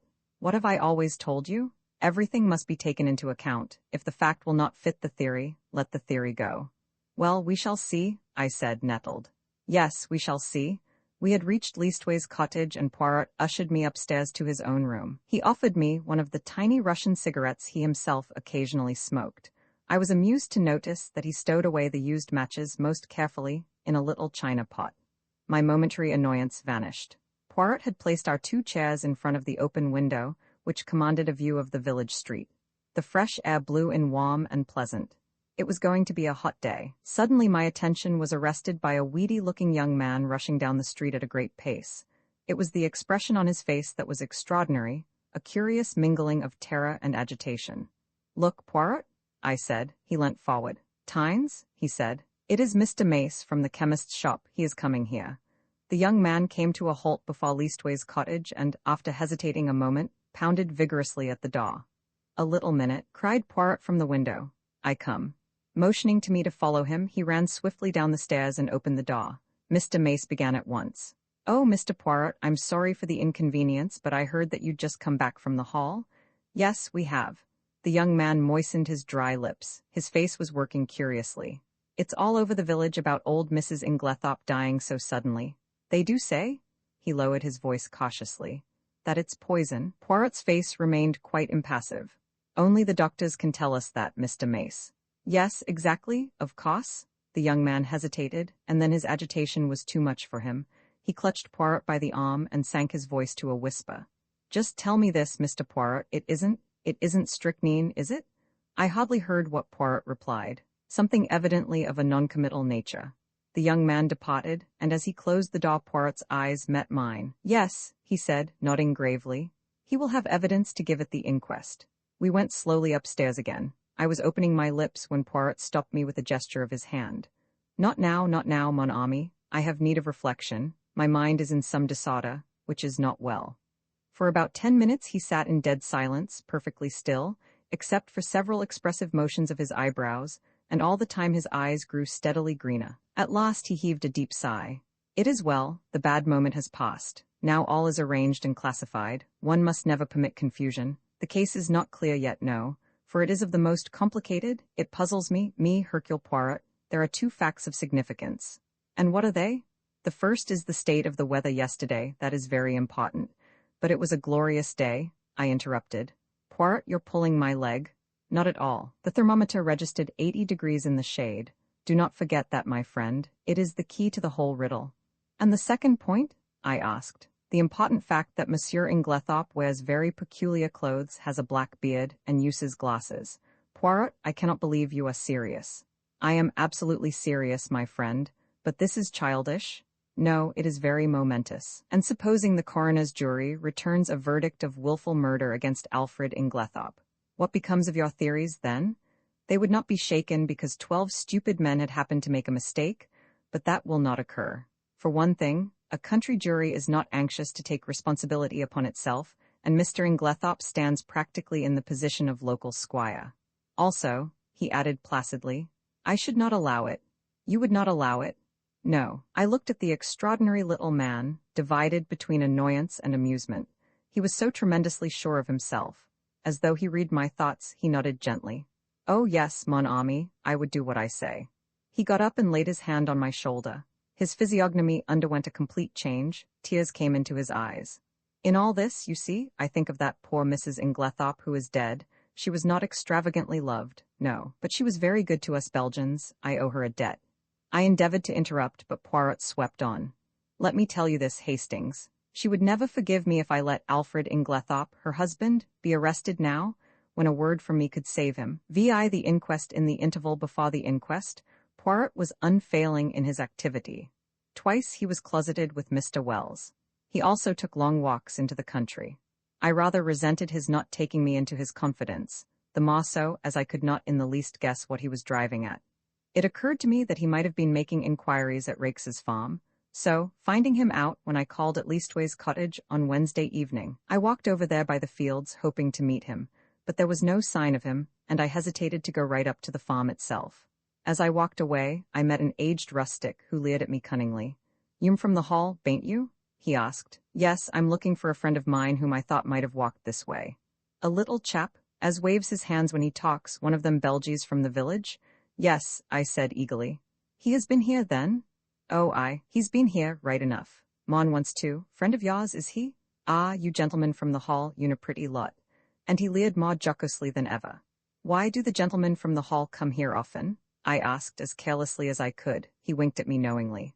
"One does, mister. Naming no names, mind, and a very liberal gentleman too. Oh, thank you, sir, I'm sure." I walked on sharply. Evelyn Howard had been right then, and I experienced a sharp twinge of disgust as I thought of Alfred Inglethorpe's liberality with another woman's money. Had that piquant gypsy face been at the bottom of the crime, or was it the base mainspring of money? Probably a judicious mixture of both. On one point, Poirot seemed to have a curious obsession. He once or twice observed to me that he thought Dawkins must have made an error in fixing the time of the quarrel. He suggested to her repeatedly that it was 4:30 and not 4 o'clock when she had heard the voices. But Dawkins was unshaken. Quite an hour, or even more, had elapsed between the time when she had heard the voices and 5 o'clock, when she had taken tea to her mistress. The inquest was held on Friday at the Stylites Arms in the village. Poirot and I sat together, not being required to give evidence. The preliminaries were gone through. The jury viewed the body, and John Cavendish gave evidence of identification. Further questioned, he described his awakening in the early hours of the morning and the circumstances of his mother's death. The medical evidence was next taken. There was a breathless hush, and every eye was fixed on the famous London specialist, who was known to be one of the greatest authorities of the day on the subject of toxicology. In a few brief words, he summed up the result of the post-mortem. Shorn of its medical phraseology and technicalities, it amounted to the fact that Mrs. Inglethorpe had met her death as the result of strychnine poisoning. Judging from the quantity recovered, she must have taken not less than 3/4 of a grain of strychnine, but probably 1 grain or slightly over. "Is it possible that she could have swallowed the poison by accident?" asked the coroner.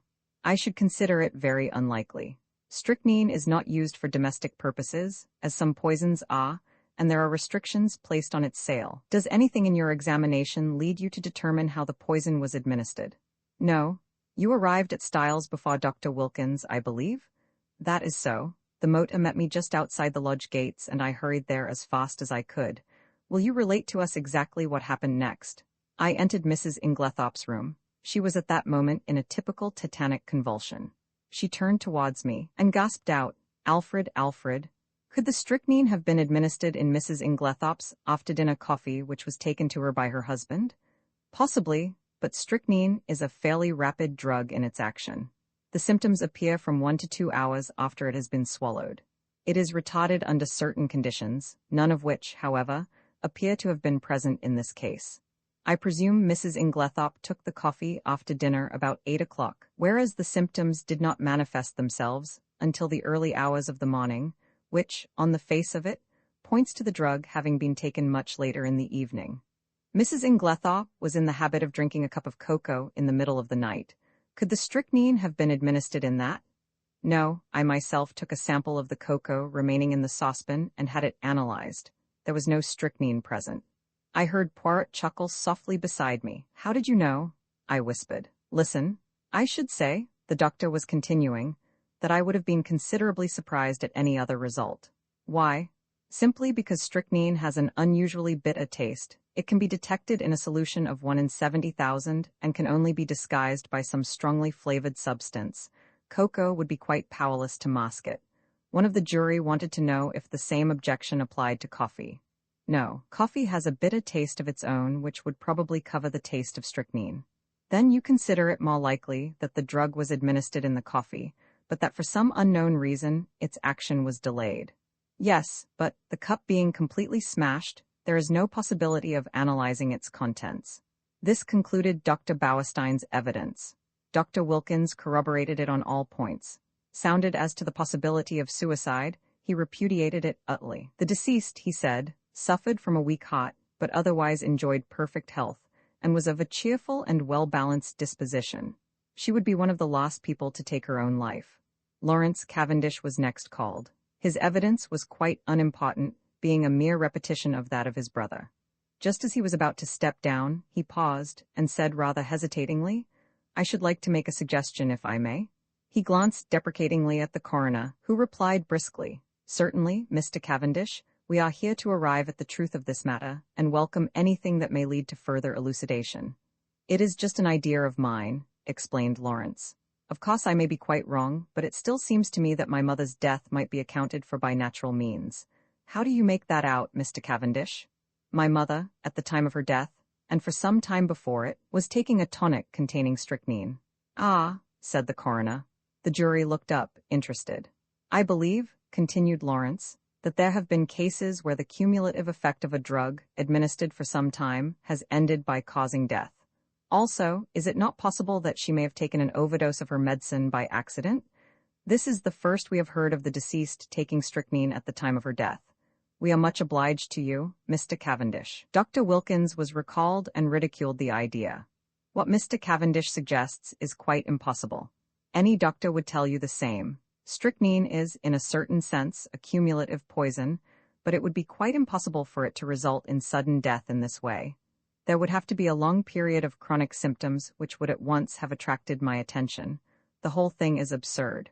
"And the second suggestion, that Mrs. Inglethorpe may have inadvertently taken an overdose. 3, or even 4 doses, would not have resulted in death. Mrs. Inglethorpe always had an extra large amount of medicine made up at a time, as she dealt with Coots, the cash chemists in Tadminster. She would have had to take very nearly the whole bottle to account for the amount of strychnine found at the post-mortem.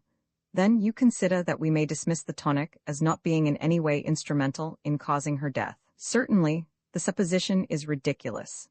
The same juryman who had interrupted before here suggested that the chemist who made up the medicine might have committed an error. That, of course, is always possible," replied the doctor. But Dawkins, who was the next witness called, dispelled even that possibility. The medicine had not been newly made up. On the contrary, Mrs. Inglethorpe had taken the last dose on the day of her death. So the question of the tonic was finally abandoned, and the coroner proceeded with his task. Having elicited from Dawkins how she had been awakened by the violent ringing of her mistress's bell, and had subsequently roused the household, he passed to the subject of the quarrel on the preceding afternoon. Dawkins's evidence on this point was substantially what Poirot and I had already heard, so I will not repeat it here. The next witness was Mary Cavendish. She stood very upright and spoke in a low, clear, and perfectly composed voice. In answer to the coroner's question, she told how, her alarm clock having aroused her at 4:30 as usual, she was dressing, when she was startled by the sound of something heavy falling. "That would have been the table by the bed," commented the coroner. "I opened my door," continued Mary, "and listened. In a few minutes a bell rang violently. Dawkins came running down and woke my husband, and we all went to my mother-in-law's room, but it was locked." The coroner interrupted her. "I really do not think we need trouble you further on that point. We know all that can be known of the subsequent happenings, but I should be obliged if you would tell us all you overheard of the quarrel the day before." There was a faint insolence in her voice. She raised her hand and adjusted the ruffle of lace at her neck, turning her head a little as she did so, and quite spontaneously the thought flashed across my mind, "She is gaining time. Yes, I understand," continued the coroner deliberately, "that you were sitting reading on the bench just outside the long window of the boudoir. That is so, is it not?" This was news to me, and glancing sideways at Poirot, I fancied that it was news to him as well. There was the faintest pause, the mere hesitation of a moment, before she answered, "Yes, that is so." "And the boudoir window was open, was it not?" Surely her face grew a little paler as she answered, "Yes." "Then you cannot have failed to hear the voices inside, especially as they were raised in anger. In fact, they would be more audible where you were than in the hall." "Possibly. Will you repeat to us what you overheard of the quarrel?" "I really do not remember hearing anything." "Do you mean to say you did not hear voices?" "Oh, yes, I heard the voices, but I did not hear what they said." A faint spot of color came into her cheek. "I am not in the habit of listening to private conversations." The coroner persisted. "And you remember nothing at all? Nothing, Mrs. Cavendish? Not one stray word or phrase to make you realize that it was a private conversation?" She paused and seemed to reflect, still outwardly as calm as ever. "Yes, I remember. Mrs. Inglethorpe said something. I do not remember exactly what, about causing scandal between husband and wife." The coroner leant back satisfied. "That corresponds with what Dawkins heard. But excuse me, Mrs. Cavendish, Although you realized it was a private conversation, you did not move away. You remained where you were. I caught the momentary gleam of her tawny eyes as she raised them. I felt certain that at that moment she would willingly have torn the little lawyer, with his insinuations, into pieces, but she replied quietly enough. No. I was very comfortable where I was. I fixed my mind on my book. And that is all you can tell us. That is all. The examination was over, though I doubted if the coroner was entirely satisfied with it. I think he suspected that Mary Cavendish could tell Ma if she chose. Amy Hill, shop assistant, was next called, and deposed to having sold a wool farm on the afternoon of the 17th to William Earle, under gardener at Styles. William Earle and Manning succeeded her, and testified to witnessing a document. Manning fixed the time at about 4:30. William was of the opinion that it was rather earlier. Cynthia Murdoch came next. She had, however, little to tell. She had known nothing of the tragedy until awakened by Mrs. Cavendish. You did not hear the table fall? No, I was fast asleep.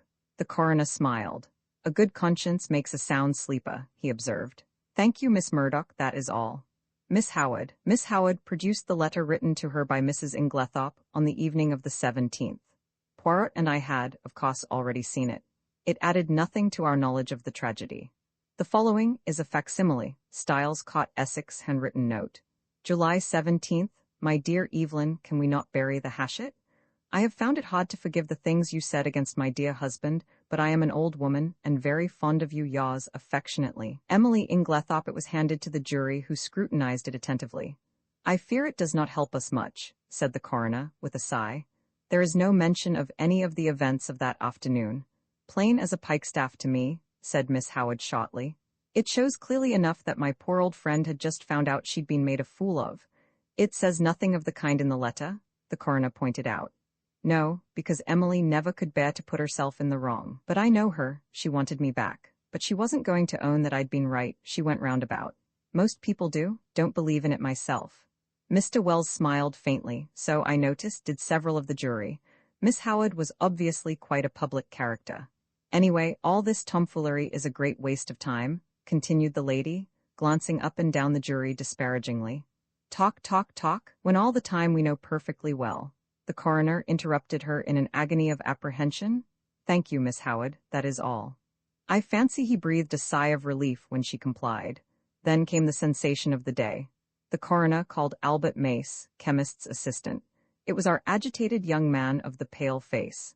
In answer to the coroner's questions, he explained that he was a qualified pharmacist, but had only recently come to this particular shop. As the assistant family, there had just been called up for the army.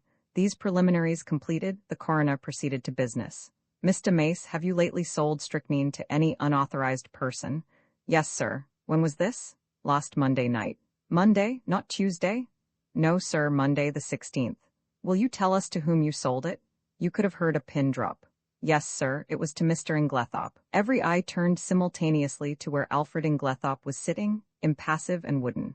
He started slightly, as the damning words fell from the young man's lips.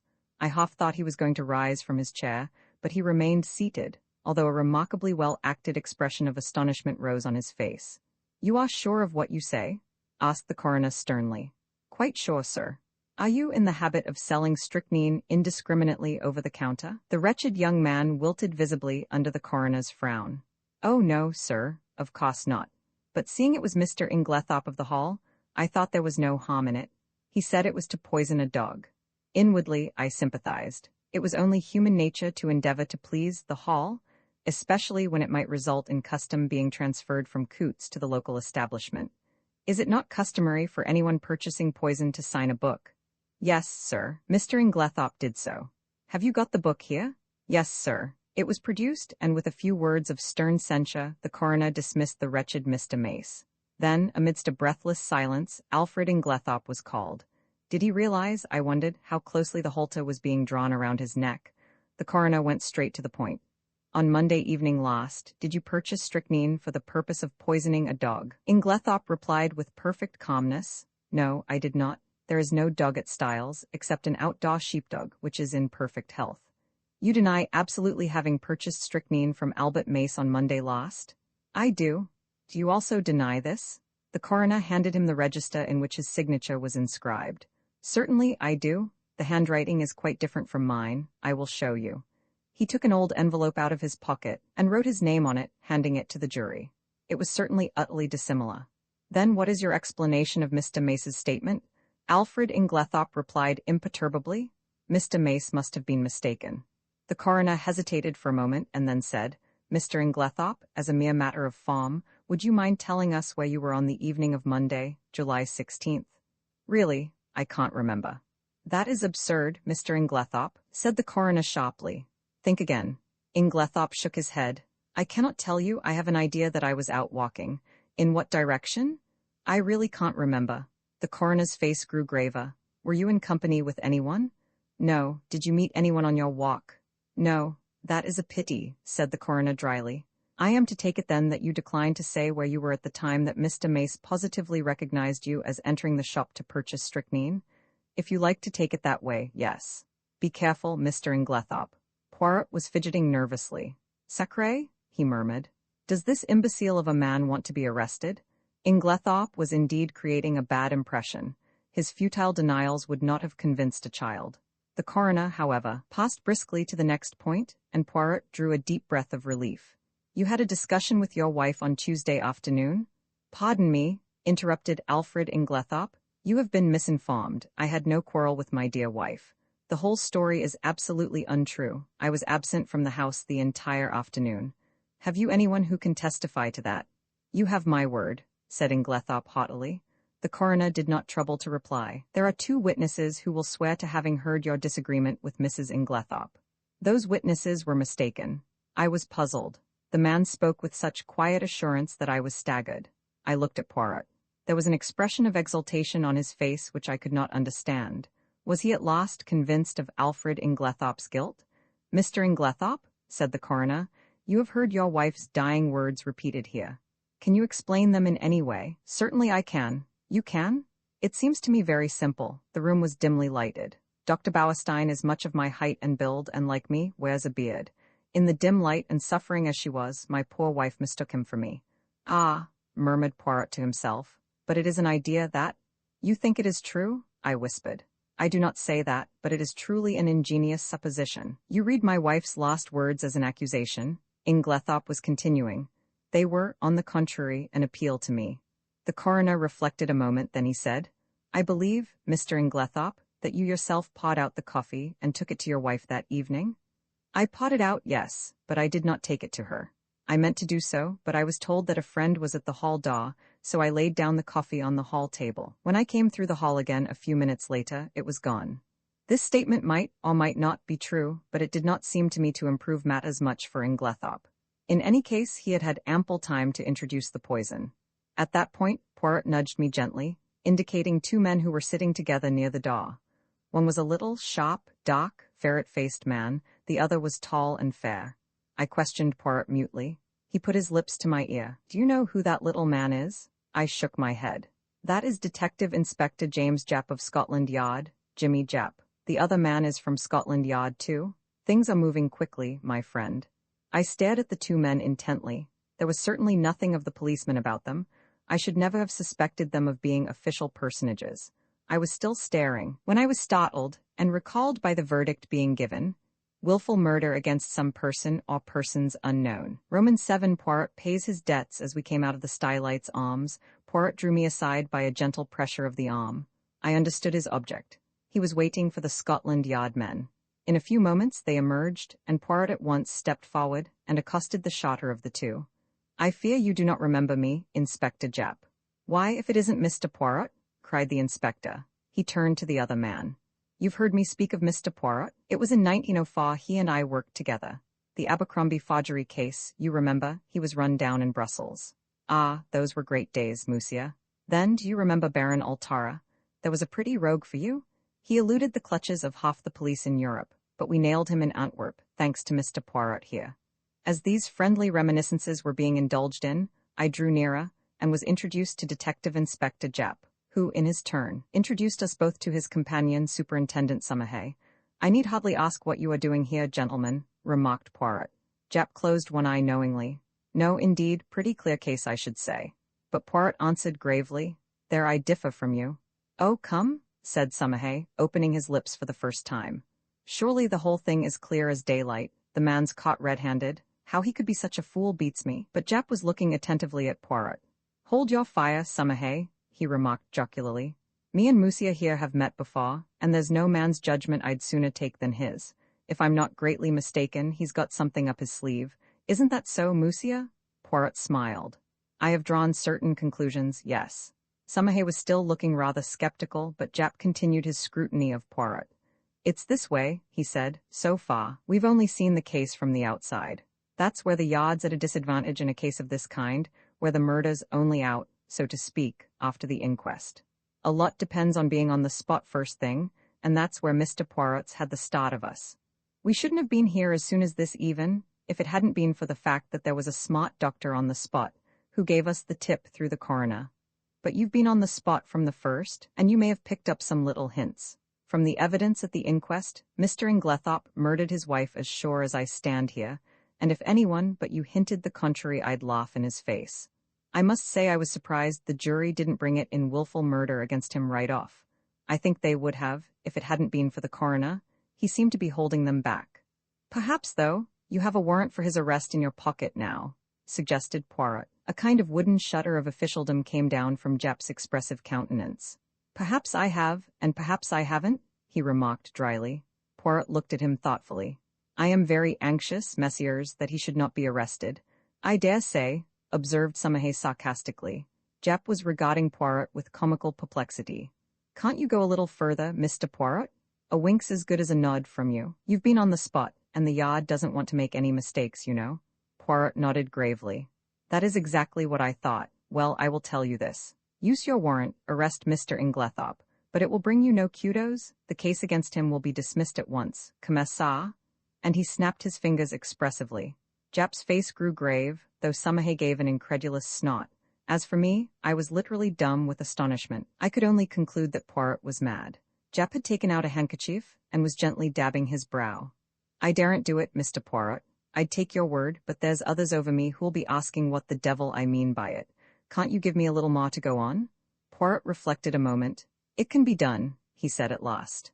I admit I do not wish it. It forces my hand. I would have preferred to work in the dock just for the present, but what you say is very just. The word of a Belgian policeman, whose day is past, is not enough, and Alfred Inglethorpe must not be arrested. That I have sworn, as my friend Hastings here knows. See then, my good Jap, you go at once to Styles.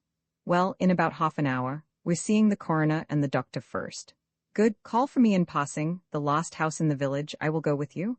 At Styles, Mr. Inglethorpe will give you, or if he refuses, as is probable, I will give you such proofs that shall satisfy you that the case against him could not possibly be sustained. Is that a bargain? That's a bargain, said Jap heartily. And on behalf of the Yard, I'm much obliged to you, though I'm bound to confess I can't at present see the faintest possible loophole in the evidence, but you always were a marvel. So long then, Musia. The two detectives strode away, Samahe with an incredulous grin on his face. Well, my friend, cried Poirot, before I could get in a word, what do you think? Mon Dieu? I had some warm moments in that cot. I did not figure to myself that the man would be so pig-headed as to refuse to say anything at all. Decidedly, it was the policy of an imbecile. There are other explanations besides that of imbecility, I remarked. For if the case against him is true, how could he defend himself except by silence? Why, in 1,000 ingenious ways, cried Poirot. Say that it is I who have committed this murder. I can think of 7 most plausible stories, far more convincing than Mr. Inglethorpe's stony denials. I could not help laughing. My dear Poirot, I am sure you are capable of thinking of 70, but seriously, in spite of what I heard you say to the detectives, you surely cannot still believe in the possibility of Alfred Inglethorpe's innocence. Why not now as much as before? Nothing has changed, but the evidence is so conclusive. Yes, too conclusive. We turned in at the gate of Leastways Cottage and proceeded up the now familiar stairs. Yes, too conclusive, continued Poirot, almost to himself. Real evidence is usually vague and unsatisfactory. It has to be examined, sifted, but here the whole thing is cut and dried. No, my friend, this evidence has been very cleverly manufactured, so cleverly that it has defeated its own ends. How do you make that out? Because, so long as the evidence against him was vague and intangible, it was very hard to disprove, But in his anxiety, the criminal has drawn the net so closely that one cut will set Inglethorpe free. I was silent. And in a minute or two, Poirot continued, "Let us look at the matter like this. Here is a man, let us say, who sets out to poison his wife. He has lived by his wits, as the saying goes. Presumably, therefore, he has some wits. He is not altogether a fool. Well, how does he set about it? He goes boldly to the village chemist's and purchases strychnine under his own name, with a trumped-up story about a dog which is bound to be proved absurd. He does not employ the poison that night. No, he waits until he has had a violent quarrel with her, of which the whole household is cognizant, and which naturally directs their suspicions upon him. He prepares no defense, no shadow of an alibi, yet he knows the chemist's assistant must necessarily come forward with the facts. Bah, do not ask me to believe that any man could be so idiotic. Only a lunatic, who wished to commit suicide by causing himself to be hanged, would act so. Still, I do not see, I began. Neither do I see, I tell you, mon ami, it puzzles me, Hercule Poirot. But if you believe him innocent, how do you explain his buying the strychnine? Very simply, he did not buy it. But Mace recognized him. I beg your pardon, he saw a man with a black beard like Mr. Inglethorpe's, and wearing glasses like Mr. Inglethorpe, and dressed in Mr. Inglethorpe's rather noticeable clothes. He could not recognize a man whom he had probably only seen in the distance, since, you remember, he himself had only been in the village a fortnight, and Mrs. Inglethorpe dealt principally with coots in Tadminster. Then you think, mon ami, do you remember the 2 points I laid stress upon? Leave the first one for the moment. What was the second? The important fact that Alfred Inglethorpe wears peculiar clothes, has a black beard, and uses glasses, I quoted. Exactly. Now suppose anyone wished to pass himself off as John or Lawrence Cavendish. Would it be easy? No, I said thoughtfully. Of course an actor, but Poirot cut me short ruthlessly. And why would it not be easy? I will tell you, my friend, because they are both clean-shaven men. To make up successfully as one of these two in broad daylight, it would need an actor of genius and a certain initial facial resemblance. But in the case of Alfred Inglethorpe, all that is changed. His clothes, his beard, the glasses which hide his eyes, those are the salient points about his personal appearance. Now, what is the first instinct of the criminal? To divert suspicion from himself, is it not so? And how can he best do that? By throwing it on someone else. In this instance, there was a man ready to his hand. Everybody was predisposed to believe in Mr. Inglethorpe's guilt. It was a foregone conclusion that he would be suspected, but to make it a sure thing there must be tangible proof, such as the actual buying of the poison, and that, with a man of the peculiar appearance of Mr. Inglethorpe, was not difficult. Remember, this young Mace had never actually spoken to Mr. Inglethorpe. How should he doubt that the man in his clothes, with his beard and his glasses, was not Alfred Inglethorpe? It may be so, I said, fascinated by Poirot's eloquence. But if that was the case, why does he not say where he was at 6 o'clock on Monday evening? Ah, why indeed? Said Poirot, calming down. If he were arrested, he probably would speak, but I do not want it to come to that. I must make him see the gravity of his position. There is, of course, something discreditable behind his silence. If he did not murder his wife, he is nevertheless a scoundrel, and has something of his own to conceal, quite apart from the murder. What can it be? I mused, won over to Poirot's views for the moment, although still retaining a faint conviction that the obvious deduction was the correct one. Can you not guess? Asked Poirot, smiling. No, can you?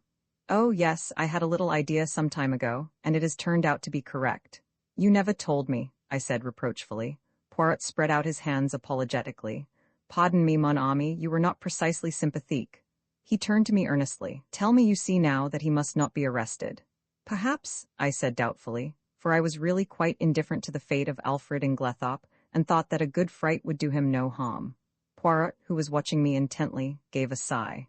Come, my friend, he said, changing the subject. Apart from Mr. Inglethorpe, how did the evidence at the inquest strike you? Oh, pretty much what I expected.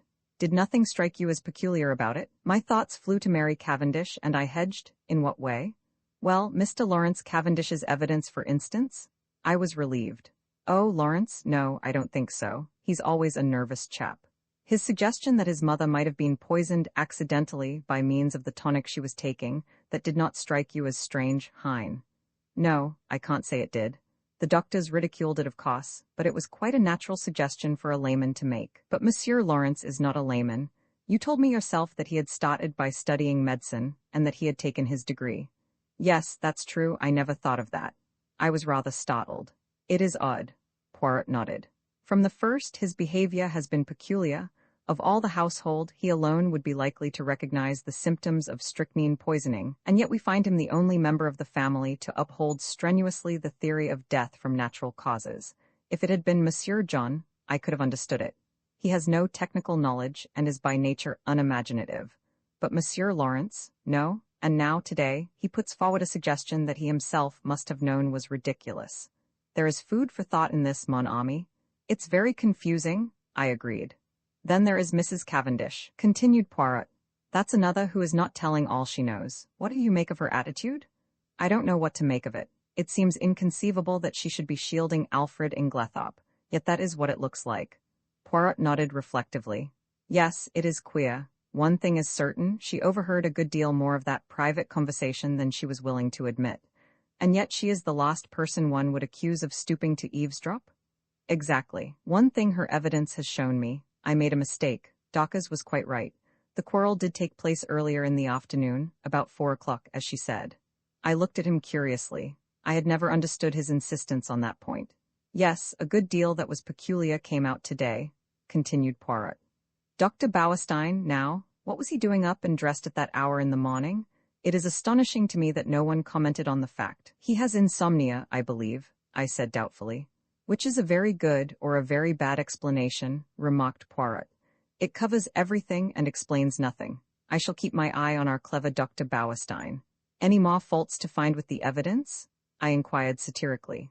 Mon ami, replied Poirot gravely, when you find that people are not telling you the truth, look out. Now, unless I am much mistaken, at the inquest today only one, at most, 2 persons were speaking the truth without reservation or subterfuge. Oh, come now, Poirot, I won't cite Lawrence or Mrs. Cavendish, but there's John. And Miss Howard, surely they were speaking the truth? Both of them, my friend, one I grant you, but both? His words gave me an unpleasant shock. Miss Howard's evidence, unimportant as it was, had been given in such a downright straightforward manner that it had never occurred to me to doubt her sincerity. Still, I had a great respect for Poirot's sagacity, except on the occasions when he was what I described to myself as foolishly pig-headed. Do you really think so? I asked. Miss Howard had always seemed to me so essentially honest, almost uncomfortably so. Poirot gave me a curious look which I could not quite fathom. He seemed to speak and then checked himself. Miss Murdoch, too, I continued. There's nothing untruthful about her. No, but it was strange that she never heard a sound, sleeping next door, whereas Mrs. Cavendish, in the other wing of the building, distinctly heard the table fall.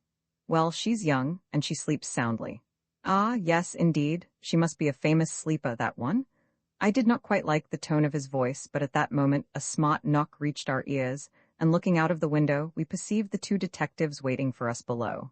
Poirot seized his hat, gave a ferocious twist to his mustache, and, carefully brushing an imaginary speck of dust from his sleeve, motioned me to precede him down the stairs. There we joined the detectives and set out for Styles. I think the appearance of the 2 Scotland Yard men was rather a shock, especially to John, though of course after the verdict, he had realized that it was only a matter of time.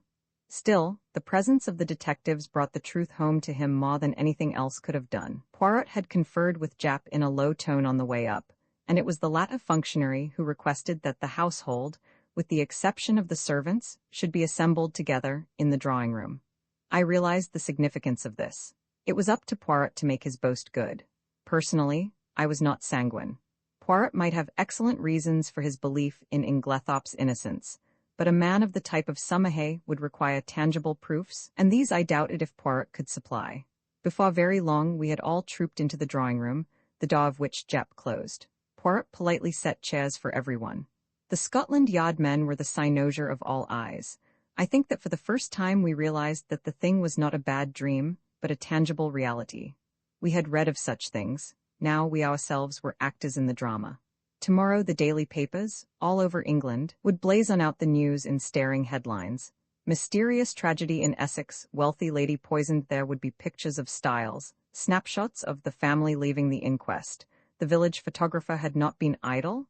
All the things that one had read 100 times, things that happened to other people, not to oneself. And now, in this house, a murder had been committed. In front of us were the detectives in charge of the case. The well-known glib phraseology passed rapidly through my mind in the interval before Poirot opened the proceedings. I think everyone was a little surprised that it should be he, and not one of the official detectives, who took the initiative.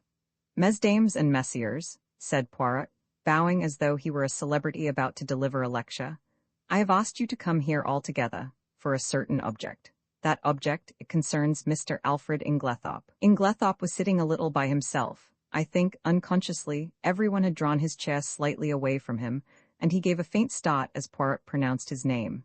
"Mr. Inglethorpe," said Poirot, addressing him directly, "a very dark shadow is resting on this house, the shadow of murder." Inglethorpe shook his head sadly. "My poor wife," he murmured. "Poor Emily, it is terrible."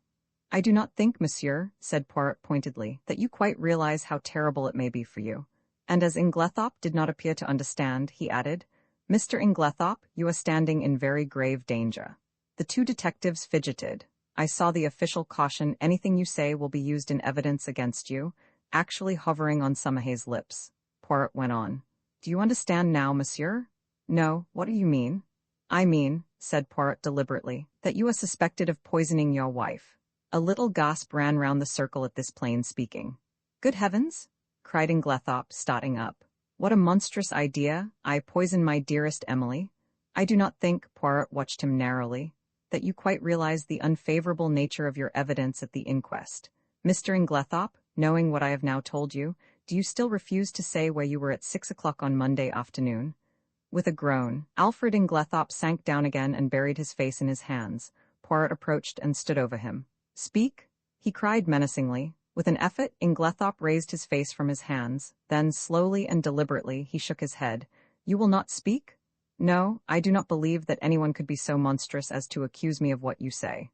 Poirot nodded thoughtfully, like a man whose mind is made up. "Soit," he said.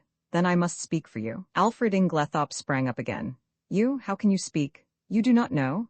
He broke off abruptly. Poirot turned to face us. "Mesdames and messieurs, I speak. Listen.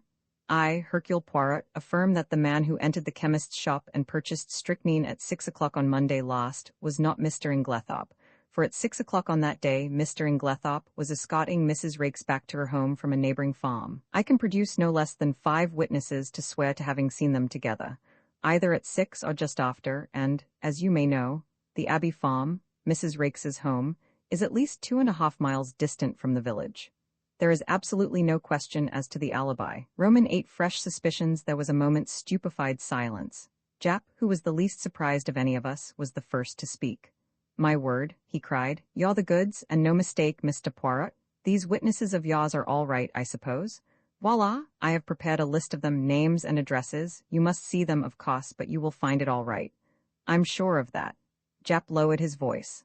"I'm much obliged to you. A pretty mare's nest arresting him would have been." He turned to Inglethorpe. "But if you'll excuse me, sir, why couldn't you say all this at the inquest?" "I will tell you why," interrupted Poirot. "There was a certain rumor, a most malicious and utterly untrue one," interrupted Alfred Inglethorpe in an agitated voice, "and Mr. Inglethorpe was anxious to have no scandal revived just at present. Am I right?" "Quite right." Inglethorpe nodded. "With my poor Emily not yet buried, can you wonder I was anxious that no more lying rumors should be started?" "Between you and me, sir," remarked Jap, "I'd sooner have any amount of rumors than be arrested for murder. And I venture to think your poor lady would have felt the same. And if it hadn't been for Mr. Poirot here, arrested you would have been, as sure as eggs is eggs." "I was foolish, no doubt," murmured Inglethorpe. "But you do not know, Inspector, how I have been persecuted and maligned." And he shot a baleful glance at Evelyn Howard. "Now, sir," said Jap, turning briskly to John, "I should like to see the lady's bedroom, please, and after that I'll have a little chat with the servants. Don't you bother about anything. Mr. Poirot here will show me the way." As they all went out of the room, Poirot turned and made me a sign to follow him upstairs. There he caught me by the arm and drew me aside. "Quick, go to the other wing. Stand there, just this side of the baize door. Do not move till I come." Then, turning rapidly, he rejoined the 2 detectives. I followed his instructions, taking up my position by the baize door, and wondering what on earth lay behind the request. Why was I to stand in this particular spot on guard? I looked thoughtfully down the corridor in front of me. An idea struck me. With the exception of Cynthia Murdoch's, everyone's room was in this left wing. Had that anything to do with it? Was I to report who came or went? I stood faithfully at my post. The minutes passed. Nobody came. Nothing happened. It must have been quite 20 minutes before Poirot rejoined me. You have not stirred? No, I've stuck here like a rock. Nothing's happened. Ah, was he pleased or disappointed? You've seen nothing at all? No, but you have probably heard something? A big bump, mon ami? No. Is it possible? Ah, but I am vexed with myself. I am not usually clumsy. I made but a slight gesture. I know Poirot's gestures, with the left hand, and over went the table by the bed. He looked so childishly vexed and crestfallen that I hastened to console him. Never mind, old chap. What does it matter? Your triumph downstairs excited you. I can tell you that was a surprise to us all. There must be more in this affair of Inglethorpe's with Mrs. Raikes than we thought, to make him hold his tongue so persistently. What are you going to do now? Where are the Scotland Yard fellows? Gone down to interview the servants. I showed them all our exhibits. I am disappointed in Jap. He has no method. Hullo, I said, looking out of the window. Here's Dr. Bauerstein. I believe you're right about that man, Poirot. I don't like him. He is clever, observed Poirot meditatively. Oh, clever as the devil. I must say I was overjoyed to see him in the plight he was in on Tuesday. You never saw such a spectacle. And I described the doctor's adventure. He looked a regular scarecrow, plastered with mud from head to foot. You saw him then? Yes, of course he didn't want to come in. It was just after dinner, but Mr. Inglethorpe insisted. What? Poirot caught me violently by the shoulders. Was Dr. Bauerstein here on Tuesday evening? Here, and you never told me. Why did you not tell me? Why? He appeared to be in an absolute frenzy. My dear Poirot, I expostulated, I never thought it would interest you. I didn't know it was of any importance. Importance? It is of the first importance. So Dr. Bauerstein was here on Tuesday night, the night of the murder. Hastings, do you not see? That alters everything. I had never seen him so upset. Loosening his hold of me, he mechanically straightened a pair of candlesticks, still murmuring to himself, yes, that alters everything. Suddenly he seemed to come to a decision. Allens, he said, we must act at once. Where is Mr. Cavendish? John was in the smoking room. Poirot went straight to him. Mr. Cavendish, I have some important business in Tadminster. A new clue. May I take your motor? Why, of course, do you mean at once? If you please. John rang the bell and ordered round the car. In another 10 minutes, we were racing down the park and along the high road to Tadminster. Now, Poirot, I remarked resignedly, perhaps you will tell me what all this is about. Well, mon ami, a good deal you can guess for yourself. Of course you realize that now Mr. Inglethorpe is out of it, the whole position is greatly changed. We are face to face with an entirely new problem. We know now that there is one person who did not buy the poison. We have cleared away the manufactured clues. Now for the real ones. I have ascertained that anyone in the household, with the exception of Mrs. Cavendish, who was playing tennis with you, could have personated Mr. Inglethorpe on Monday evening. In the same way, we have his statement that he put the coffee down in the hall. No one took much notice of that at the inquest, but now it has a very different significance. We must find out who did take that coffee to Mrs. Inglethorpe eventually, or who passed through the hall whilst it was standing there. From your account, there are only 2 people whom we can positively say did not go near the coffee, Mrs. Cavendish and Mademoiselle Cynthia. Yes, that is so. I felt an inexpressible lightening of the heart. Mary Cavendish could certainly not rest under suspicion. In clearing Alfred Inglethorpe, continued Poirot, I have been obliged to show my hand sooner than I intended. As long as I might be thought to be pursuing him, the criminal would be off his guard. Now he will be doubly careful. Yes, doubly careful. He turned to me abruptly. Tell me, Hastings, you yourself, have you no suspicions of anybody? I hesitated. To tell the truth, an idea, wild and extravagant in itself, had once or twice that morning flashed through my brain.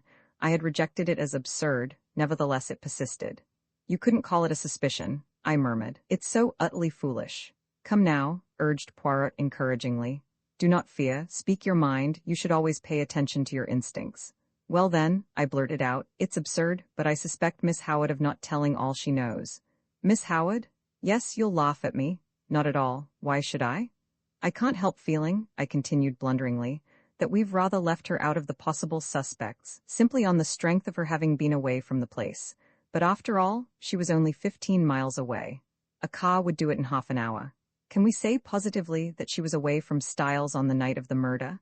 Yes, my friend, said Poirot unexpectedly. We can. One of my first actions was to ring up the hospital where she was working. Well, I learnt that Miss Howard had been on afternoon duty on Tuesday, and that, a convoy coming in unexpectedly, she had kindly offered to remain on night duty, which offer was gratefully accepted. That disposes of that. Oh, I said, rather nonplussed. Really, I continued, it's her extraordinary vehemence against Inglethorpe that started me off suspecting her. I can't help feeling she'd do anything against him, and I had an idea she might know something about the destroying of the will. She might have burnt the new one, mistaking it for the earlier one in his favor. She is so terribly bitter against him.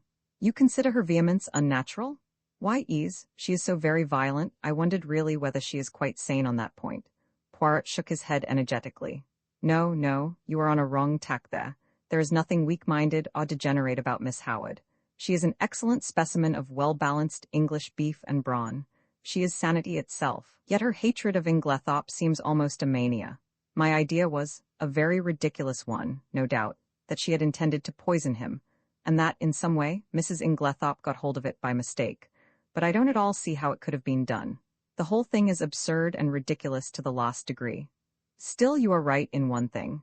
It is always wise to suspect everybody until you can prove logically, and to your own satisfaction, that they are innocent. Now, what reasons are there against Miss Howard's having deliberately poisoned Mrs. Inglethorpe? Why, she was devoted to her, I exclaimed. Teacher, cried Poirot irritably. You argue like a child. If Miss Howard were capable of poisoning the old lady, she would be quite equally capable of simulating devotion. No, we must look elsewhere. You are perfectly correct in your assumption that her vehemence against Alfred Inglethorpe is too violent to be natural, but you are quite wrong in the deduction you draw from it. I have drawn my own deductions, which I believe to be correct, but I will not speak of them at present. He paused a minute, then went on. Now, to my way of thinking, there is one insuperable objection to Miss Howard's being the murderess. And that is? That in no possible way could Mrs. Inglethorpe's death benefit Miss Howard. Now there is no murder without a motive. I reflected. Could not Mrs. Inglethorpe have made a will in her favor? Poirot shook his head. But you yourself suggested that possibility to Mr. Wells. Poirot smiled. That was for a reason. I did not want to mention the name of the person who was actually in my mind. Miss Howard occupied very much the same position, so I used her name instead. Still, Mrs. Inglethorpe might have done so. Why, that will, made on the afternoon of her death, may. But Poirot's shake of the head was so energetic that I stopped. No, my friend, I have certain little ideas of my own about that will, but I can tell you this much, it was not in Miss Howard's favor. I accepted his assurance, though I did not really see how he could be so positive about the matter. Well, I said with a sigh, we will acquit Miss Howard then. It is partly your fault that I ever came to suspect her. It was what you said about her evidence at the inquest that set me off. Poirot looked puzzled.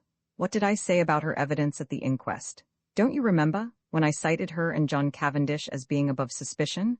Oh, yes. He seemed a little confused, but recovered himself. By the way, Hastings, there is something I want you to do for me. Certainly. What is it? Next time you happen to be alone with Lawrence Cavendish, I want you to say this to him. I have a message for you from Poirot. He says, find the extra coffee cup and you can rest in peace. Nothing more, nothing less. Find the extra coffee cup and you can rest in peace, is that right? I asked, much mystified. Excellent. But what does it mean? That I will leave you to find out. You have access to the facts. Just say that to him and see what he says. Very well, but it's all extremely mysterious. We were running into Tadminster now, and Poirot directed the car to the analytical chemist. Poirot hopped down briskly and went inside. In a few minutes he was back again. There, he said. That is all my business. What were you doing there? I asked in lively curiosity. I left something to be analyzed. Yes, but what? The sample of cocoa I took from the saucepan in the bedroom. But that has already been tested? I cried, stupefied. Dr. Bauerstein had it tested, and you yourself laughed at the possibility of there being strychnine in it. I know Dr. Bauerstein had it tested, replied Poirot quietly. Well then? Well, I have a fancy for having it analyzed again, that is all. And not another word on the subject could I drag out of him. This proceeding of Poirot's in respect of the cocoa puzzled me intensely. I could see neither rhyme nor reason in it. However, my confidence in him, which at one time had rather waned, was fully restored since his belief in Alfred Inglethorpe's innocence had been so triumphantly vindicated. The funeral of Mrs. Inglethorpe took place the following day, and on Monday, as I came down to a late breakfast, John drew me aside and informed me that Mr. Inglethorpe was leaving that morning, to take up his quarters at the Stylites Arms until he should have completed his plans. And really it's a great relief to think he's going. Hastings, continued my honest friend. It was bad enough before, when we thought he'd done it, but I'm hanged if it isn't worse now, when we all feel guilty for having been so down on the fellow. The fact is, we've treated him abominably. Of course, things did look black against him. I don't see how anyone could blame us for jumping to the conclusions we did. Still, there it is, we were in the wrong, and now there's a beastly feeling that one ought to make amends, which is difficult when one doesn't like the fellow a bit better than one did before. The whole thing's damned awkward, and I'm thankful he's had the tact to take himself off. It's a good thing Styles wasn't the mater's to leave to him. Couldn't bear to think of the fellow lauding it here. He's welcome to her money. You'll be able to keep up the place all right? I asked. Oh yes. There are the death duties, of course, but half my father's money goes with the place, and Lawrence will stay with us for the present, so there is his share as well. We shall be pinched at first, of course, because, as I once told you, I am in a bit of a hole financially myself. Still, the Johnnies will wait now. In the general relief at Inglethorpe's approaching departure, we had the most genial breakfast we had experienced since the tragedy. Cynthia, whose young spirits were naturally buoyant, was looking quite her pretty self again, and we all, with the exception of Lawrence, who seemed unalterably gloomy and nervous, were quietly cheerful at the opening of a new and hopeful future. The papers, of course, had been full of the tragedy. Glaring headlines, sandwiched biographies of every member of the household, subtle innuendos, the usual familiar tag about the police having a clue. Nothing was spared us. It was a slack time. The war was momentarily inactive, and the newspapers seized with avidity on this crime in fashionable life. The mysterious affair at Styles was the topic of the moment. Naturally, it was very annoying for the Cavendishes. The house was constantly besieged by reporters, who were consistently denied admission, but who continued to haunt the village and the grounds, where they lay in wait with cameras, for any unwary members of the household. We all lived in a blast of publicity. The Scotland Yard men came and went, examining, questioning, lynx-eyed and reserved of tongue. Towards what end they were working, we did not know. Had they any clue, or would the whole thing remain in the category of undiscovered crimes? After breakfast, Dawkins came up to me rather mysteriously, and asked if she might have a few words with me. Certainly. What is it, Dawkins? Well, it's just this, sir. You'll be seeing the Belgian gentleman today, perhaps? I nodded. Well, sir, you know how he asked me so particular if the mistress or anyone else had a green dress. Yes, you have found one? My interest was aroused. No, not that, sir, but since then, I've remembered what the young gentleman, John and Lawrence were still the young gentleman to Dawkins, call the dressing-up box. It's up in the front attic, sir. A great chest full of old clothes and fancy dresses and whatnot. And it came to me sudden like that there might be a green dress amongst them. So, if you'd tell the Belgian gentleman, I will tell him, Dawkins, I promised. Thank you very much, sir. A very nice gentleman he is, sir, and quite a different class from them two detectives from London, what goes prying about and asking questions. I don't hold with foreigners as a rule, but from what the newspapers say, I make out as how these brave Belges isn't the ordinary run of foreigners, and certainly he's a most polite-spoken gentleman. Dear old Dawkins. As she stood there, with her honest face upturned to mine, I thought what a fine specimen she was of the old-fashioned servant that is so fast dying out. I thought I might as well go down to the village at once and look up Poirot, but I met him halfway, coming up to the house, and at once gave him Dawkins' message. Ah, the brave Dawkins. We will look at the chest, although, but no matter, we will examine it all the same. We entered the house by one of the windows. There was no one in the hall, and we went straight up to the attic. Sure enough, there was the chest, a fine old piece, all studded with brass nails, and full to overflowing with every imaginable type of garment. Poirot bundled everything out on the floor with scant ceremony. There were one or two green fabrics of varying shades, but Poirot shook his head over them all. He seemed somewhat apathetic in the search, as though he expected no great results from it. Suddenly he gave an exclamation. What is it? Look. The chest was nearly empty, and there, reposing right at the bottom, was a magnificent black beard. Oh ho, said Poirot. Oh ho. He turned it over in his hands, examining it closely. New, he remarked. Yes, quite new. After a moment's hesitation, he replaced it in the chest, heaped all the other things on top of it as before, and made his way briskly downstairs. He went straight to the pantry, where we found Dawkins busily polishing her silver. Poirot wished her good morning with Gallic politeness and went on. We have been looking through that chest, Dawkins. I am much obliged to you for mentioning it. There is, indeed, a fine collection there. Are they often used, may I ask? Well, sir, not very often nowadays, though from time to time we do have what the young gentlemen call a dress-up night. And very funny it is sometimes, sir. Mr. Lawrence, he's wonderful. Most comic? I shall never forget the night he came down as the Tsar of Persia, I think he called it. A sort of Eastern king it was. He had the big paper knife in his hand. And mind, Dorcas, he says, you'll have to be very respectful. This is my specially sharpened scimitar, and it's off with your head if I'm at all displeased with you.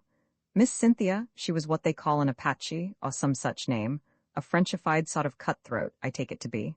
A real sight she looked. You'd never have believed a pretty young lady like that could have made herself into such a ruffian. Nobody would have known her. These evenings must have been great fun, said Poirot genially. I suppose Mr. Lawrence wore that fine black beard in the chest upstairs when he was Shah of Persia? He did have a beard, sir, replied Dorcas, smiling. And well I know it, for he borrowed 2 skeins of my black wool to make it with, and I'm sure it looked wonderfully natural at a distance. I didn't know as there was a beard up there at all. It must have been got quite lately, I think. There was a red wig, I know, but nothing else in the way of hair. Burnt cocks they use mostly, though 'tis messy getting it off again. Miss Cynthia was a nigger once, and oh, the trouble she had. So Dorcas knows nothing about that black beard, said Poirot thoughtfully as we walked out into the hall again. Do you think it is the one? I whispered eagerly. Poirot nodded. I do. You notice it had been trimmed? No. Yes, it was cut exactly the shape of Mr. Inglethorpe's, and I found 1 or 2 snipped hairs. Hastings, this affair is very deep. Who put it in the chest, I wonder? Someone with a good deal of intelligence, remarked Poirot dryly. You realize that he chose the one place in the house to hide it where its presence would not be remarked. Yes, he is intelligent, but we must be more intelligent. We must be so intelligent that he does not suspect us of being intelligent at all. I acquiesced. There, mon ami, you will be of great assistance to me. I was pleased with the compliment. There had been times when I hardly thought that Poirot appreciated me at my true worth. Yes, he continued, staring at me thoughtfully, you will be invaluable. This was naturally gratifying, but Poirot's next words were not so welcome. I must have an ally in the house, he observed reflectively. You have me, I protested. True, but you are not sufficient. I was hurt and showed it. Poirot hurried to explain himself. You do not quite take my meaning. You are known to be working with me. I want somebody who is not associated with us in any way. Oh, I see. How about John? No, I think not. The dear fellow isn't perhaps very bright, I said thoughtfully. Here comes Miss Howard, said Poirot suddenly. She is the very person, but I am in her black books since I cleared Mr. Inglethorpe. Still, we can but try. With a nod that was barely civil, Miss Howard assented to Poirot's request for a few minutes' conversation. We went into the little morning room, and Poirot closed the door. Well, Monsieur Poirot, said Miss Howard impatiently, what is it? Out with it, I'm busy. Do you remember, mademoiselle, that I once asked you to help me? Yes, I do, the lady nodded. And I told you I'd help you with pleasure to hang Alfred Inglethorpe. Ah, Poirot studied her seriously. Miss Howard, I will ask you one question. I beg of you to reply to it truthfully. Never tell lies, replied Miss Howard. It is this. Do you still believe that Mrs. Inglethorpe was poisoned by her husband? What do you mean? She asked sharply. You needn't think your pretty explanations influence me in the slightest. I'll admit that it wasn't he who bought strychnine at the chemist's shop. What of that? I dare say he soaked fly paper, as I told you at the beginning. That is arsenic, not strychnine, said Poirot mildly. What does that matter? Arsenic would put poor Emily out of the way just as well as strychnine. If I'm convinced he did it, it doesn't matter a jot to me how he did it. Exactly. If you are convinced he did it, said Poirot quietly, I will put my question in another form. Did you ever in your heart of hearts believe that Mrs. Inglethorpe was poisoned by her husband? Good heavens, cried Miss Howard. Haven't I always told you the man is a villain? Haven't I always told you he would murder her in her bed? Haven't I always hated him like poison? Exactly, said Poirot. That bears out my little idea entirely. What little idea? Miss Howard, do you remember a conversation that took place on the day of my friend's arrival here? He repeated it to me, and there is a sentence of yours that has impressed me very much. Do you remember affirming that if a crime had been committed, and anyone you loved had been murdered, you felt certain that you would know by instinct who the criminal was, even if you were quite unable to prove it? Yes, I remember saying that. I believe it too. I suppose you think it nonsense? Not at all. And yet you will pay no attention to my instinct against Alfred Inglethorpe. No, said Poirot curtly, because your instinct is not against Mr. Inglethorpe. What? No, you wish to believe he committed the crime? You believe him capable of committing it, but your instinct tells you he did not commit it. It tells you, Ma, shall I go on? She was staring at him, fascinated, and made a slight affirmative movement of the hand. Shall I tell you why you have been so vehement against Mr. Inglethorpe? It is because you have been trying to believe what you wish to believe. It is because you are trying to drown and stifle your instinct, which tells you another name. No, no, no, cried Miss Howard wildly, flinging up her hands. Don't say it. Oh, don't say it. It isn't true. It can't be true. I don't know what put such a wild, such a dreadful idea into my head. I am right, am I not? Asked Poirot. Yes, yes, you must be a wizard to have guessed, but it can't be so. It's too monstrous, too impossible. It must be Alfred Inglethorpe. Poirot shook his head gravely. Don't ask me about it, continued Miss Howard, because I shan't tell you. I won't admit it, even to myself. I must be mad to think of such a thing.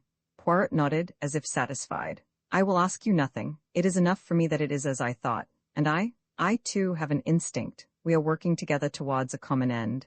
Don't ask me to help you, because I won't. I wouldn't lift a finger to, she faltered. You will help me in spite of yourself, I ask you nothing, but you will be my ally. You will not be able to help yourself. You will do the only thing that I want of you. And that is? You will watch. Evelyn Howard bowed her head. Yes, I can't help doing that. I am always watching, always hoping I shall be proved wrong. If we are wrong, well and good, said Poirot. No one will be more pleased than I shall, but if we are right? If we are right, Miss Howard, on whose side are you then? I don't know. Come now. It could be hushed up. There must be no hushing up. But Emily herself, she broke off.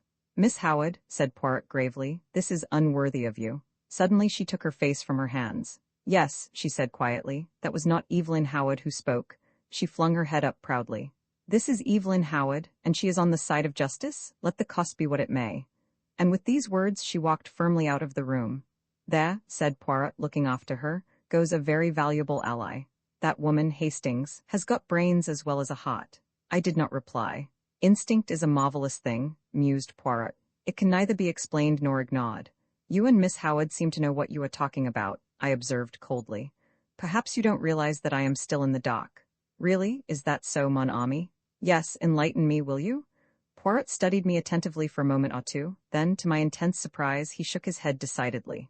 No, my friend. Oh, look here, why not? 2 is enough for a secret. Well, I think it is very unfair to keep back facts from me. I am not keeping back facts. Every fact that I know is in your possession. You can draw your own deductions from them. This time it is a question of ideas. Still, it would be interesting to know. Poirot looked at me very earnestly and again shook his head. You see, he said sadly, you have no instincts. It was intelligence you were requiring just now. I pointed out. The two often go together, said Poirot enigmatically. The remark seemed so utterly irrelevant that I did not even take the trouble to answer it, but I decided that if I made any interesting and important discoveries, as no doubt I should, I would keep them to myself and surprise Poirot with the ultimate result. There are times when it is one's duty to assert oneself. Roman 9. Dr. Bauerstein, I had had no opportunity as yet of passing on Poirot's message to Lawrence. But now, as I strolled out on the lawn, still nursing a grudge against my friend's high-handedness, I saw Lawrence on the croquet lawn, aimlessly knocking a couple of very ancient balls about with a still more ancient mallet. It struck me that it would be a good opportunity to deliver my message. Otherwise, Poirot himself might relieve me of it. It was true that I did not quite gather its purport, but I flattered myself that by Lawrence's reply, and perhaps a little skillful cross-examination on my part, I should soon perceive its significance. Accordingly, I accosted him.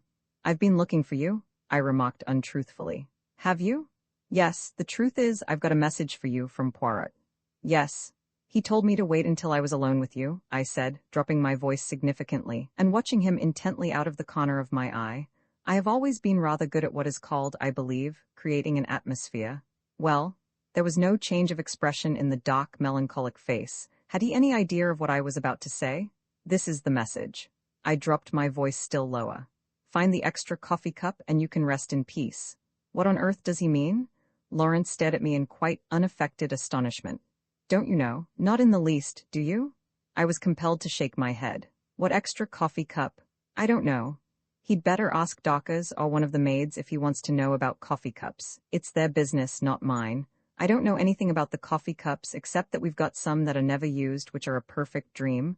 Old Worcester. You're not a connoisseur, are you, Hastings? I shook my head.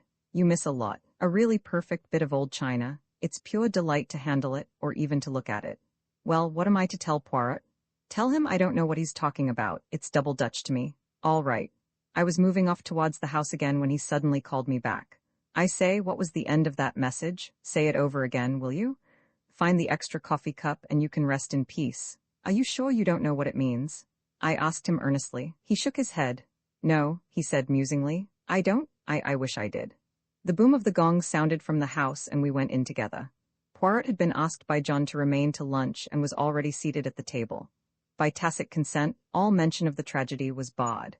We conversed on the war and other outside topics.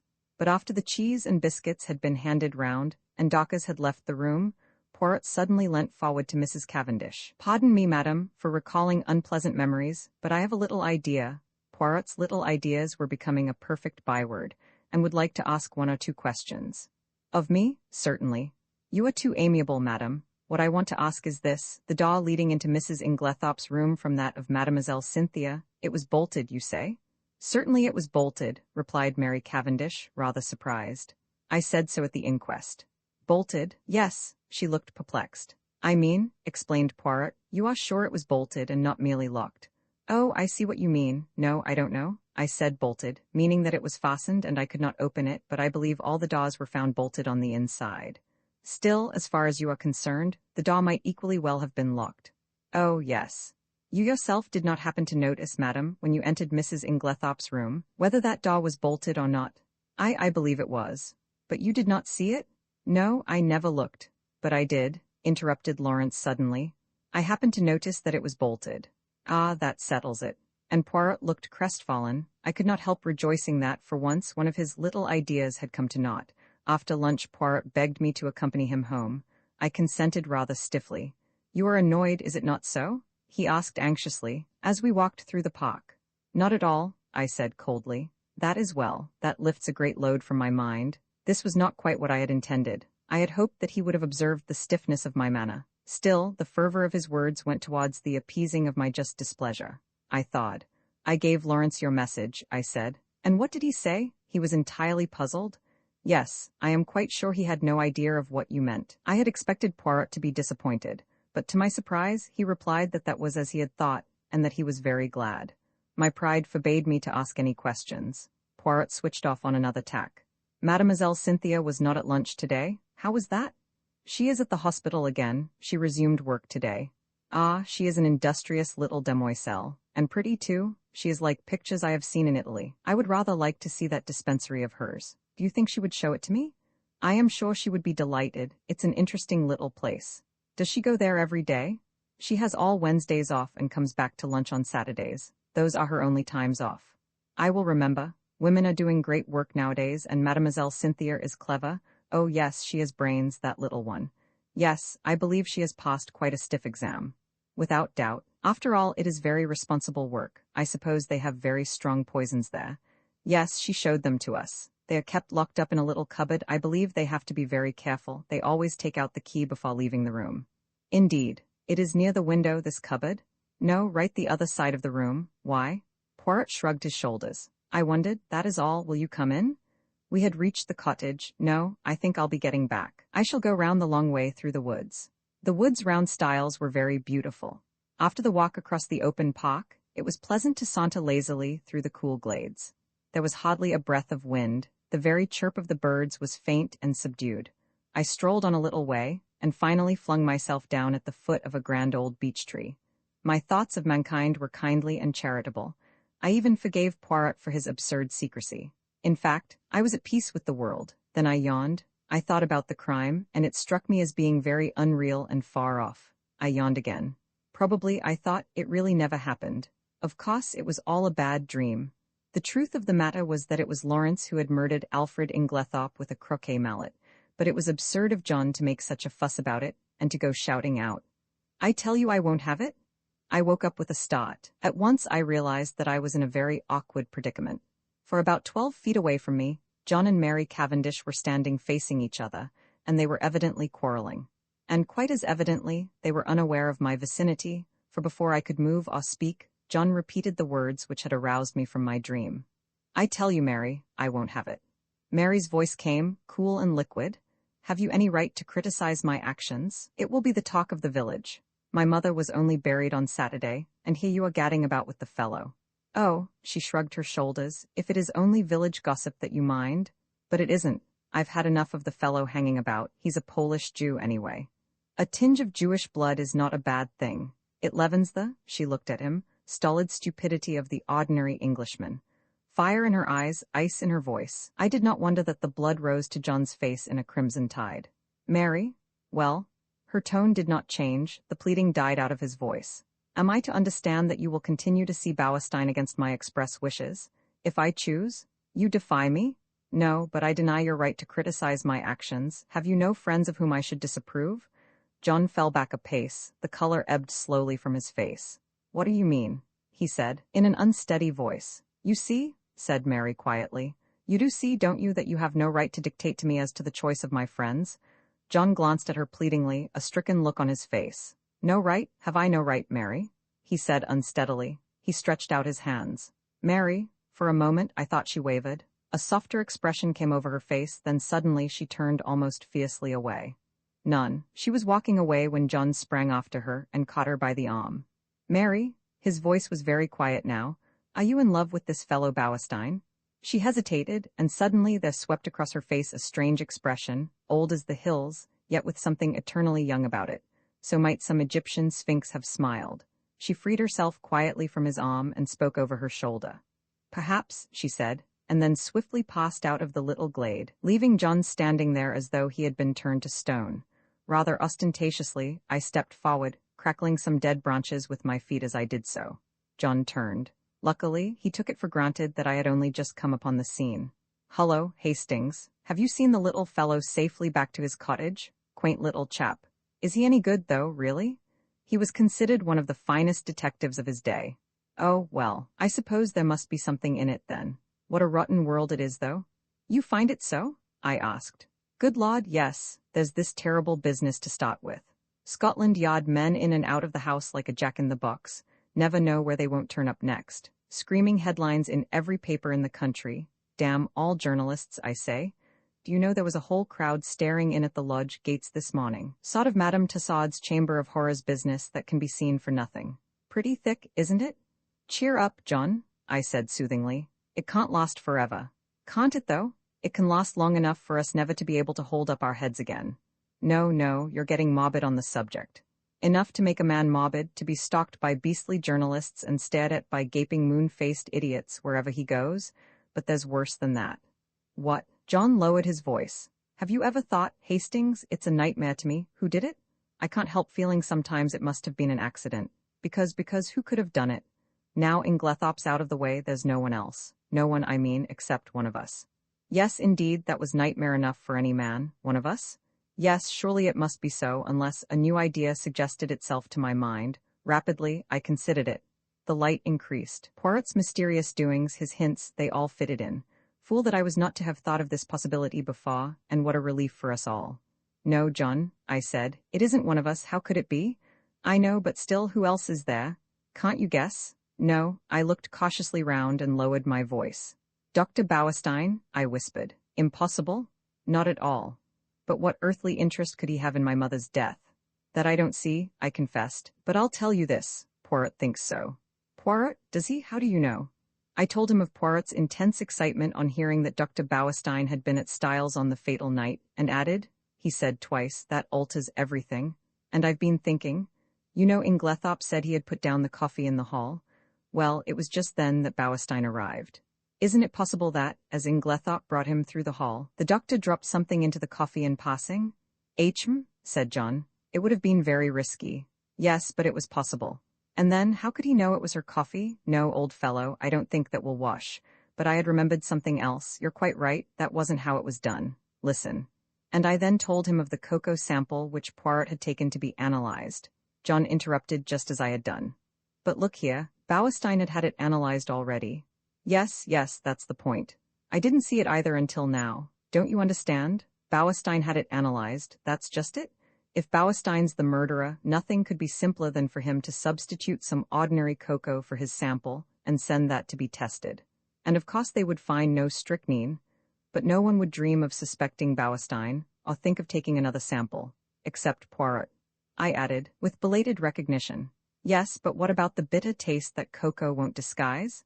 Well, we've only his word for that, and there are other possibilities. He's admittedly one of the world's greatest toxicologists. One of the world's greatest what? Say it again.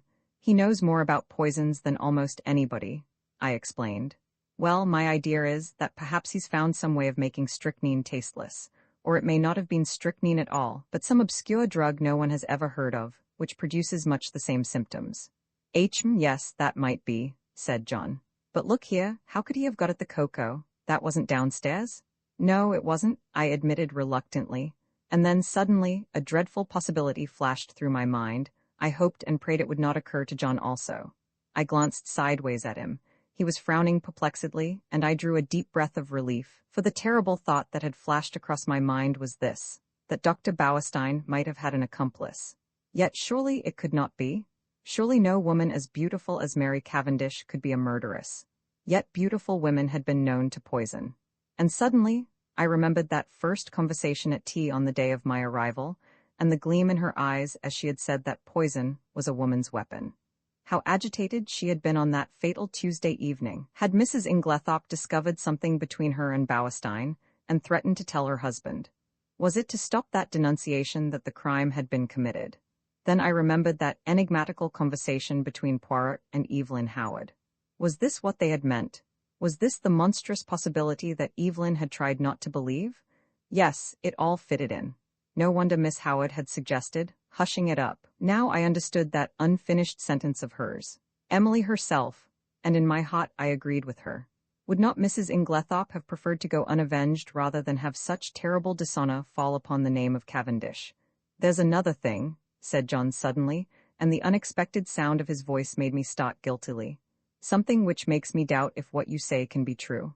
What's that? I asked, thankful that he had gone away from the subject of how the poison could have been introduced into the cocoa. Why, the fact that Bauerstein demanded a post-mortem. He needn't have done so. Little Wilkins would have been quite content to let it go at heart disease. Yes, I said doubtfully. But we don't know. Perhaps he thought it safer in the long run. Someone might have talked afterwards. Then the Home Office might have ordered exhumation. The whole thing would have come out then, and he would have been in an awkward position, for no one would have believed that a man of his reputation could have been deceived into calling it heart disease. Yes, that's possible, admitted John. Still, he added, I'm blessed if I can see what his motive could have been. I trembled. Look here, I said. I may be altogether wrong, and remember, all this is in confidence. Oh, of course, that goes without saying. We had walked as we talked, and now we passed through the little gate into the garden. Voices rose near at hand, for tea was spread out under the sycamore tree, as it had been on the day of my arrival. Cynthia was back from the hospital, and I placed my chair beside her and told her of Poirot's wish to visit the dispensary. Of course, I'd love him to see it. He'd better come to tea there one day. I must fix it up with him. He's such a dear little man. But he is funny. He made me take the brooch out of my tie the other day and put it in again because he said it wasn't straight. I laughed. It's quite a mania with him. Yes, isn't it? We were silent for a minute or two, and then, glancing in the direction of Mary Cavendish and dropping her voice, Cynthia said, Mr. Hastings. Yes? After tea I want to talk to you. Her glance at Mary had set me thinking. I fancied that between these two there existed very little sympathy. For the first time, it occurred to me to wonder about the girl's future. Mrs. Inglethorpe had made no provisions of any kind for her, but I imagined that John and Mary would probably insist on her making her home with them, at any rate until the end of the war. John, I knew, was very fond of her, and would be sorry to let her go. John, who had gone into the house, now reappeared. His good-natured face wore an unaccustomed frown of anger. Confound those detectives, I can't think what they're after. They've been in every room in the house, turning things inside out and upside down. It really is too bad. I suppose they took advantage of our all being out. I shall go for that fellow Jep when I next see him. Lot of Paul Pry's? Grunted Miss Howard. Lawrence opined that they had to make a show of doing something. Mary Cavendish said nothing. After tea, I invited Cynthia to come for a walk, and we sauntered off into the woods together. Well, I inquired as soon as we were protected from prying eyes by the leafy screen. With a sigh, Cynthia flung herself down and tossed off her hat. The sunlight, piercing through the branches, turned the auburn of her hair to quivering gold. Mr. Hastings, you are always so kind, and you know such a lot. It struck me at this moment that Cynthia was really a very charming girl, much more charming than Mary, who never said things of that kind. Well, I asked benignantly, as she hesitated. I want to ask your advice. What shall I do? Do? Yes, you see, Aunt Emily always told me I should be provided for. I suppose she forgot or didn't think she was likely to die. Anyway, I am not provided for, and I don't know what to do. Do you think I ought to go away from here at once? Good heavens, no, they don't want to part with you, I'm sure. Cynthia hesitated a moment, plucking up the grass with her tiny hands. Then she said, Mrs. Cavendish does. She hates me. Hates you? I cried, astonished. Cynthia nodded. Yes, I don't know why, but she can't bear me, and he can't either. There, I know you're wrong, I said warmly. On the contrary, John is very fond of you. Oh yes, John, I meant Lawrence. Not of course that I care whether Lawrence hates me or not. Still, it's rather horrid when no one loves you, isn't it? But they do, Cynthia dear, I said earnestly. I'm sure you are mistaken. Look, there is John and Miss Howard. Cynthia nodded rather gloomily. Yes, John likes me, I think, and of course Evie, for all her gruff ways, wouldn't be unkind to a fly. But Lawrence never speaks to me if he can help it, and Mary can hardly bring herself to be civil to me. She wants Evie to stay on, is begging her to, but she doesn't want me, and I don't know what to do. Suddenly, the poor child burst out crying. I don't know what possessed me. Her beauty, perhaps, as she sat there, with the sunlight glinting down on her head, perhaps the sense of relief at encountering someone who so obviously could have no connection with the tragedy, perhaps honest pity for her youth and loneliness. Anyway, I leant forward, and taking her little hand, I said awkwardly, Marry me, Cynthia. Unwittingly, I had hit upon a sovereign remedy for her tears. She sat up at once, drew her hand away, and said, with some asperity, Don't be silly. I was a little annoyed. I'm not being silly. I am asking you to do me the honor of becoming my wife. To my intense surprise, Cynthia burst out laughing and called me a funny dear. It's perfectly sweet of you, she said, but you know you don't want to. Yes, I do. I've got. Never mind what you've got. You don't really want to, and I don't either. Well, of course that settles it, I said stiffly, but I don't see anything to laugh at. There's nothing funny about a proposal. No, indeed, said Cynthia. Somebody might accept you next time. Goodbye, you've cheered me up very much. And with a final uncontrollable burst of merriment, she vanished through the trees. Thinking over the interview, it struck me as being profoundly unsatisfactory. It occurred to me suddenly that I would go down to the village and look up Bauerstein. Somebody ought to be keeping an eye on the fellow. At the same time, it would be wise to allay any suspicions he might have as to his being suspected. I remembered how Poirot had relied on my diplomacy. Accordingly, I went to the little house with the apartments card inserted in the window, where I knew he lodged, and tapped on the door. An old woman came and opened it. Good afternoon, I said pleasantly. Is Dr. Bauerstein in? She stared at me. Haven't you heard? Heard what? About him. What about him? He's took, dead. No, took by the Purlis. By the police? I gasped. Do you mean they've arrested him? Yes, that's it, and I waited to hear no more, but tore up the village to find Poirot.